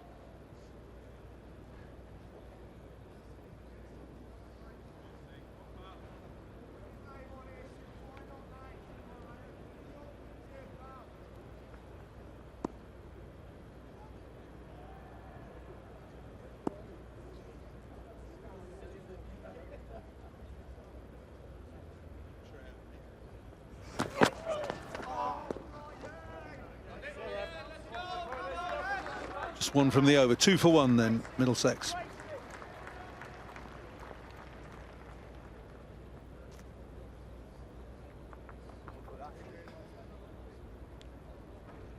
We've had lots of conversations about what could go on, what will Middlesex look to do. And I think the position that Middlesex find themselves in, they've just got to try and settle, haven't they? Settle themselves into this innings.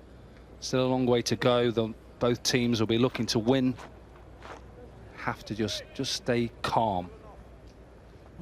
I don't really see how Middlesex can win. The word in the press box at tea was that they really haven't got much of a chance of winning, and that they may just try and stymie Yorkshire here.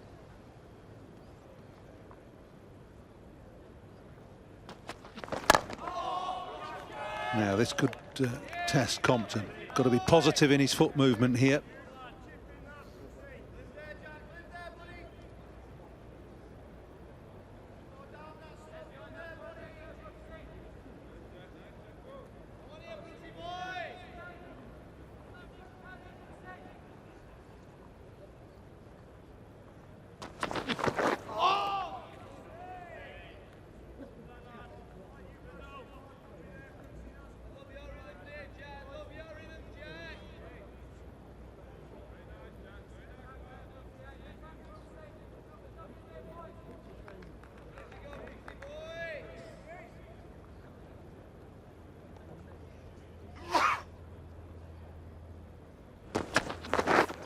Oh, what a ball.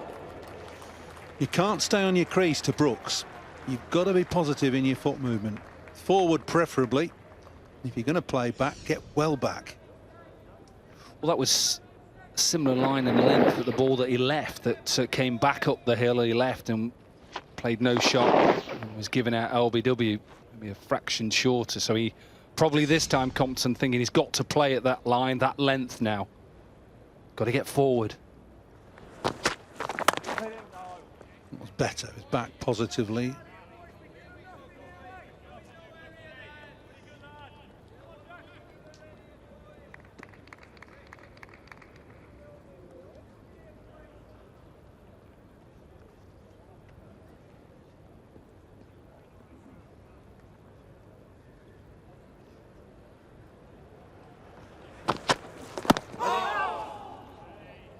Good probing stuff from Brooks.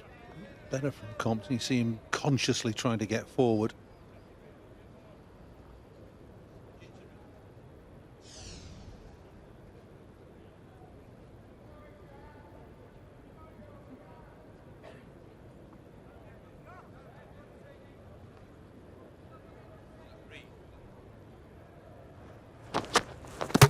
Bowled him.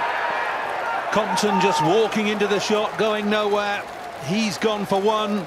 Yorkshire a cock a hoop. Brooks has struck. And Middlesex are 2 for 2. Twice in the game for Brooks. Left it first innings, LBW. This is a better delivery. Draws him forward, likes to stay deep, doesn't he, Compton? Tries to get forward, he's on the move again. The angle just went in from Brooks. Hits the surface, look at that seam. Top of off stump. Delight for Brooks. Running towards the fans, the Yorkshire fans. Miserable game at the moment for Compton. He goes for 1. Middlesex 2 for 2.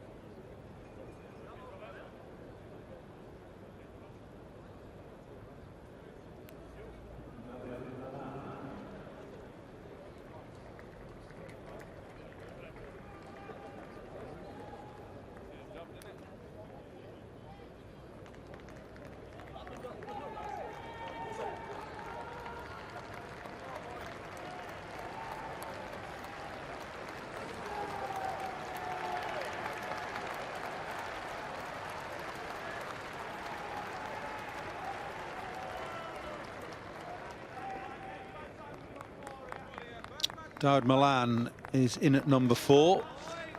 He's also going to the non-striker's end. Wicket off the last ball of the over. Compton comprehensively bowled by Brooks. 2 for 2. Middlesex in bother. Side bottom now into Gubbins.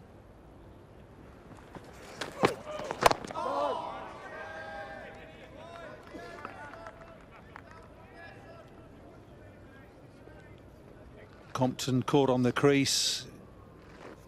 A little bit static, really good ball from Brooks. Just moved a fraction down the hill, but Compton late on it and going nowhere. Only marginally forward, and not enough to cover the movement.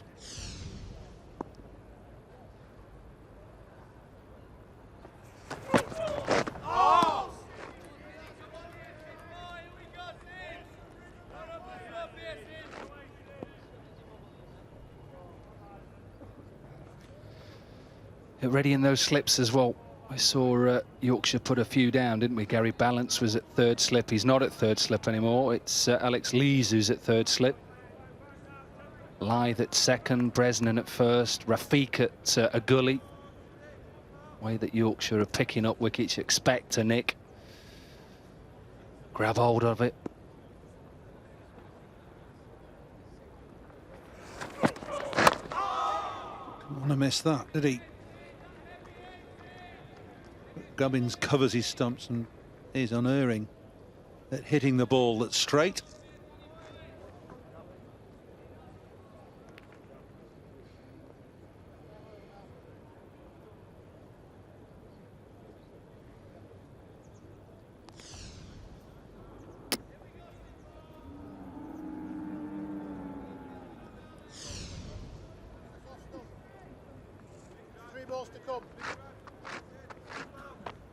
So Milan taking strike for the first time. Bowled by Brooks in the first innings, a little bit late on one, dragged it on.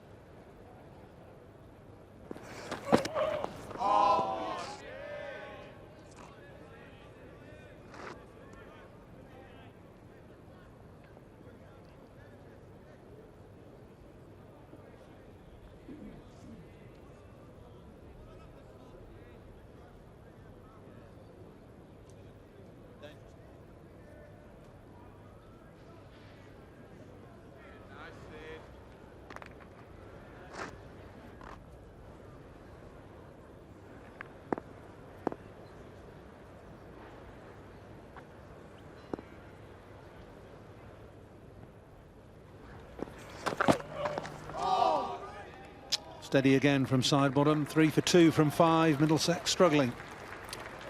Nottinghamshire struggling down at Taunton as well because they've lost 2 more wickets. Somerset on the march down there. Leach taking 2 more. Reed for a duck, LBW. And then Ben Hutton, the off stump, out of the ground. A little bit of turn and good pace, and Leach strikes again. 150 for 7 then, Notts. Somerset needing 3 wickets to win. Warwickshire in the ascendancy there at Edgbaston, leading Lancashire by 3-3-9.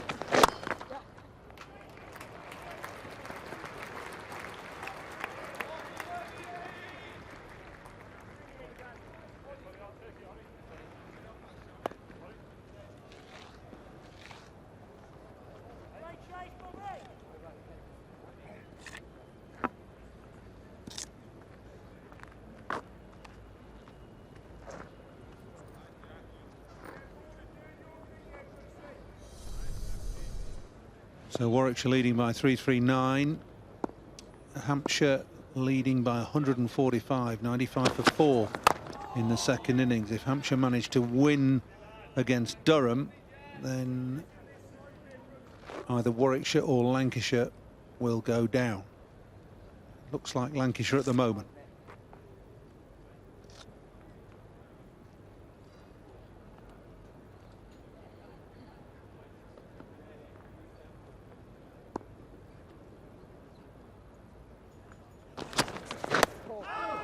It's well bowled.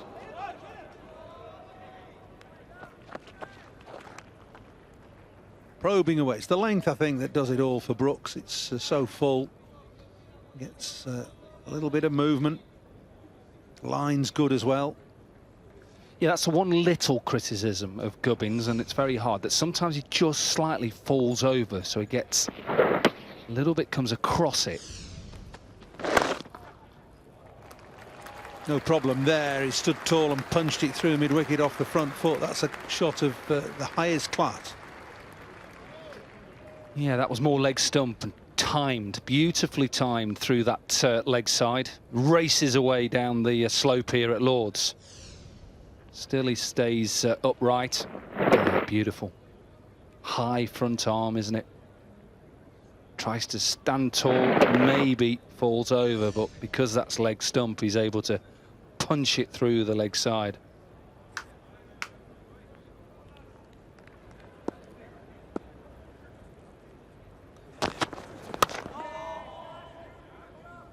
What's the one from Brooks? A little bit of in-swing there. Really full as well.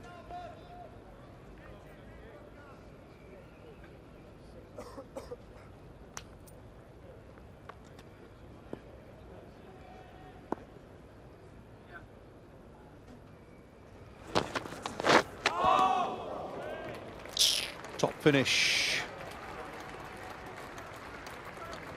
9 for 2.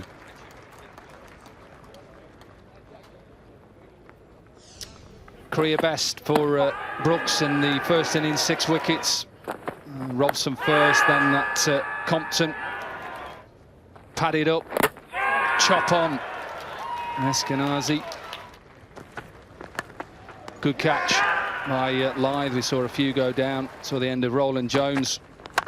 Murtagh with tried to get it up and over mid-off, and then a little bit of help between Hard and Lyth to get that career best, 6 wickets. Backed up with the wicket of Compton in this innings.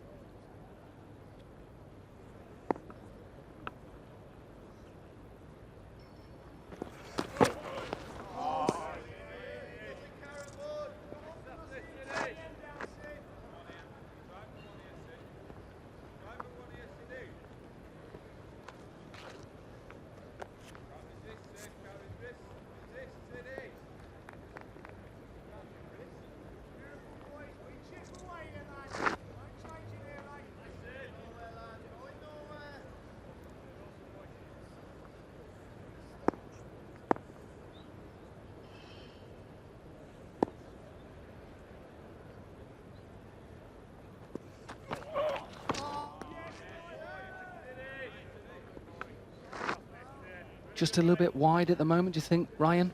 Well, yeah, but in the first innings he was too straight, so it's a sort of happy medium. And I think Milan tends to feel that ball's a little bit further outside the off stump than Gubbins. Tightened his line on Gubbins. I thought he bowled really well at him. Just giving Milan the chance of trying to play a shot at something a little bit wider.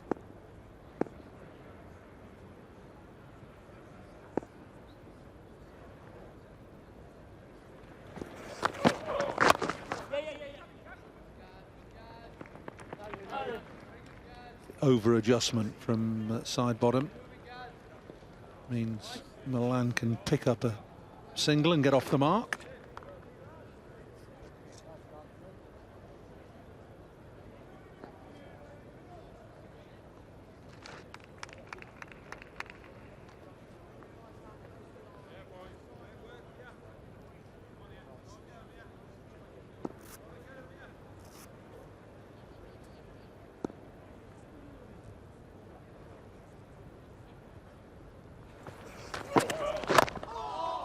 See, that's that tighter line, Dominic, at Gubbins. Almost on-off stump. As I said, he's left the ball beautifully, but he's being given a bit more of a work over here and a bit being made to concentrate even harder by side bottom. Just slightly, look at his head, just slightly outside the line of the ball, Gubbins, just slightly. So that's the opportunity for a bowler. If he falls over too much and his back comes inside the ball, does he nick it? Does he miss it? So that's what side bottom is thinking.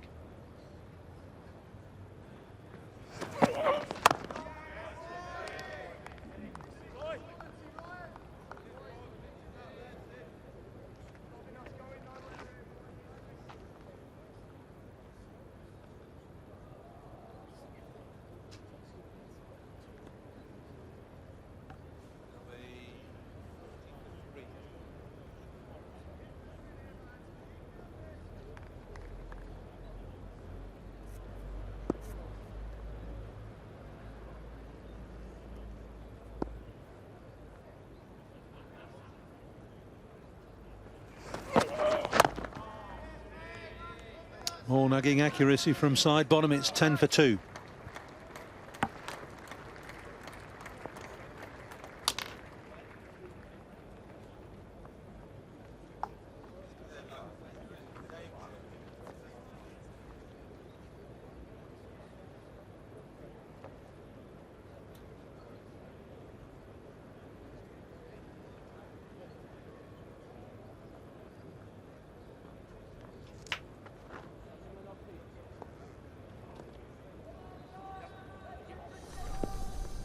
Yorkshire making it very hard work for Middlesex. They're 10 for 2 in their second innings. And, they trail by 110. David Lloyd and Nasser Hussain now. Thanks, Paul. Great control, wicket-taking potential. Good combination. A little bit of movement as well. Been a pretty flat pitch, but these two have got the ball just shaping.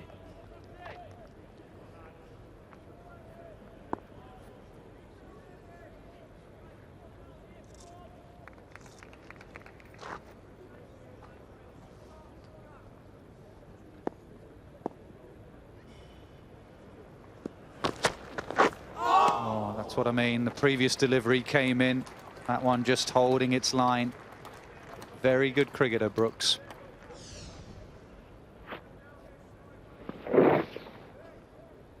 Short run up, good acceleration into his delivery stride. And again, boulder length.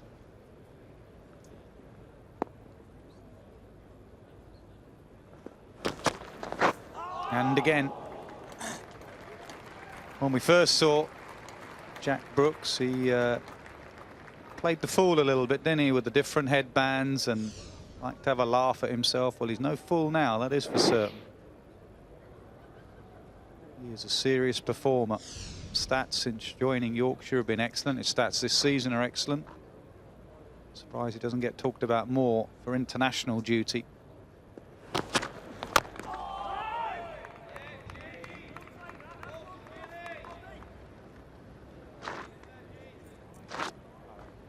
85 miles an hour. International selectors often look at pace and what pace they are. He's at you all the time, that is for certain. Quick enough, Bumble?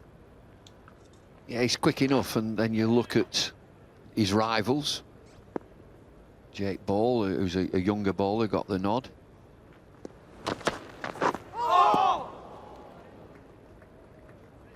I think Roland Jones also in this game looks a very impressive bowler.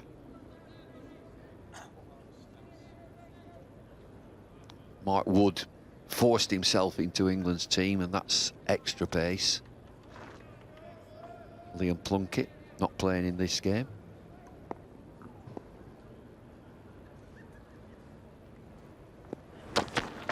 What a superb over that is.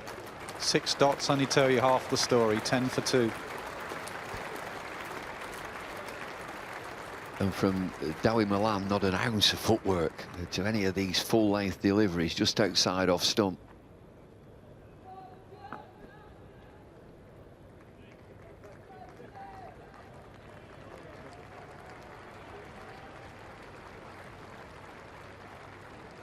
Still 30 overs left in the day, so plenty of opportunity here for Yorkshire to make some serious inroads.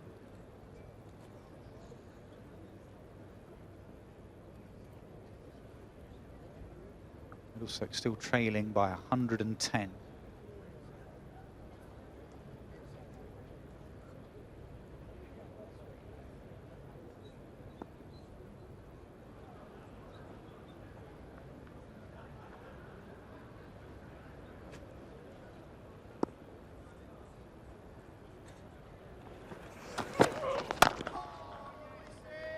Been the standout player, Gubbins. As far as batsmen, out-and-out batsmen in this game, there have been players who have played for England, the likes of Lyth and Balance. Players have been talked about, the likes of Lees, Robson, Compton, both played for England. But the standout batsman, remember Bresnan, you'd say, is an all-rounder. It's been this lad Gubbins.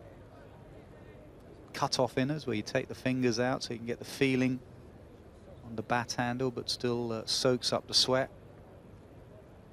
Soaked up some sweat this season, over 1,300 first-class runs.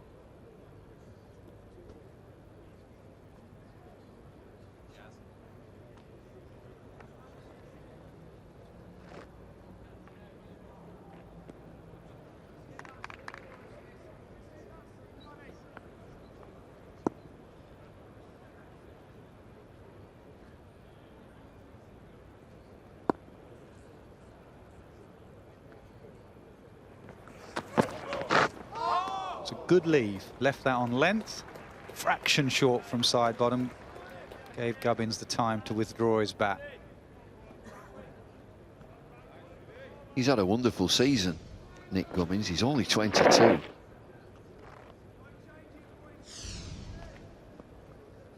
Two Middlesex players who weren't born.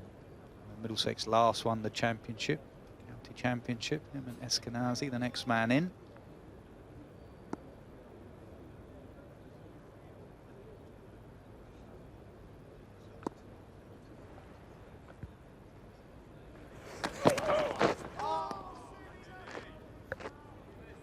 Be a good quiz question to the current Middlesex players.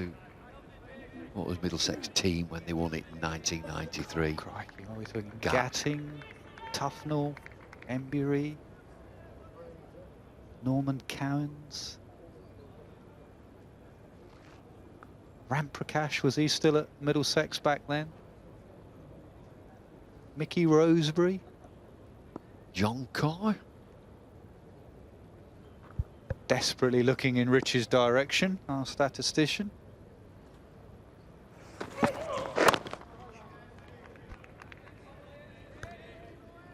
If Roland Butcher had retired by then.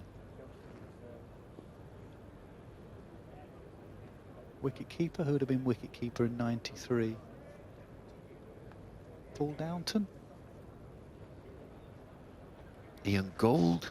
No.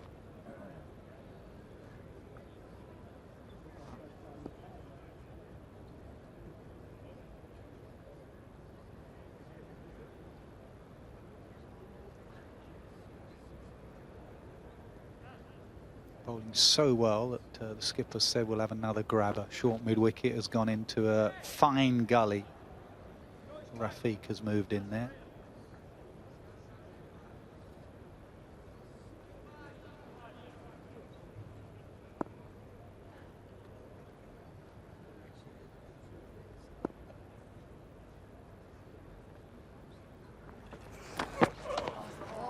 Right, Richard, reel him off. 93, Middlesex side.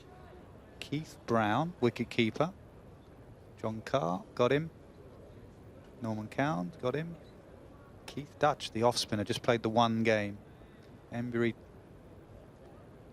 Feltham, who went to Surrey after all, came from Surrey maybe. Gus, Big Gus has been around forever. Gatting, skipper. Desmond Haynes, overseas pro. What an overseas pro he was. Richard Johnson, who's coach here.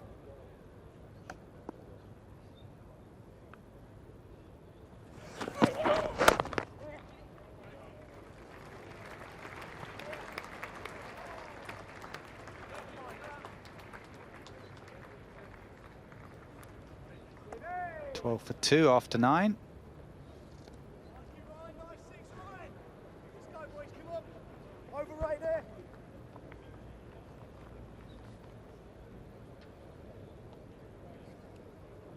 Ramprakash, Rosebery and Tufnell just reeling off a few of those 93 players.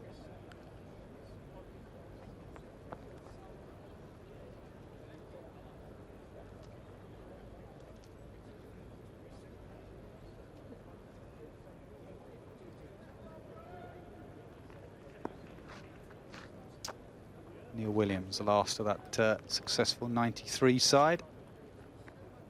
Moved on to Essex. Neil Williams passed away late.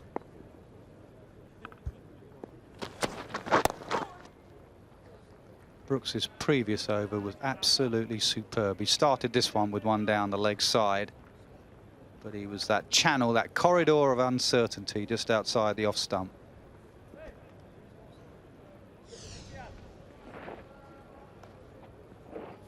Just look where these balls are landing. Probing length. All round about. Good grouping.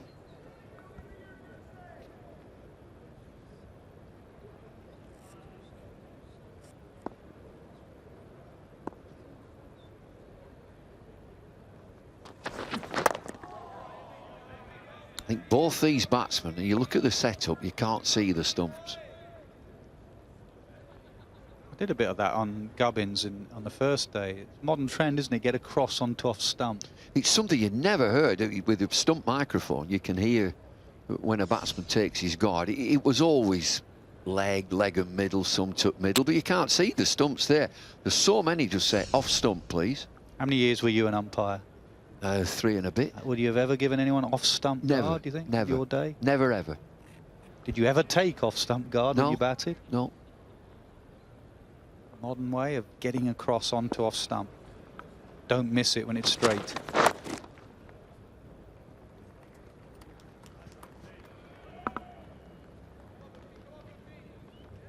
Might be a little polite question tomorrow morning, just to chat to the coaches and just say, your lads are covering the stumps, what guard are they taking, why is that? Game evolving. It was, you know, leg and middle. Usually, wasn't it? Leg stump, leg and middle.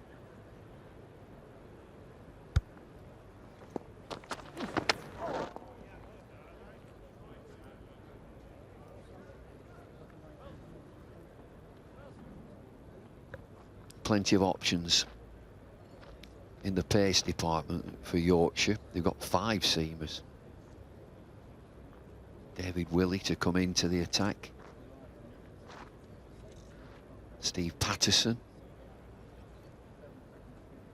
Tim Bresnan,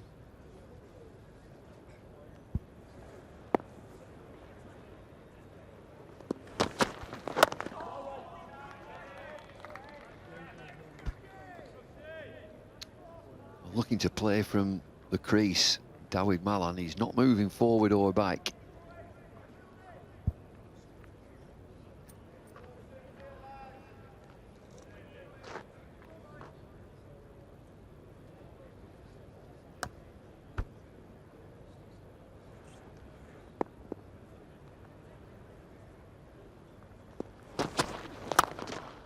driven for 4.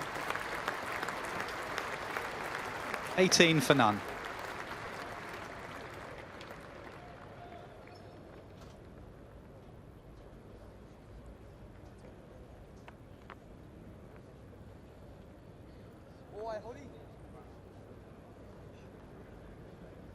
Right arm over.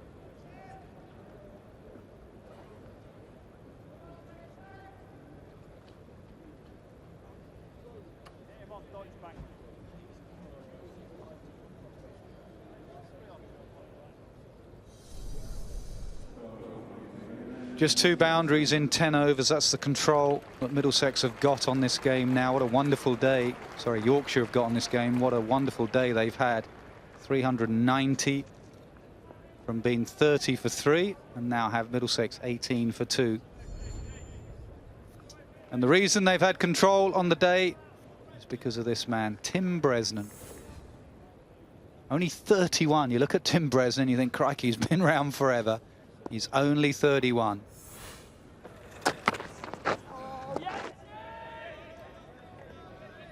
Made his debut for Yorkshire just after his 16th birthday. Tim Bresnan wouldn't have had many better days than he's had today. I'd say that's one of the great Yorkshire innings. 32 for 3.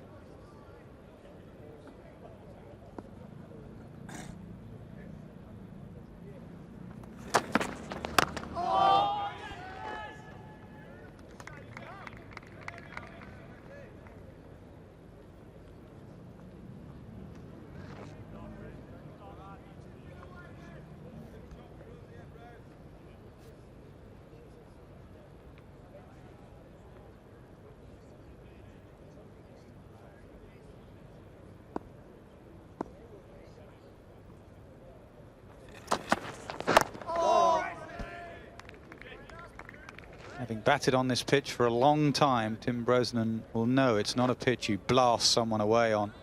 Have to be patient, disciplined. Anything that's a little bit of uneven bounce, mainly low, but there's no pace in it, no spin. It's going to be hard work.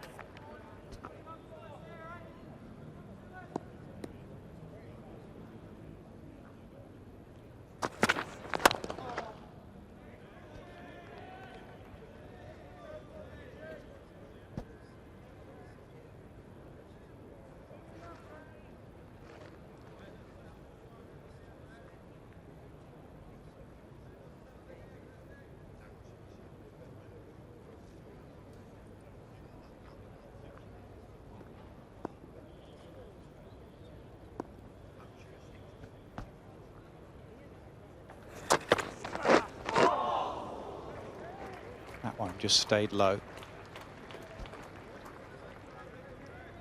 Hard to think, but this pitch looks to be getting slower.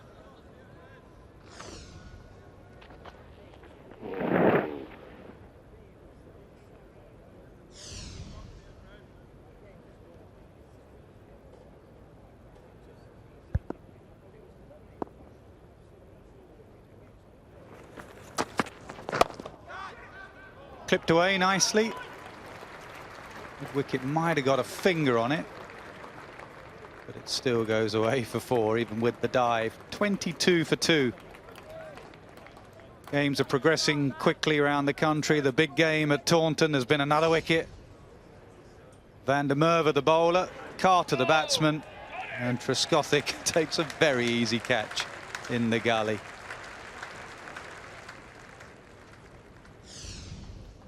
Can't be many wickets left there. Just 2 left.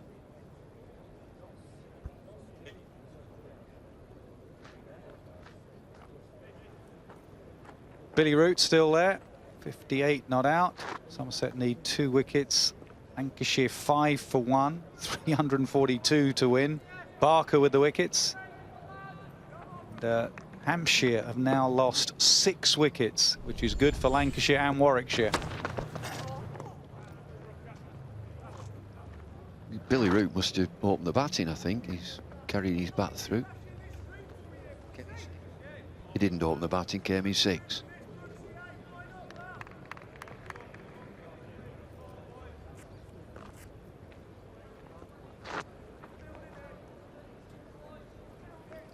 Time for a spin here. I think we're going to see Rafiq.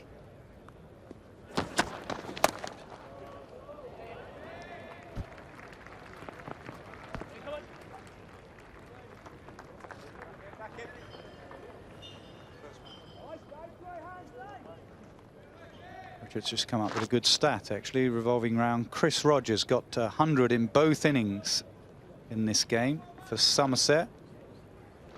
He's the first player in county championship cricket to get 100 in both innings for 3 different counties. Derbyshire, Middlesex, and now, sorry, Derbyshire, Northants, and now Somerset. Didn't do it for Middlesex? No.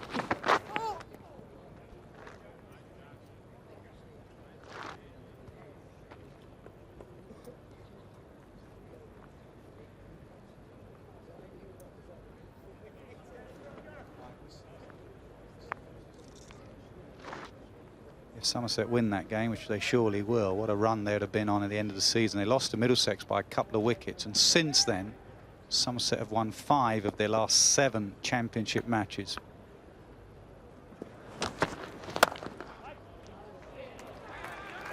That won't go for 4, it'll just be a couple. Opening burst from the seamers then, and he's got plenty of seamers. I think it's going to be Rafiq. From just looking from our position, Rafiq has been doing some looseness. He might just bring the off spinner into the attack for a change of pace. Yeah, 2 left-handers in. Be interesting to see which end he bowls. You'd probably still give the seamers the choice of end. So you'd probably still ask someone like Bresnan, what end do you want, with only 12 overs gone, new ball. And then Rafiq bowls the other end, but he's been loosening. Oh, not sure. I mean, Brooks thinks he's hit it. Nothing much from behind the stumps. It didn't carry. Certainly deviated, whether it's come off the pad. Back leg, isn't it? That's why it died. It just, I think it came off the back leg. Brooks went up as he thought he hit it.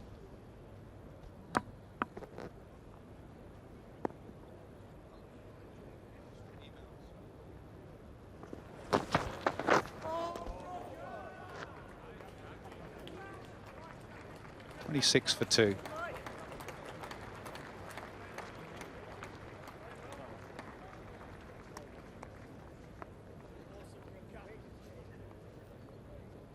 I think it's going to be Bresnan again. And Tim Bresnan had just popped off the field. 12th man was on, but he's back on the field. Just bowled that to 1 over. Tim Bresnan went for 4.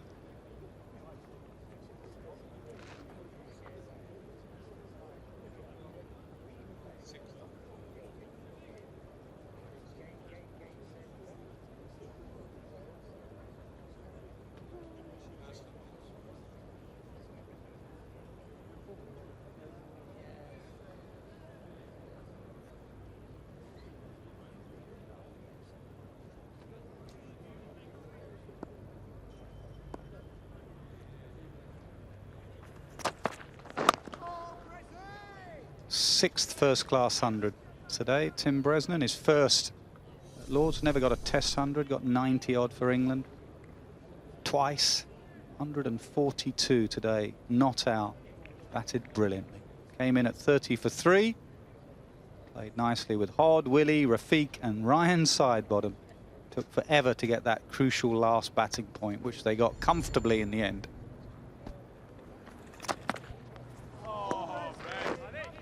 23, Ryan Sidebottom. His previous best this season was 15 back in April. He's very dramatic.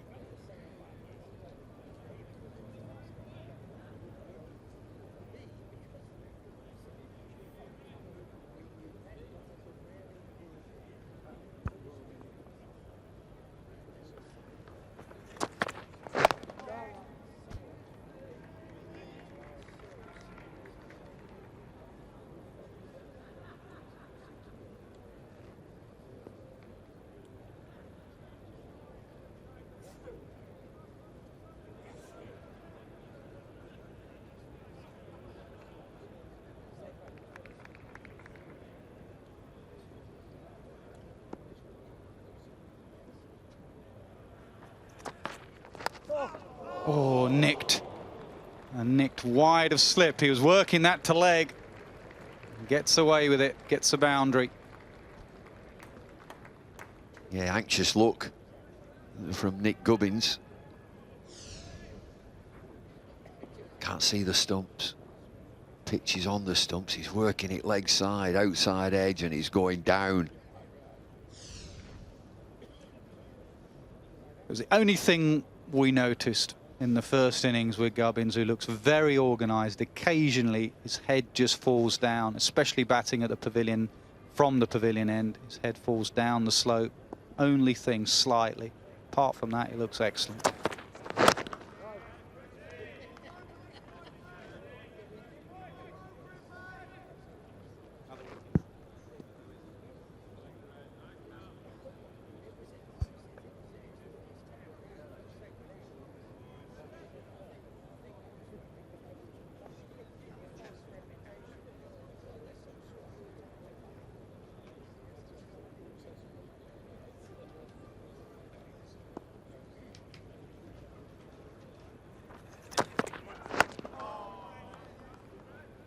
End of the over, 30 for 2. Let's get back to Taunton, an update, another wicket. I think it's another wicket for Leach as well. Yep, it is. Down the wicket and misses it. Davies does the rest. The wicket keeper. 64 wickets now for Leach, first-class wickets. Tahir, the last man there. Somerset just need one more wicket. Their season's done.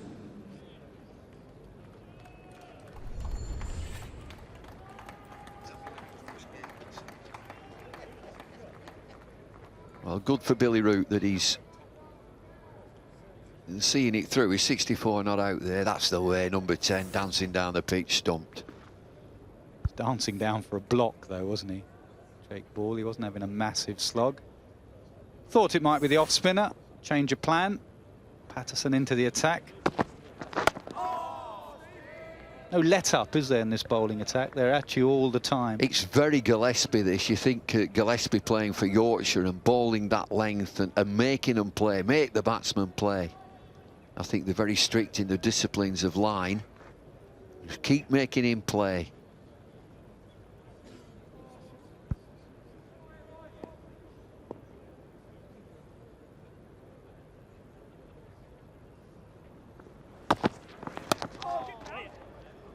Third man has been a profitable area for batsmen today because the pitch is dying. See it in the subcontinent a lot. Batsmen just open the face and the nicks go down to third man. There's been a lot of runs down there.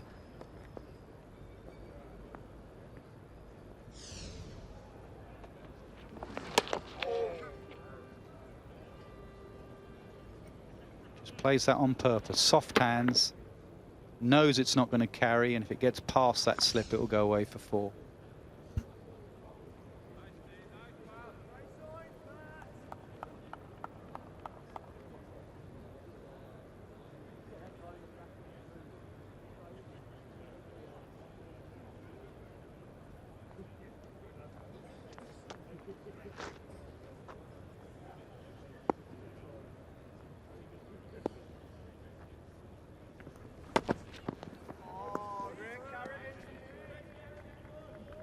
How many overs are left tonight? I think there's plenty, 24 after this. So Yorkshire a big push in this last session. I'm certain we will see the off-spinner at some stage with these two left-handed batsmen in. I think it's important that they also look after this ball, get this ball either reversing, potential for reverse, or keep one side really shiny.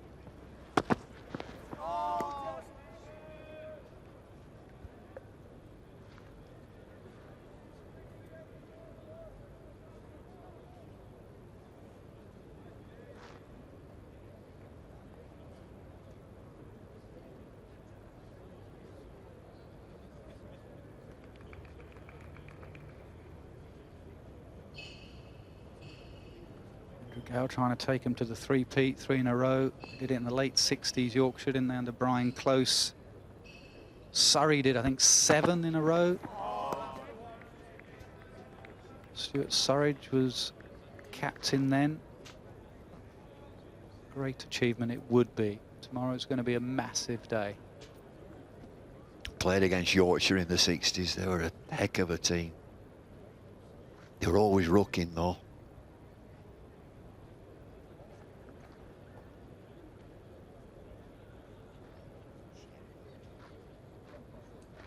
Change of angle. He's left the ball pretty well, Milan. So Patterson just coming in round the wicket, trying to make sure the batsman loses his off stump a little bit. The left-hander will go across onto off stump. Can leave anything outside his eye line. 34 for 2.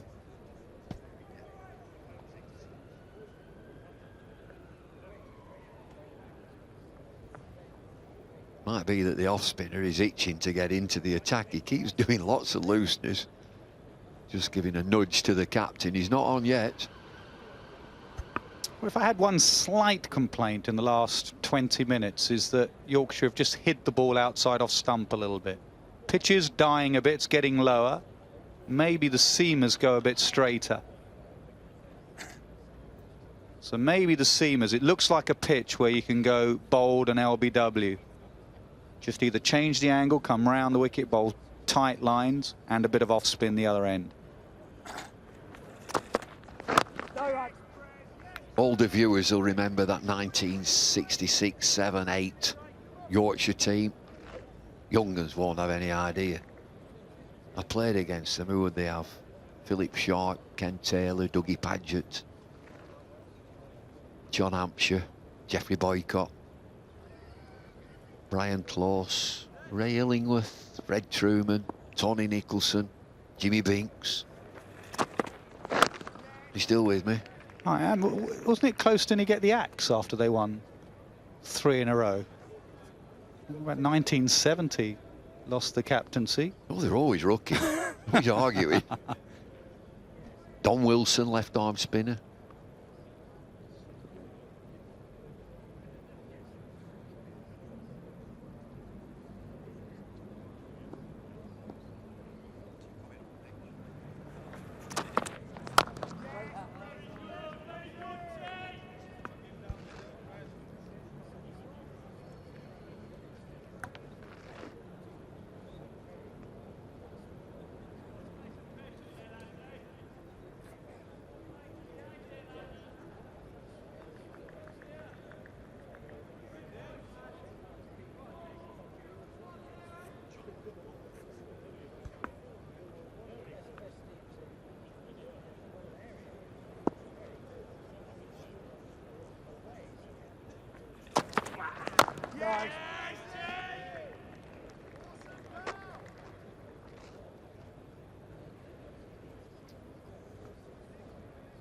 Well, it's all over at Taunton.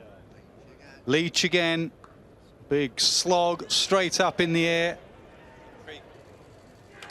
Trigo takes the catch. Somerset, as we stand, on top of County Championship Division 1. Both these sides here at Lords now realise they need to win to go past Somerset.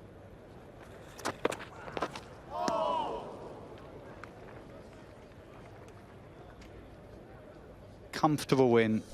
Perfect game. Somerset won the toss, got a score of 365. We were told the pitch was going to spin. It did spin. Bees with Best rather with 5 for 138 all out. Didn't enforce the follow on. Won the game comfortably. And now 8 points clear of Middlesex and 15 clear of Yorkshire, but you get 16 for a win.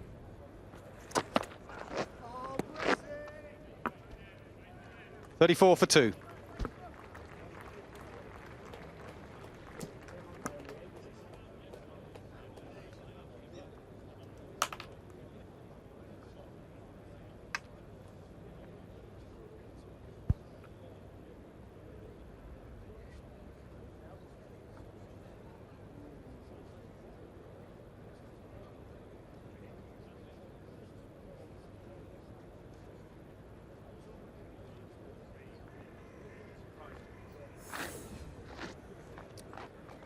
Middlesex trail by 86, 34 for 2.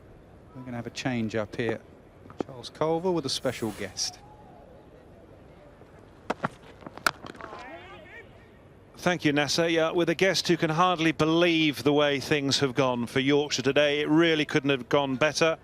An absolute dream. It's a great pleasure to welcome Jason Gillespie, the Yorkshire coach, to the commentary box. Jason, first of all, have you bought that Tim Bresnan a very large drink yet, or promised him one later on this evening? I think last night or this morning, I think his brother-in-law Andrew Gale said, if you get us to that 350 and that extra point, I'll buy you round all winter. So, so he's going to make Andrew hold his end of the bargain there. It was a phenomenal innings by him. It certainly was. Look, that's the best knock I've seen Tim play, without a shadow of a doubt. You know, he got promoted up the order for this game, batting 5, and you know, took the responsibility, didn't he? It was just a fantastic knock. You know, played well with the lower order. It was just unbelievable knock, really.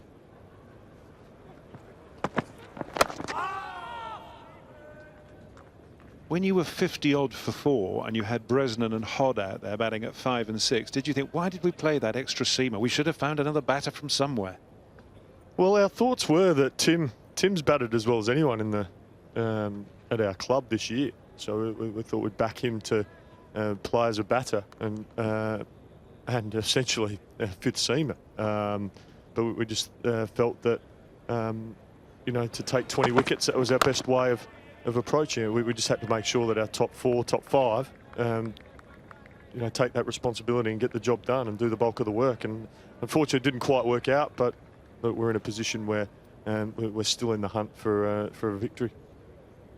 The tension was unbelievable. I mean, what were you? You were 17 short when Jack Brooks got out. Did you at that stage? I was watching you up on the balcony, and while Martin Moxon next to you looked very calm and resigned, I thought I detected a bit of a twitch from you.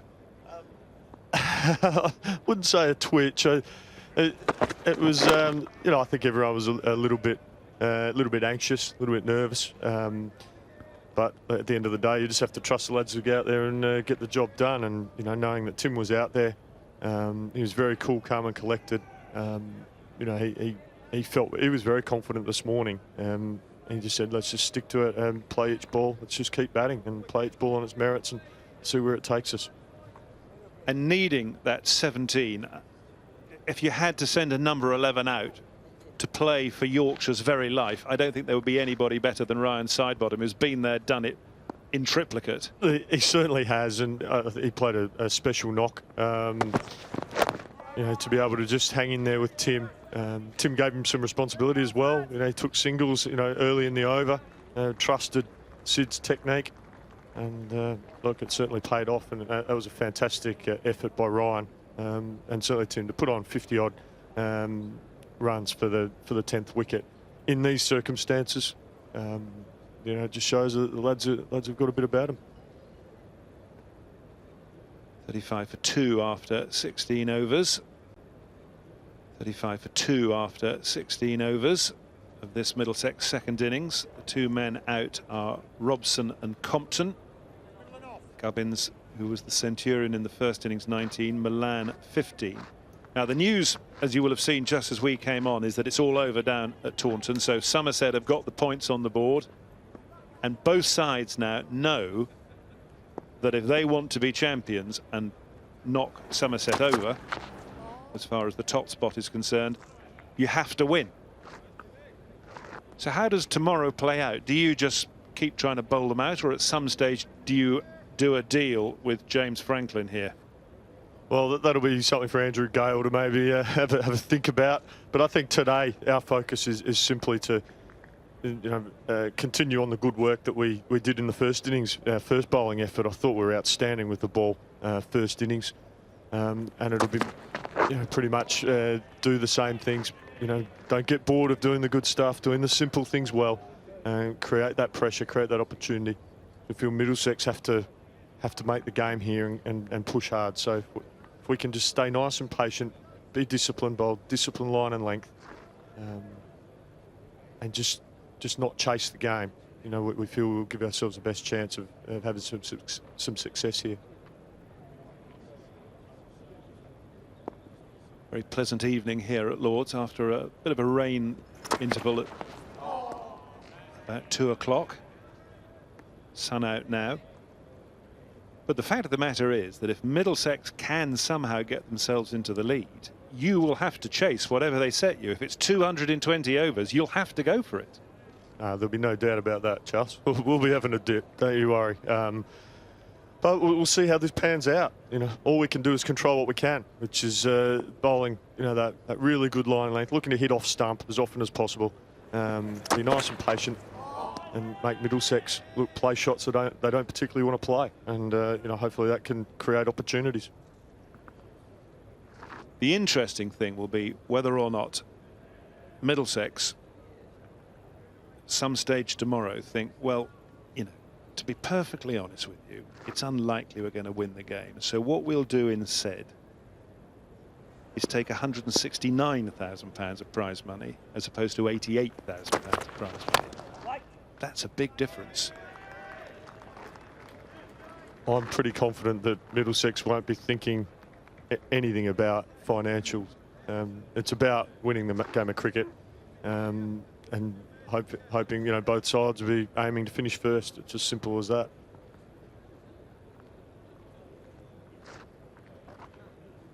You're hoping that's their philosophy. Oh, Charles. Both sides. We're certainly, our focus is striving to win the game. I haven't even thought about it. I don't even know what the prize money is. It's about the win, how we can take. We've got 8 more wickets to get, so that's our focus. If you win it, you can tell us. That's right. 374,000. If you come second, 169,000. If you come third, 88,000. Okay.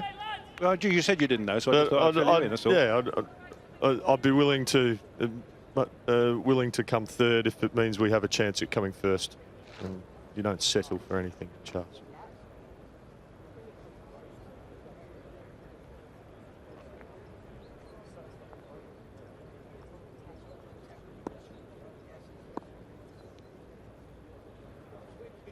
Patterson continuing.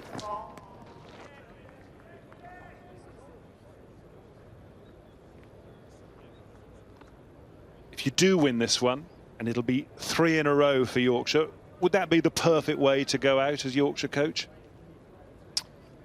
Yeah, people have said that, but I certainly won't be thinking about those things. It's more about the players. Well, it is all about the players, and I'd be just delighted for each and every one of those lads that are out there at the moment. They've got an opportunity to be part of history, and they've worked their butts off, these last few years.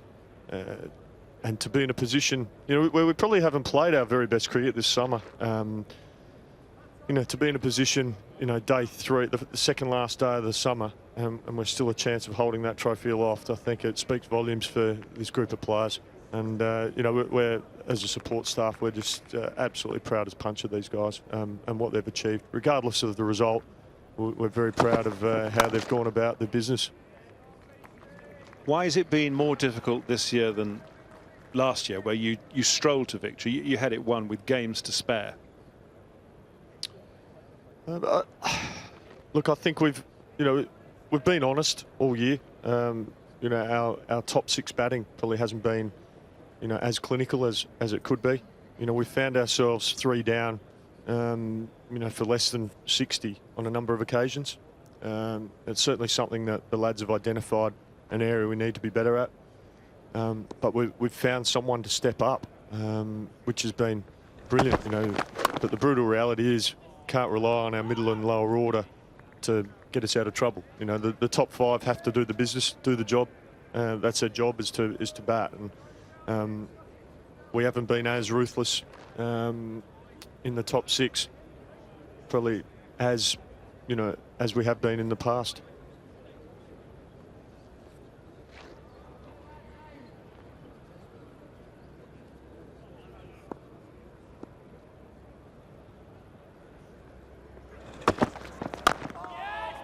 So when this game is over, you're very nearly done as Yorkshire coach. You'll be heading back to Australia. Was that a difficult decision to leave the Broadacres?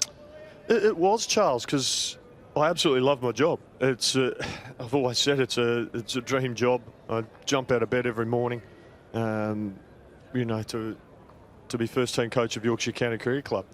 However, when it was pretty clear, you know, once my wife and children were back in Australia, and you know, my wife and I decided that they weren't going to come back next summer. I had to decide whether I could be here for 7 months on my own and be away from the family.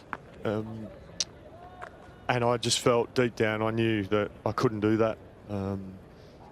So had they not lived over here all the time you've been here? No, they have. So they were the ones that got bored with Yorkshire.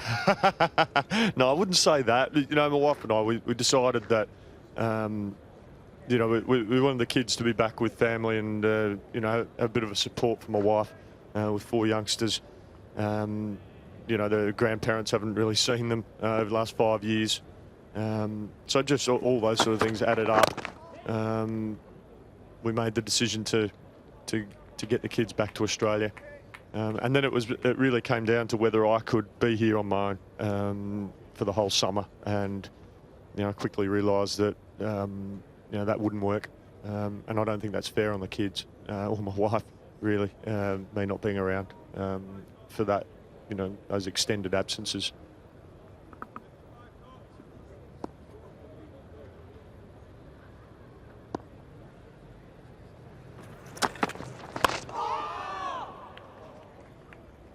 So what will you miss about Yorkshire?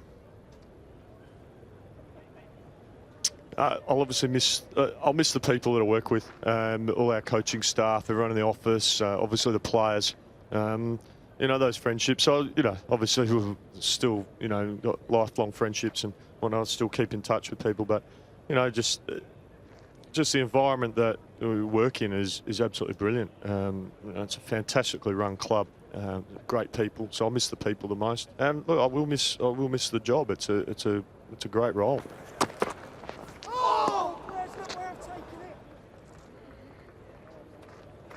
And Leeds in the winter, will that be sadly missed? The lead up to Christmas and that is lovely. Halloween, it's a brilliant time of the year.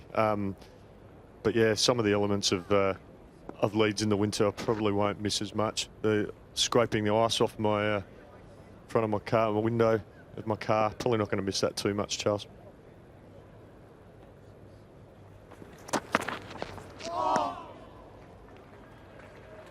What a game Tim Bresnan is having. Bowled brilliantly in the first innings.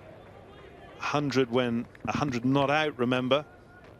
And now just once again pounding away outside the off stump. I'm not sure that Milan's playing too many of these. But he's not giving the batsman anything, Bresnan. 10 runs conceded and he's coming towards the end of his 5th over.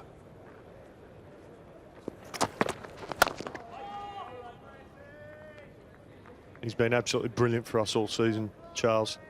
And, you know, bowls a lot of the donkey overs, you know, long penetrating spells. You know, he's dug us out of a hole on numerous occasions with his batting. Taken some really good catches in the slips. He's worked his way into, you know, into first class lounge there next to Andrew Hodd, and he's taken some very good catches.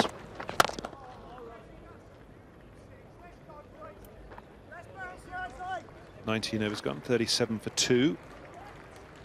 More to talk about Andrew Hodd, really, because he's done an extraordinary job. He's the uncomplaining understudy. When Johnny Bairstow is allowed to play and comes back, Andrew just automatically misses out. But I mean, his contribution with the bat yesterday was key. You're exactly right. He was fantastic. He's a brilliant player to have in your side. You know, he's got some experience. He's one of the best glovemen going around. So to have a replacement like him for someone like Johnny Bairstow is just absolutely brilliant for our club. Now, brilliant guy.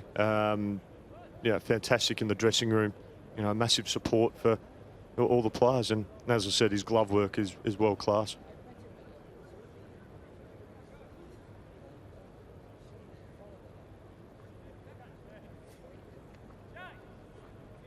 Now, Tim Bresnan just leaving the field for a moment or two. I hope he's not got a serious injury of any sort. But Liam Plunkett honours 12th man. Was that a difficult decision not to pick Liam? I mean, here we've got an international bowler, a man with loads of experience and a man with real pace, and you decided not Liam, but I guess Steve Patterson. It was a very tough decision. It was probably the hardest decision we've had to make. Certainly in my time. Pato was always going to play. You know, he missed the last game for personal reasons, family circumstances. So who was the choice between? Well, Dave Willey came into the side. We just felt that you know, left arm swinging the ball. We felt with the conditions potentially being a bit overcast, you know, pitch the ball up, bowler who can move the ball off the straight might prove to be a bit more effective in this circumstances. But as I explained to Liam, it was an incredibly tough decision. He was pretty annoyed at me, but that's fine. That's you know, and he has a right to be annoyed because, you know, he's a quality cricketer and quality lad. But he's absolutely fine. He's been brilliant around the team. But you know, he was certainly disappointed. There's no question of that.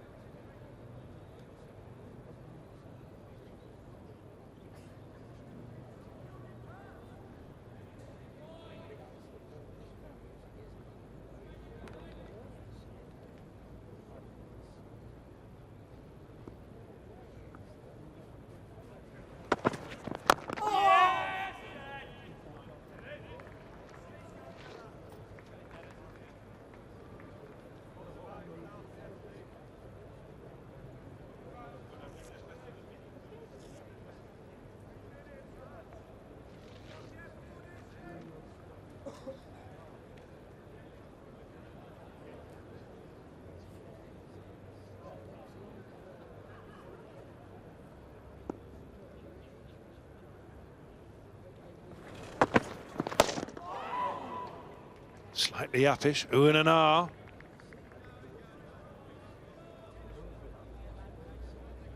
Gubbins, the century maker in the first innings, has settled in again here. The problem for Middlesex is they're just not scoring runs particularly quickly here. They're going at less than 2 runs an over. There are 19 overs left in the day, and you can't see Middlesex at this rate clearing the 83 that they're currently trailing by stumps. Now, big shout, big shout. Bowler didn't go up. Crucially, the umpire's finger didn't go up. Kind of wish it did, Charles. Well, I know you did, but it didn't. Here it is again. Oh, now, what did it just clip? Was it sort of... I think it's the back shoulder, is it? Oh, possibly. Just a bit of extra bounce there from Steve Patterson. Not sure Andrew Hodd really went up either. No, Steve Patterson didn't go up, neither did Andrew Hodd. But just the extra bounce. It was a very good delivery. Looked like he held the ball across the seam there as well.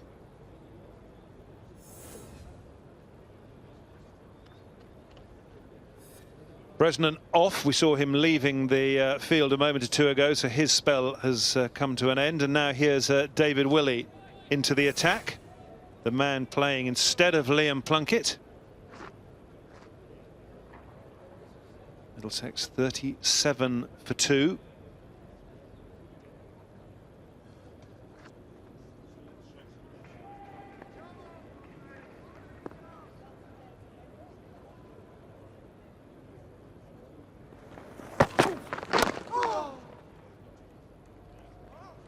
If you're just coming in and switching on for the first time, the news from Taunton is that Somerset have already won their game, so they are, as we speak tonight, currently top of the table.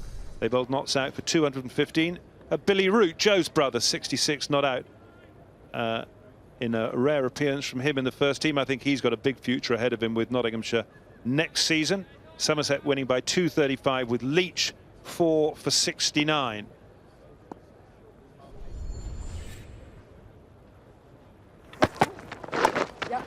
And needless to say, down at Taunton, they're celebrating this evening the fact they're top of the table, and at the moment they're winning the county championship. Whether they'll be celebrating at this time tomorrow is another matter altogether, but Somerset enjoying their moment. A lap of honour, going to talk to their fans. Marcus absolutely loving it, and why not? It's been a terrific campaign by them, and if Yorkshire go on and win this game, Somerset will say, well, did you deserve to, because we beat you?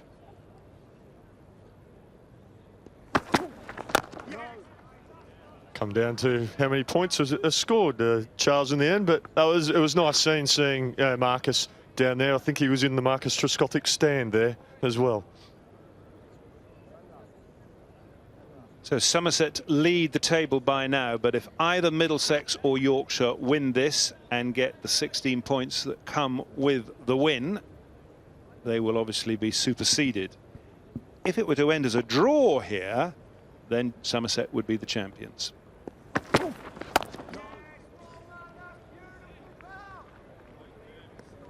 We're also keeping an eye on what's happening down at the bottom of the table, because Hampshire, Warwickshire and Lancashire are competing to avoid the drop. We know Nottinghamshire are relegated. One of those three, though, is going to go down. What's happening in their various games? Lancashire have been asked to bat in their second innings, and they've got off to a pretty average start. 22 for 2. Hamid, though, is 9 not out, so they need another 325 to win that one.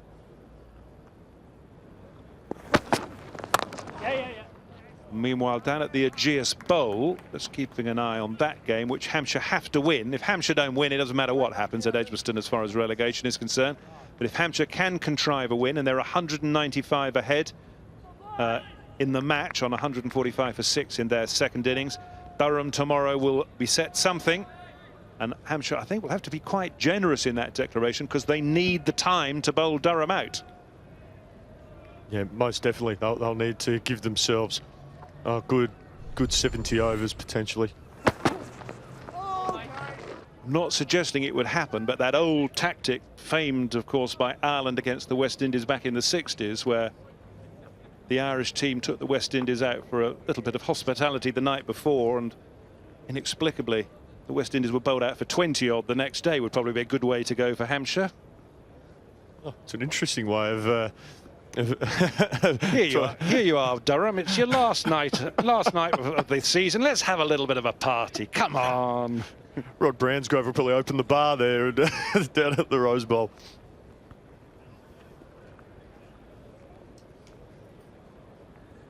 It's one of the more famous events in Irish cricket history, the famous win over the West Indies in the 1960s. Richard's just looking up the exact facts and figures, I think. 1969, Sion Mills. What were the West Indies bowled out for, Rich? 25 West Indies were bowled out for.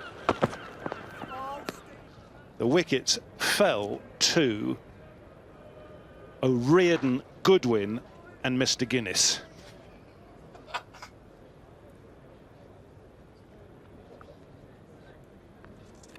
Mr. Guinness. He bowled both ends the night before. One stage, the West Indies were 12 for 9 in that game. Anyway, maybe that's the tactic that the Hampshire boys need to adopt. None of the playing 11, of course. They need to find some sleepers to go out and infiltrate the Durham ranks. Yeah, a couple of the squad members. Take one for the team. Oh, lads, this is a very important role you've got tonight.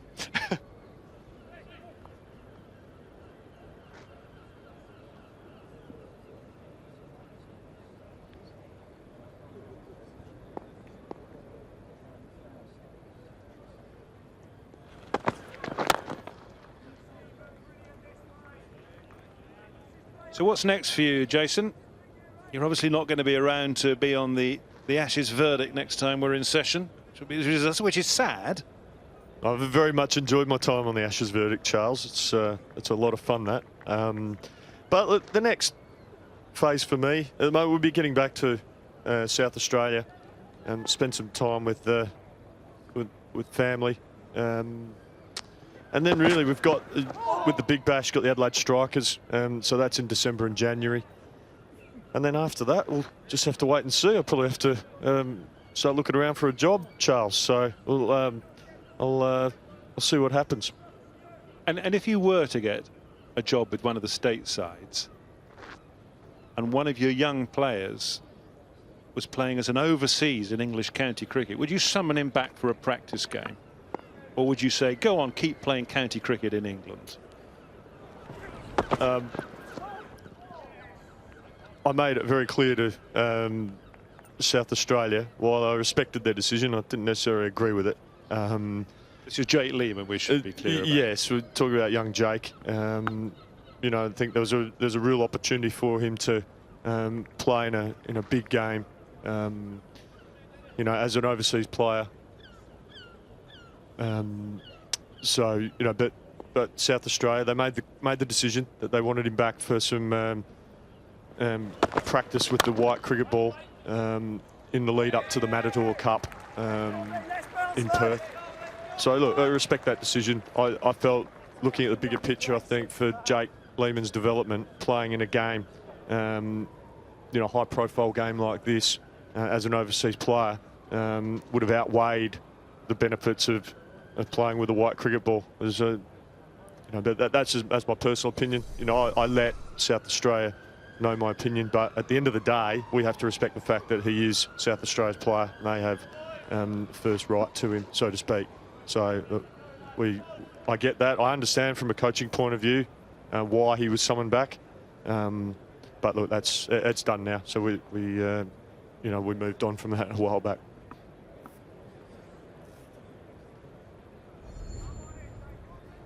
Willie to continue from the pavilion end. Oh, not to continue, but something just moving behind the bowler's arm in the pavilion.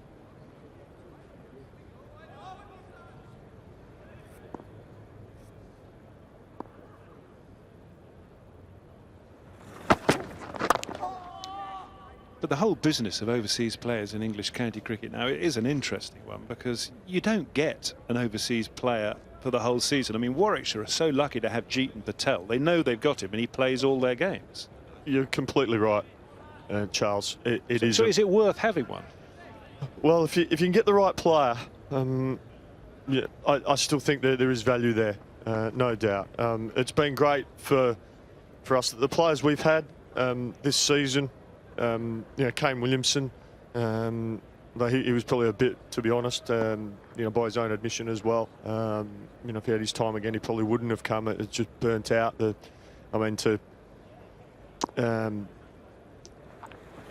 tour dates got changed. He thought he had, after his stint with Yorkshire, had a month off cricket to rest, and then the tour got brought forward, his next tour. So he found out he went from having a 4-week rest to a 4-day rest or something, and I think that he wrestled with that mentally. But the relationship we've got with Kane Williamson is such that he was, you know, able to come to us and have an open, honest conversation and say, look, you know, this is a situation I am struggling a bit, getting my head around this. You know, that I have played a lot of cricket. There's a lot of cricket coming up.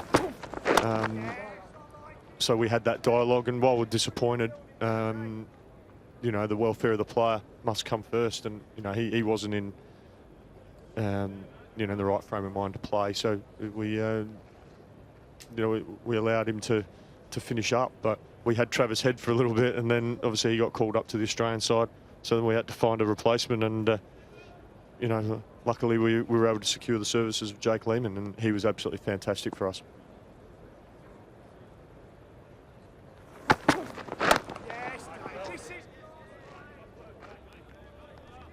And as for next year with Yorkshire, you know, I suppose it'd be up to the director of cricket and the new head coach. But you know, Jake was a great player for us this year, and potentially he could fulfil that role moving forward.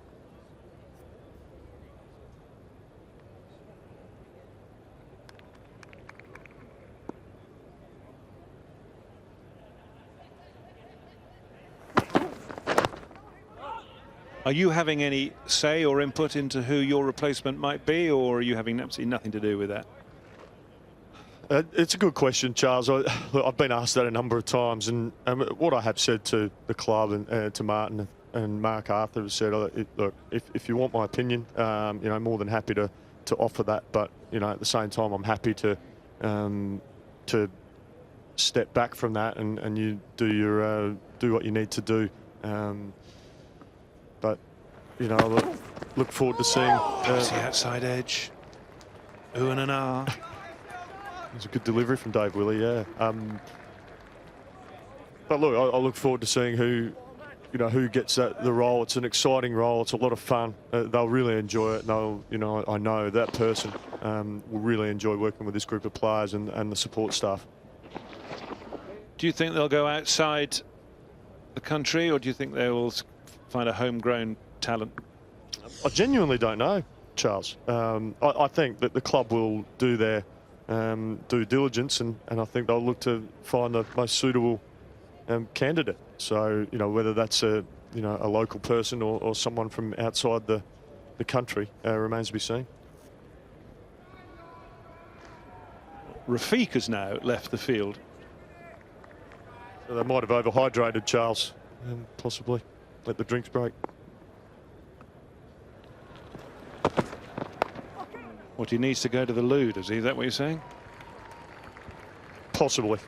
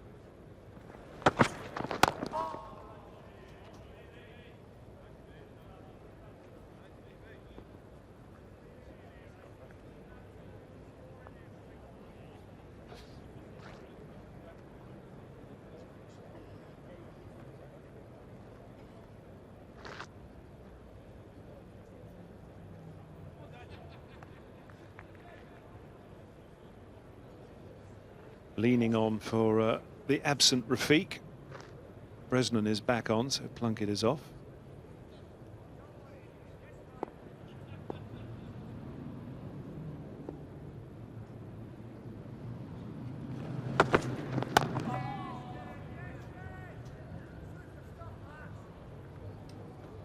Well, Jason, we're coming towards the end of this over an hour spell together, so on behalf of everybody, I'm sure, at Yorkshire, many congratulations on what's been a fantastic period with the club, and everyone bar Somerset and Middlesex will say, hope it finishes nicely for you tomorrow.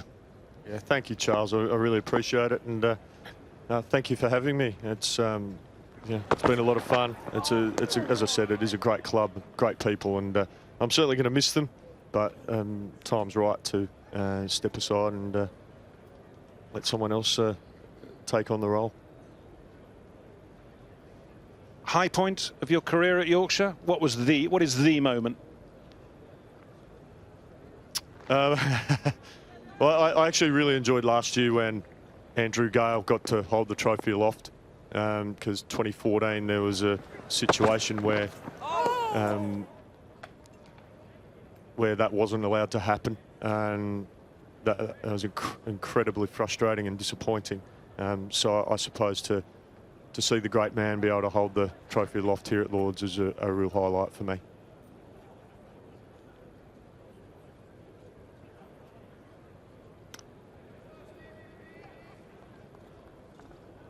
Well, you've been with Yorkshire for 5 years, and in that time you've been an honorary Englishman. We've loved your company, but now you're an Australian again. See you later. 44 for 2.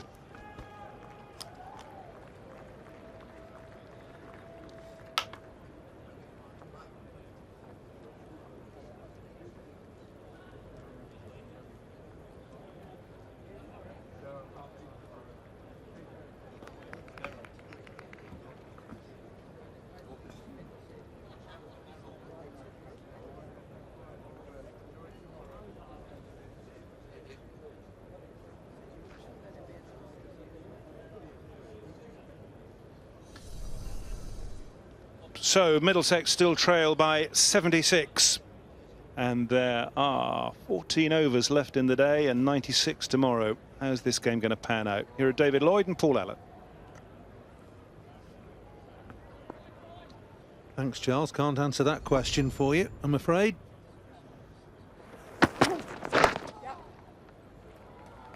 Jason Gillespie. Back to Adelaide, eh? Well, he's not thought it through, has he? Leaving Huddersfield, Halifax, Ekman, Dwight, Hunslet. They live in Adelaide. Not thought it through at all.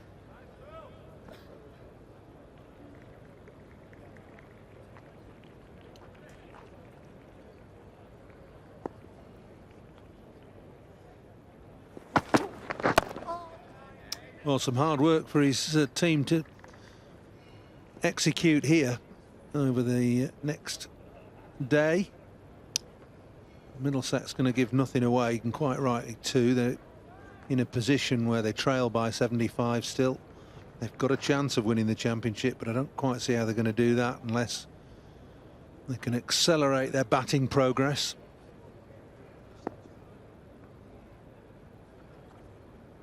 Not easy to push on this pitch.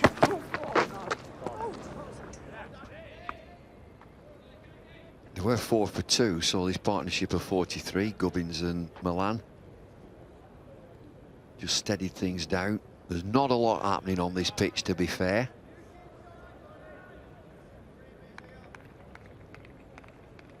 Remaining overs today, and then 96 overs tomorrow. Weather's good, I think. Yeah, forecast's all right. I don't think there are any showers about.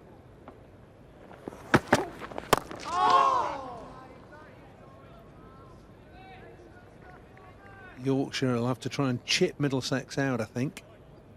Unless Middlesex get in tonight and think, how can we really try and mount an assault on this championship title? Well, there's all sorts of things to consider. Yorkshire right now looking to bowl Middlesex out. How do Middlesex win this game? So they've got to get a decent lead that they can throw it back to Yorkshire. May come a time, going back to when I was a lad, when I was playing, that you'd look to set the declaration up and be some, well, not comedy bowling, but bowlers would come on and well, it was called declaration bowling. Declaration bowling, it was called, of course, which would give both these teams a chance of winning.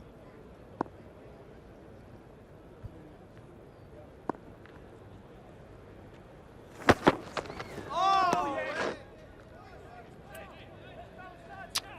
46 for 2. Can you see a possibility with the championship at stake of Yorkshire, if they don't take wickets, if these two bat stubbornly and for a long period, Yorkshire just bring on the declaration bowlers, toss the ball up and say to Middlesex, get some runs, give us a target? Yeah, because that then gives Middlesex a chance of winning the game. They both, and somehow they've got to work it out that they can both win the game.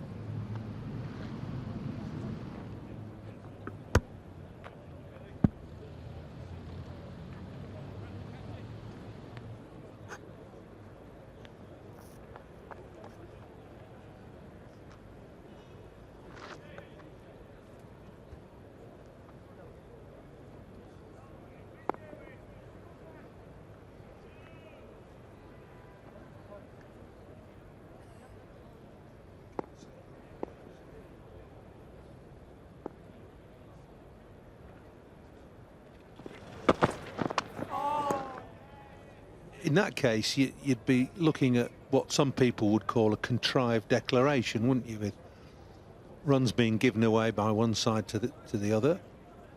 Would that be construed to be fair? Well, it used to happen. I'm going back when I said when I was a lad, when I was playing, and that was commonplace that you'd set the game up. 3-day championship matches, of course, and on uncovered pitches. there's a few things to consider. Right now, Yorkshire are looking to bowl Middlesex out to win the game. There'll come a time when they won't be able to do that, and then you've got to think of an alternative.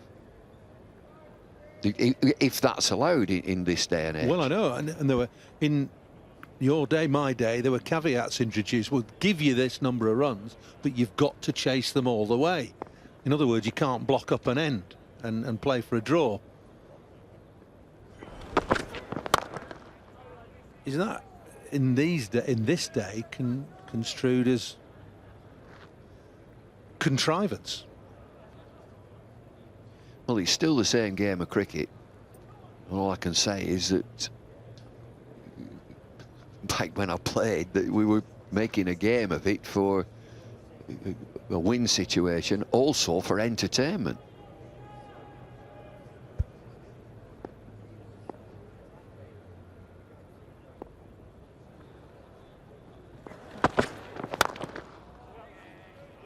Well, we'll have to wait and see on all that, whether that situation materialises. At the moment, it's highly competitive, attritional cricket. Everybody being made to battle for every run and every wicket. That's the way it should be.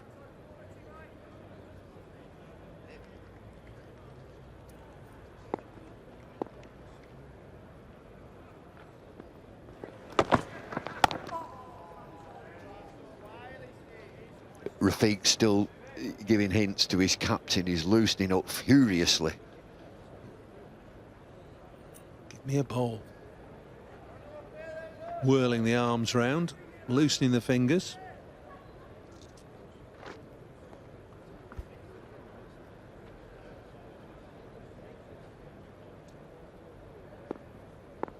Well, good on him, giving the message to the captain. Patterson as accurate as ever, a maiden, 46 for 2.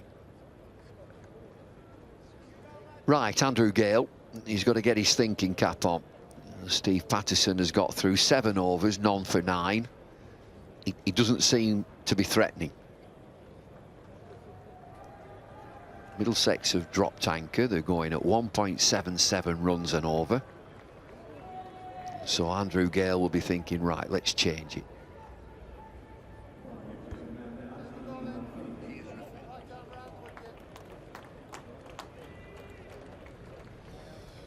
Bit of a conference out there. Captain, seam bowler, opening batsman Adam Lyth, and it is Rafiq who's going to come on and bowl his off breaks.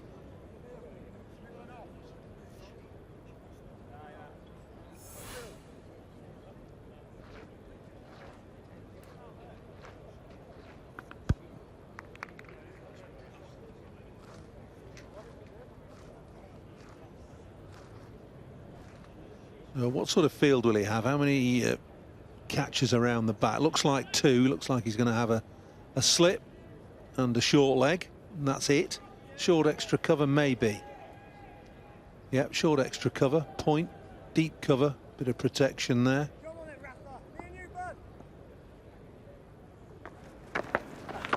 Oh, that's a great start. Nice start. Appreciated by the keeper as well. A little bit of loop and a touch of turn.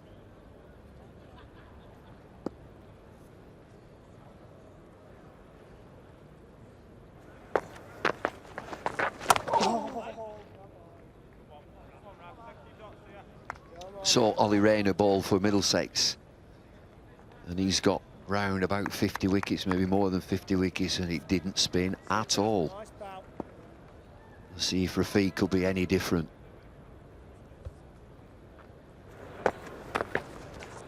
Oh, yes, get him pushing through that lane.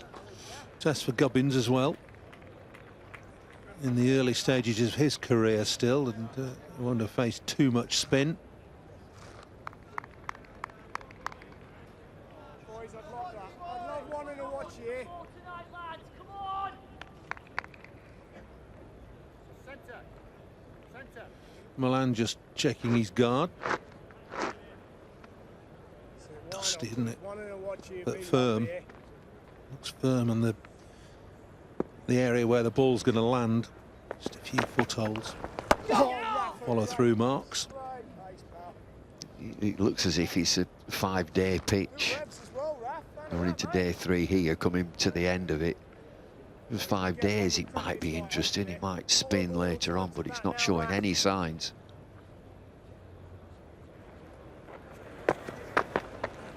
Oh. This is the time we can go bang, bang, bang, boys.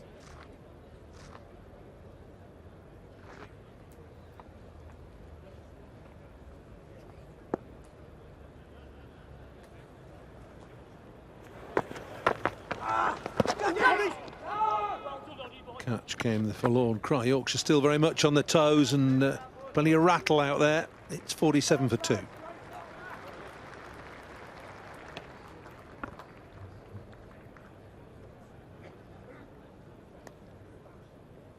Andrew Hodd keeping everybody going. Keeper's job when things go a little bit quiet and there's a partnership going. 138 balls. It's an hour and a half's worth of batting together, Gubbins and Milan. 45 they've put on.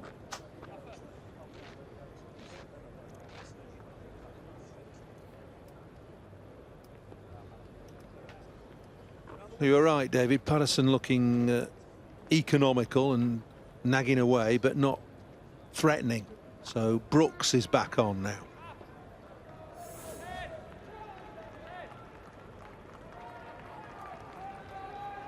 Opening burst, 6 overs, 3 maidens, 1 for 16 for Jack Brooks.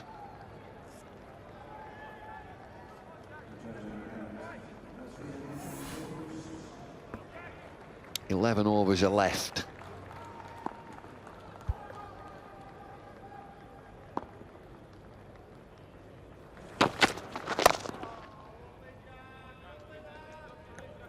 Bit of Jimmy Anderson with this run up, very economical.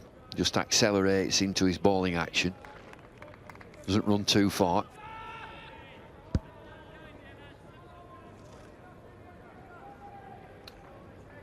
No, but it's good. He accelerates through the run-up. It's not a long one, but gets good momentum. Flicked away by Gubbins down to fine leg. And all the way for 6. Must have come right out of the middle, that one.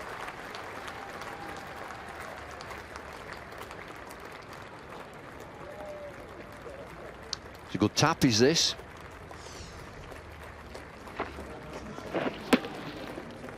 .51 is the partnership. Standing very upright and then gets into position.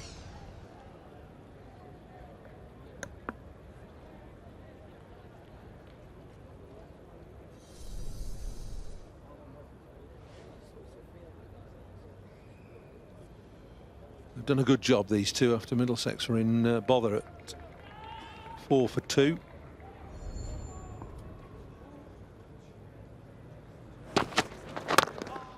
Two for 2. They were in 4 overs. So really good rear guard here.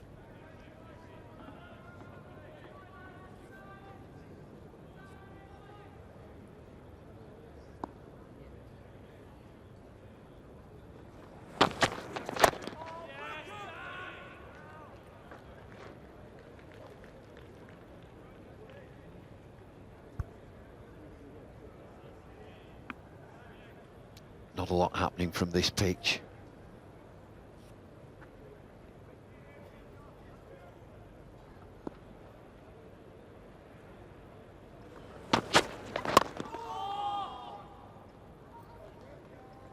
He gets a little bit on it though, doesn't he, Brooks? You wouldn't consider him an out-and-out swing bowler, but he just gets the ball to wobble a little bit because he bowls it so full. And then he gets a little bit of help from the seam as well.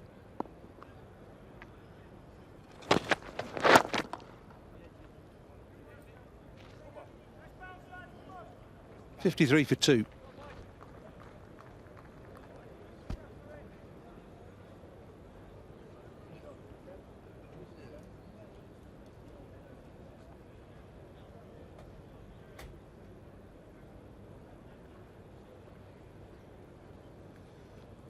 glorious evening.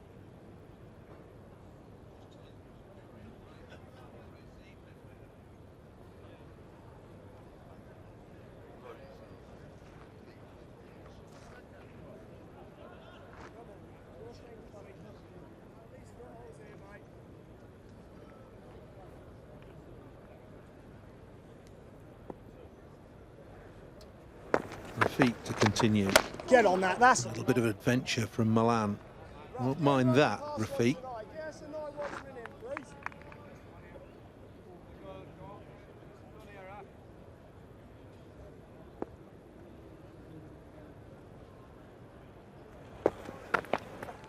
Yes, yes, like that. Come on, let's have a soft one tonight, boys. Hey, come on. Really lets us in here, lads.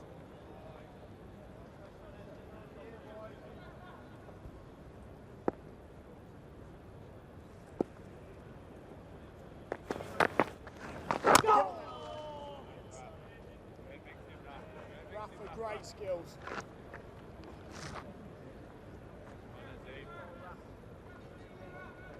Landing these buttholes here, Rafa.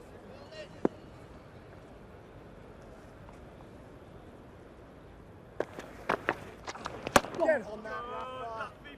Beautiful, mate, beautiful. Go with him, Leesy. Follow him down that track.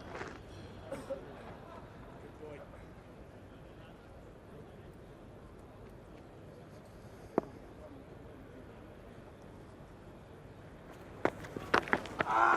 Oh, great work, Leesy. Trying to get some turn. There's a exclamation of effort when Rafiq let the ball go, but we've hardly seen the ball get off straight. There's no cracks in the pitch. It's dry. A bit dusty where the batsmen are standing, but there's no sign of it wearing where the bowlers would like it to. It's a maiden, though. 53 for 2.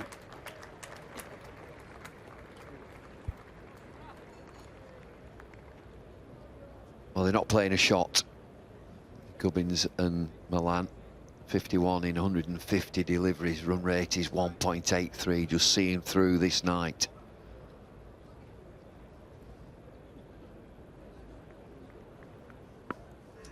Just 9 overs. I get the feeling that Middlesex are just trying to get to the close.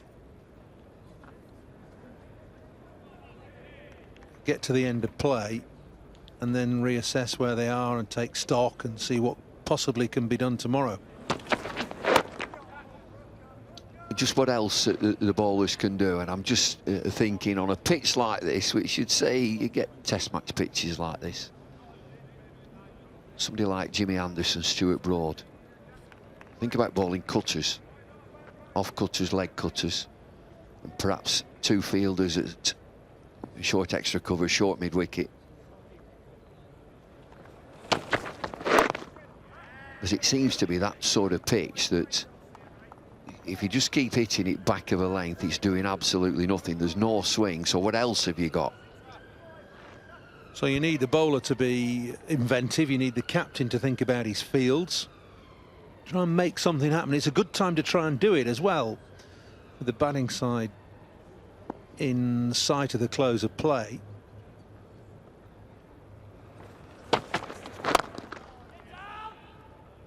Drilled at mid-on. It's certainly an option, and you know, I'm talking about test match cricket. You'd see that where there'd be a period of play. Oh, okay, let's try this, and it'll be off cutters, leg cutters, taking the pace off from the quicker bowlers.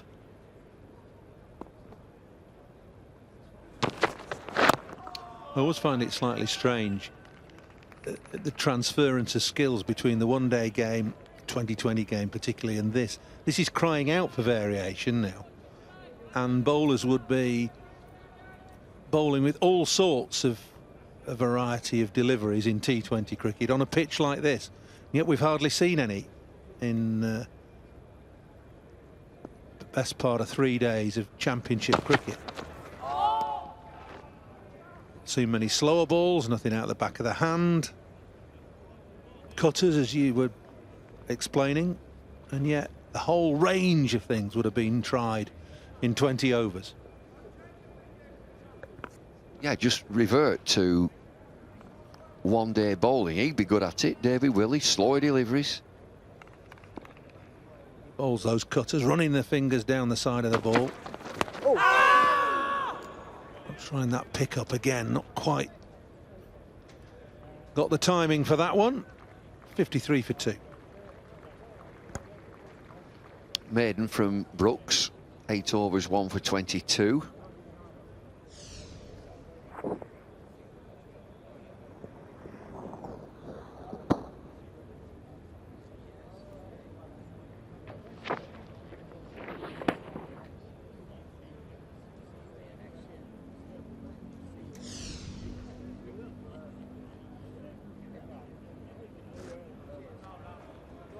Gubbo's put him under too much pressure here, Raf. So we're talking about changes, being inventive, innovative, get another field around the bat perhaps. Get down. Beaten short extra cover and mid off with a bit of a chase. David Willey.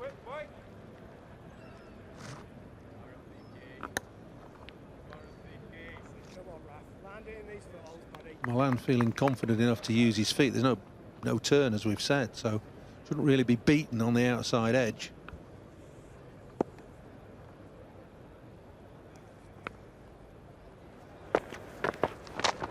Get on that, Rafa, great work, mate. Just looking to, what they used to call it, a pot of gold, where it pitches, batsman coming chassieing down and it just beats him on the outside over to the keeper. Why not, buddy?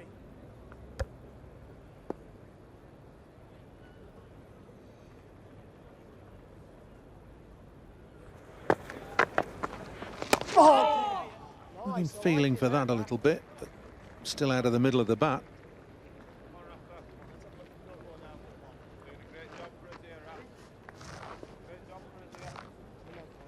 We get a nice soft one to start us off. We're 5 for spit, boys, eh? 5 for spit.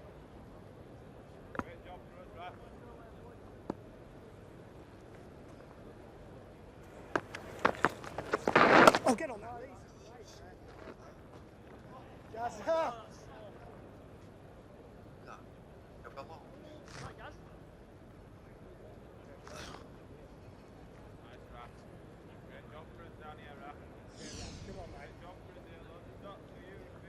Dear. Bad day's a bad day, isn't it? Oh! Great energy on that, Raf. Maybe he should bowl a little bit quicker than 49 miles an hour. Well, he's changed his pace. He's been up at 55 and then he drops it to 49.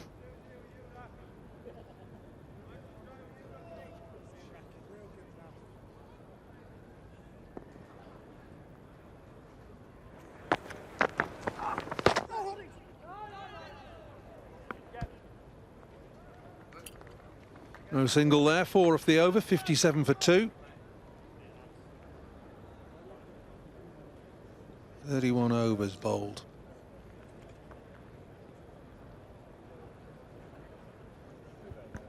Be a good meeting tonight or tomorrow morning in that Middlesex dressing room. How do we win this game?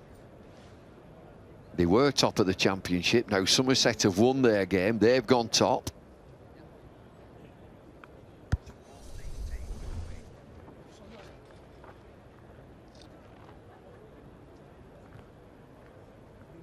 Somerset at the top right now, but both these teams with a win go above Somerset. Middlesex still trail by 63. It'll be a meeting. How do we win this game?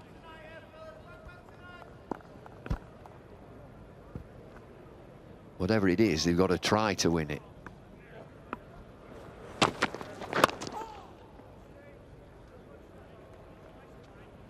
Well, it's the biggest carrot, isn't it? The county championship title. You know, whatever Yorkshire gets set, they'll have to try and go for it. The 16 points for the win will take them to 227 Yorkshire, and obviously Middlesex 234.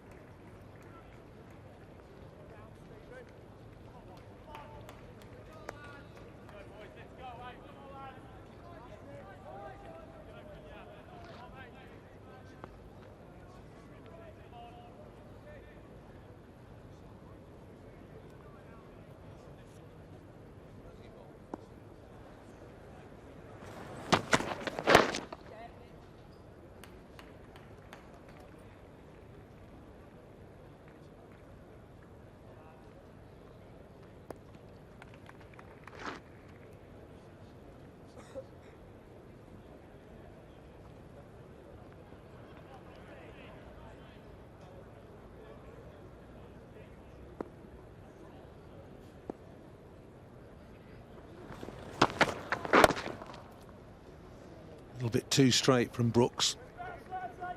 4 singles from the over, 61 for 2.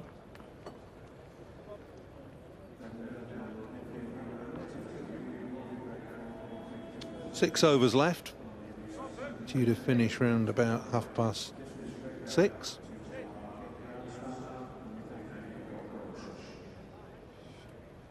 Yorkshire got off to a flyer with the ball in the hand. Robson out in the first over. Indeterminate little prod, good sharp catch from Lees. And then Compton bowled by a beauty. That is an absolute cracker, isn't it, to dismiss Nick Compton. One that you really don't want as a batsman just new to the crease. It was a searching delivery, Oh, yes. which found a slight flaw in Compton's technique, but it would have beaten Take that rough out of the equation here, Raf. probably even the best forward defensive. He may have got the edge to a proper full-blown forward defensive. A really good ball from Brooks, clipping the top of off stump. Oh, God. Searching out that gap between bat and pad, if there is one, just a little one. I think you're right, a bit quicker. It's just round about 50 miles an hour from Rafiq, a bit quicker.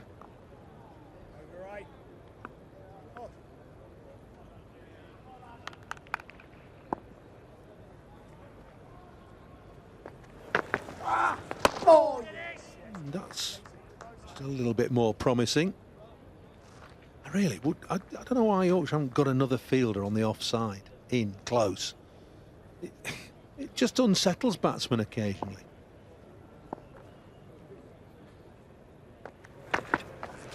Well, the lad's only taken 2 wickets all summer. Rashid has been the spin bowler. Rafiq plays more one-day cricket. You'd love this one, mate. Might be a word from the coaching staff or analysts quicker. That last ball, 48 miles an hour.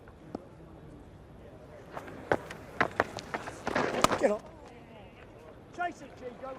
No pace, no bounce, so the false stroke working in Gubbins' favour.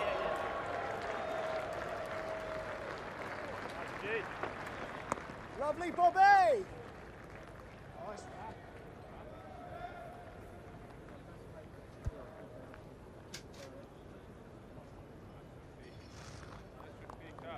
Yes, Speaky, why not? Why not now?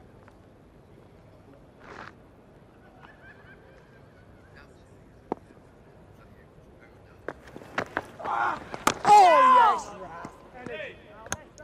65 for 2.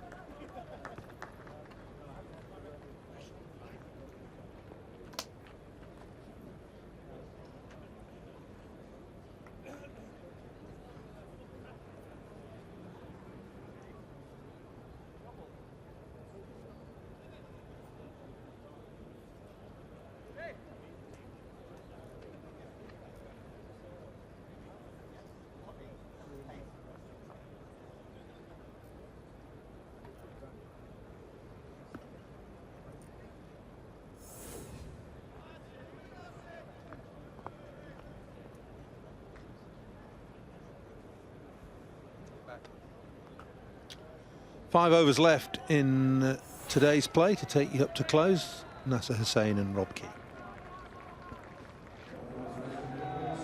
Ryan Sidebottom back into the attack. 5 overs, 1 for 6. Had a good day, Ryan Sidebottom. He was under so much pressure with the bat.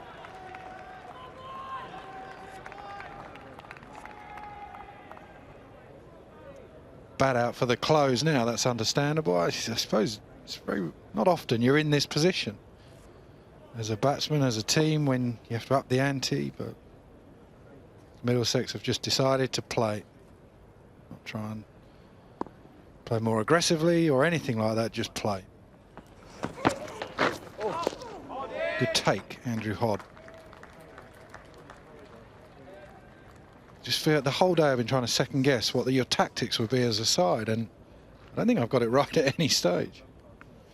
Anything I can think of is Middlesex will just bat and bat and bat and have a look at it. And they could just bat and get a lead of 140, 20 overs to go, and say, go on, Yorkshire, do you want to win 3 in a row? Here's 140 in 20 overs.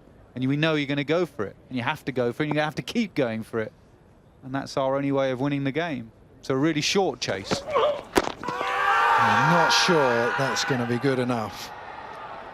Just one of those, he just thought there was enough going against it, whether there was bat outside the line, height. Was there a bit of reverse as well? Did this ball just come in, or was there inside edge that got the late movement? There's a little bit of both. There was a little bit of reverse, and then I think there was an inside edge. So that will keep Yorkshire interested tomorrow. Then get this ball reverse swinging. Very dry here at Lord's. Yeah, we saw Stephen Finn reverse it a little bit, so you're right. I think, especially now as well, where you just shut up shop as a batsman. It's a good time to be bowling, especially when you just get something out of it. Problem is, he's too straight. Started that too straight, and it just goes down the leg side.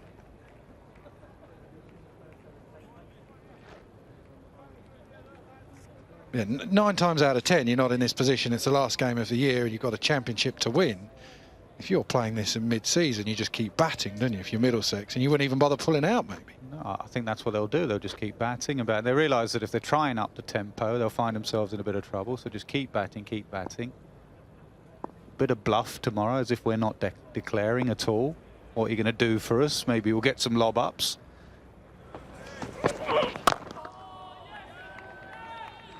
And then just sneak it out, 25, 30 overs tomorrow. If you can bat that long, tomorrow's a long day, 96 overs. If you can bat that long, knowing that the Oppo have to go for it.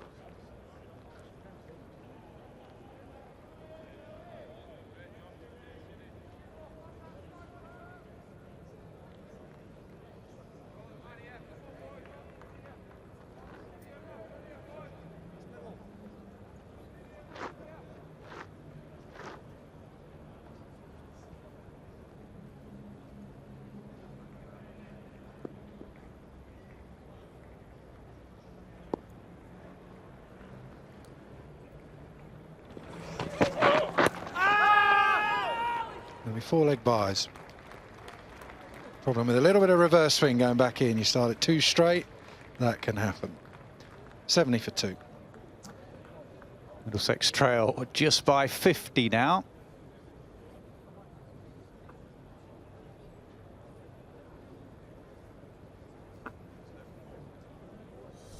$100 overs left in the game. 4 tonight, 96 tomorrow. Could lose a couple because of a declaration. 100 overs to decide whether it will be Middlesex, Yorkshire or Somerset win the championship.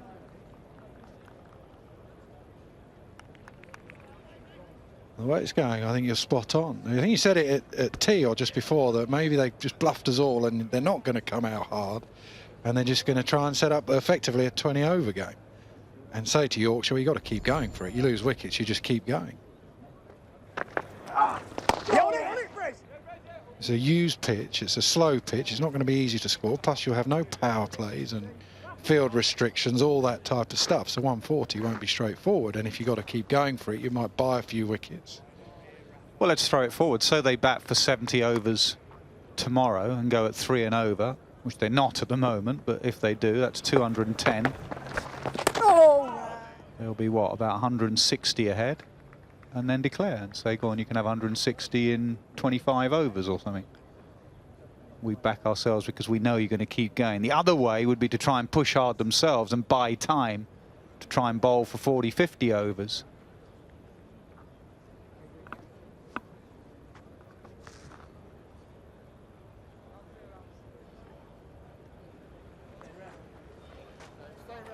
Over 8.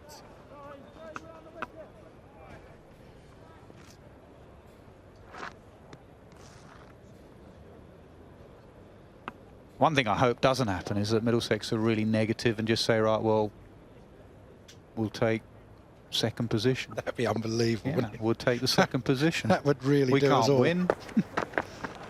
Oh, yes. Take the cash. Won't risk it. We're like bullseye when you do your gamble for the speedboat, or just take the cash. Let's get you one tonight, mate. Oh, here's what you could have won.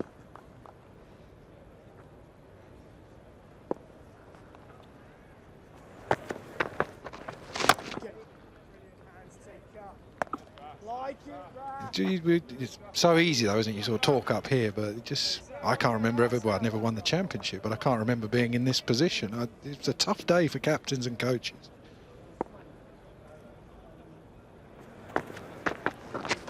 Oh, yes.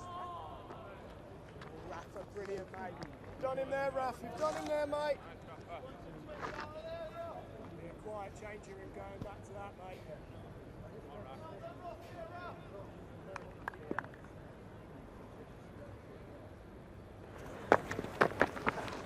Oh! Look, see? Looking for two, a little bit of urgency. We heard Milan just shout maybe. Decides against it, 72 for 2. Here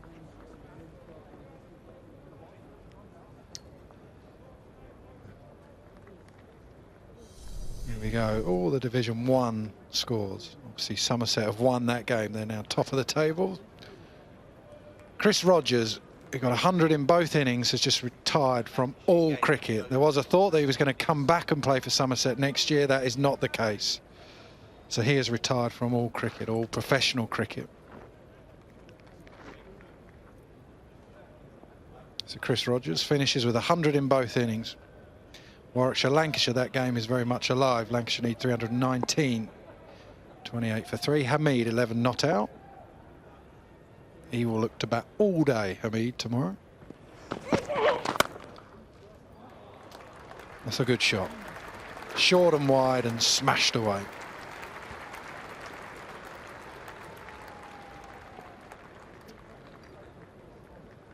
Hampshire Durham, they lost a lot of time to rain down at the Aegeus Bowl. They have a lead, Hampshire, of 226. Looks like that wicket's starting to spin though. There's a chance for them. And what happens down at the Aegeus Bowl affects Warwickshire, Lancashire. Whoever loses that game, if Hampshire win, they could find themselves going down. Hampshire need to win that game though.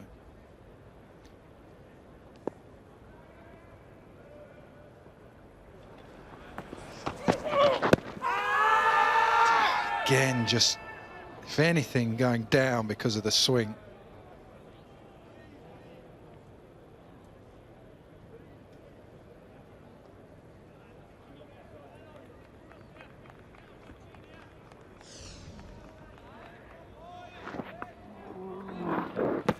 Yeah, just a bit of late movement in. Something for side bottom to work on. It's just been a little bit too straight. And the overcorrection outside off stump was cut away. So he needs to just get his line right. Bowlers aren't machines. The moment they get a bit of lateral movement, got to adjust. Again, just too straight. And you can change now. He's got a fine leg, deep square leg.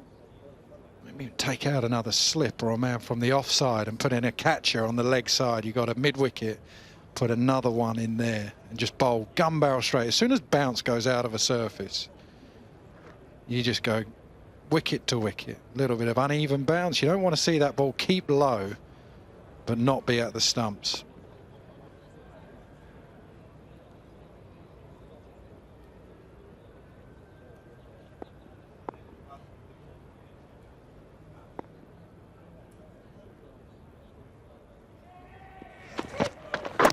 Better line. Better line. Bring it in onto that off stump rather than starting it on middle stump and seeing it slide down. Bring it on to the stumps.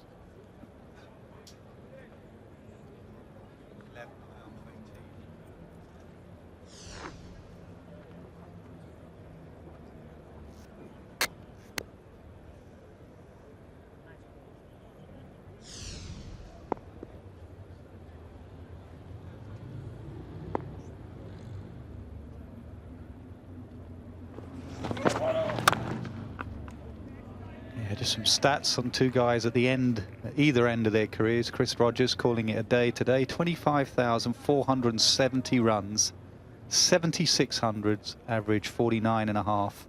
Played 25 tests. Chris Rogers calling it a day. Hamid just starting his way at Lancashire, 11 not out in 18 overs this evening. Good old-fashioned blocker. Hashtag dig in.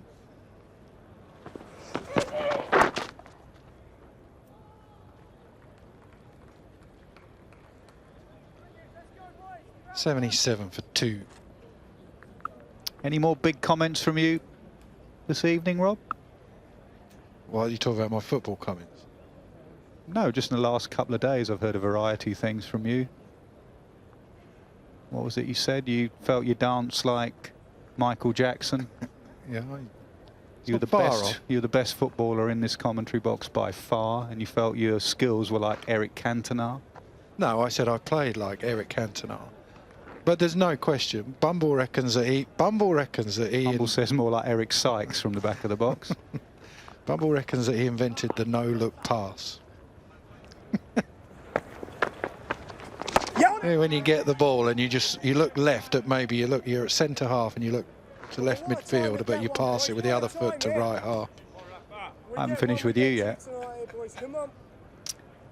And today, what was the one you came with? Today, you dress like you are because you feel like you look like Jamie Redknapp. I didn't say I look like Jamie Redknapp, but he's my style icon. Rob Key, Jamie Redknapp.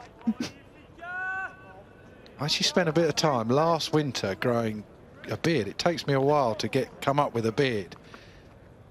And I said to one of the producers, I said, what do you reckon? We got a studio in the winter. Do you reckon I can rock the beard?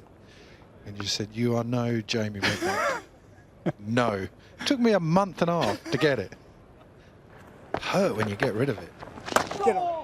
Went through that itchy stage.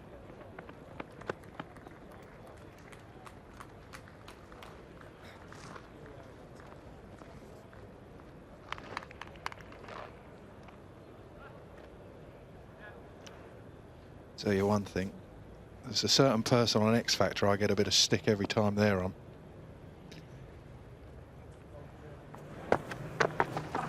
Oh! That's nice, Raf. Richard just says it Paul Potts. Richard, that's unbelievable. Sledged by an analyst. I must be the only person to be sledged by an analyst. Can you imagine? Seriously, you're an analyst. Come on. Yell at it. Last ball. Probably a good Of thing. this over. And then there's another over. Stick with it.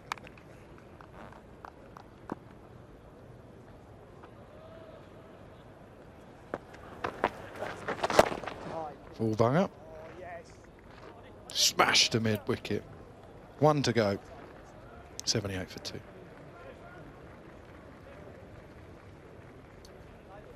Rafiq's work's done for the day. Batted nicely. Not much in it for the spinner. It's the one thing this pitch has lacked. I think it's probably lacked all season. There was one game that Rayner got wickets on it. Very rarely does it turn here at Lord's. It's a lack of bounce, isn't it? Spinners want bounce. I remember Warne always talking about it. He didn't mind Perth in places because of the bounce. There just isn't any here. Now this is not what I enjoy. When I was batting out there now and you get the part-timer coming on. Adam Lyth, off-break bowler, he can... At times it's often these blokes that just get one to spin when the spinners who you know where they're going to land it. Sometimes the part-timer can get a bit more out of it. You're not sure what he's going to do with it. It's going to come on with the arm. Is it going to spin? Is he going to bowl a half-tracker? You and Raf for it, mate. Take a worldie there, Lizzie.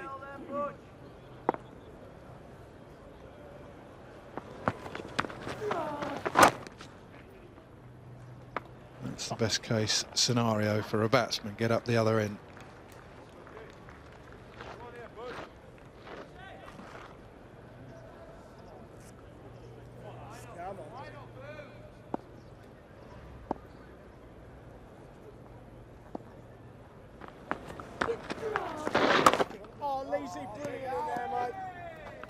side, buddy. That work you've been doing in there, Leesy. Great work, pal. Whenever someone stops one at short leg, everyone just really pumps them up, don't they? Because they know it's a place you don't want to be. So you just get hit in there and go, oh, well done, well done, well brilliant. fielded. Don't Job- get me in there. Job for life. Oh, bit of spin. And he's nearly fallen over. That's exactly what you were talking about. Rob, you get your part-time spinner on. Hasn't done anything for the spinner. You're 3 balls away from the close. You think this lad won't spin it. All of a sudden he lands it in the filth outside your off stump. Actually, it was from the pitch and got a little bit of bounce, but no gully in. Yeah, from the straight. It's always then Lyth comes in and says, well, I'm spinning it. What are you doing, mate? Not the worst, actually. He's got 53 mile an hour the ball before. 54 that one. Slow pitches, you just have to fire it in a bit and bowl it into the surface. That's what Lyth's doing.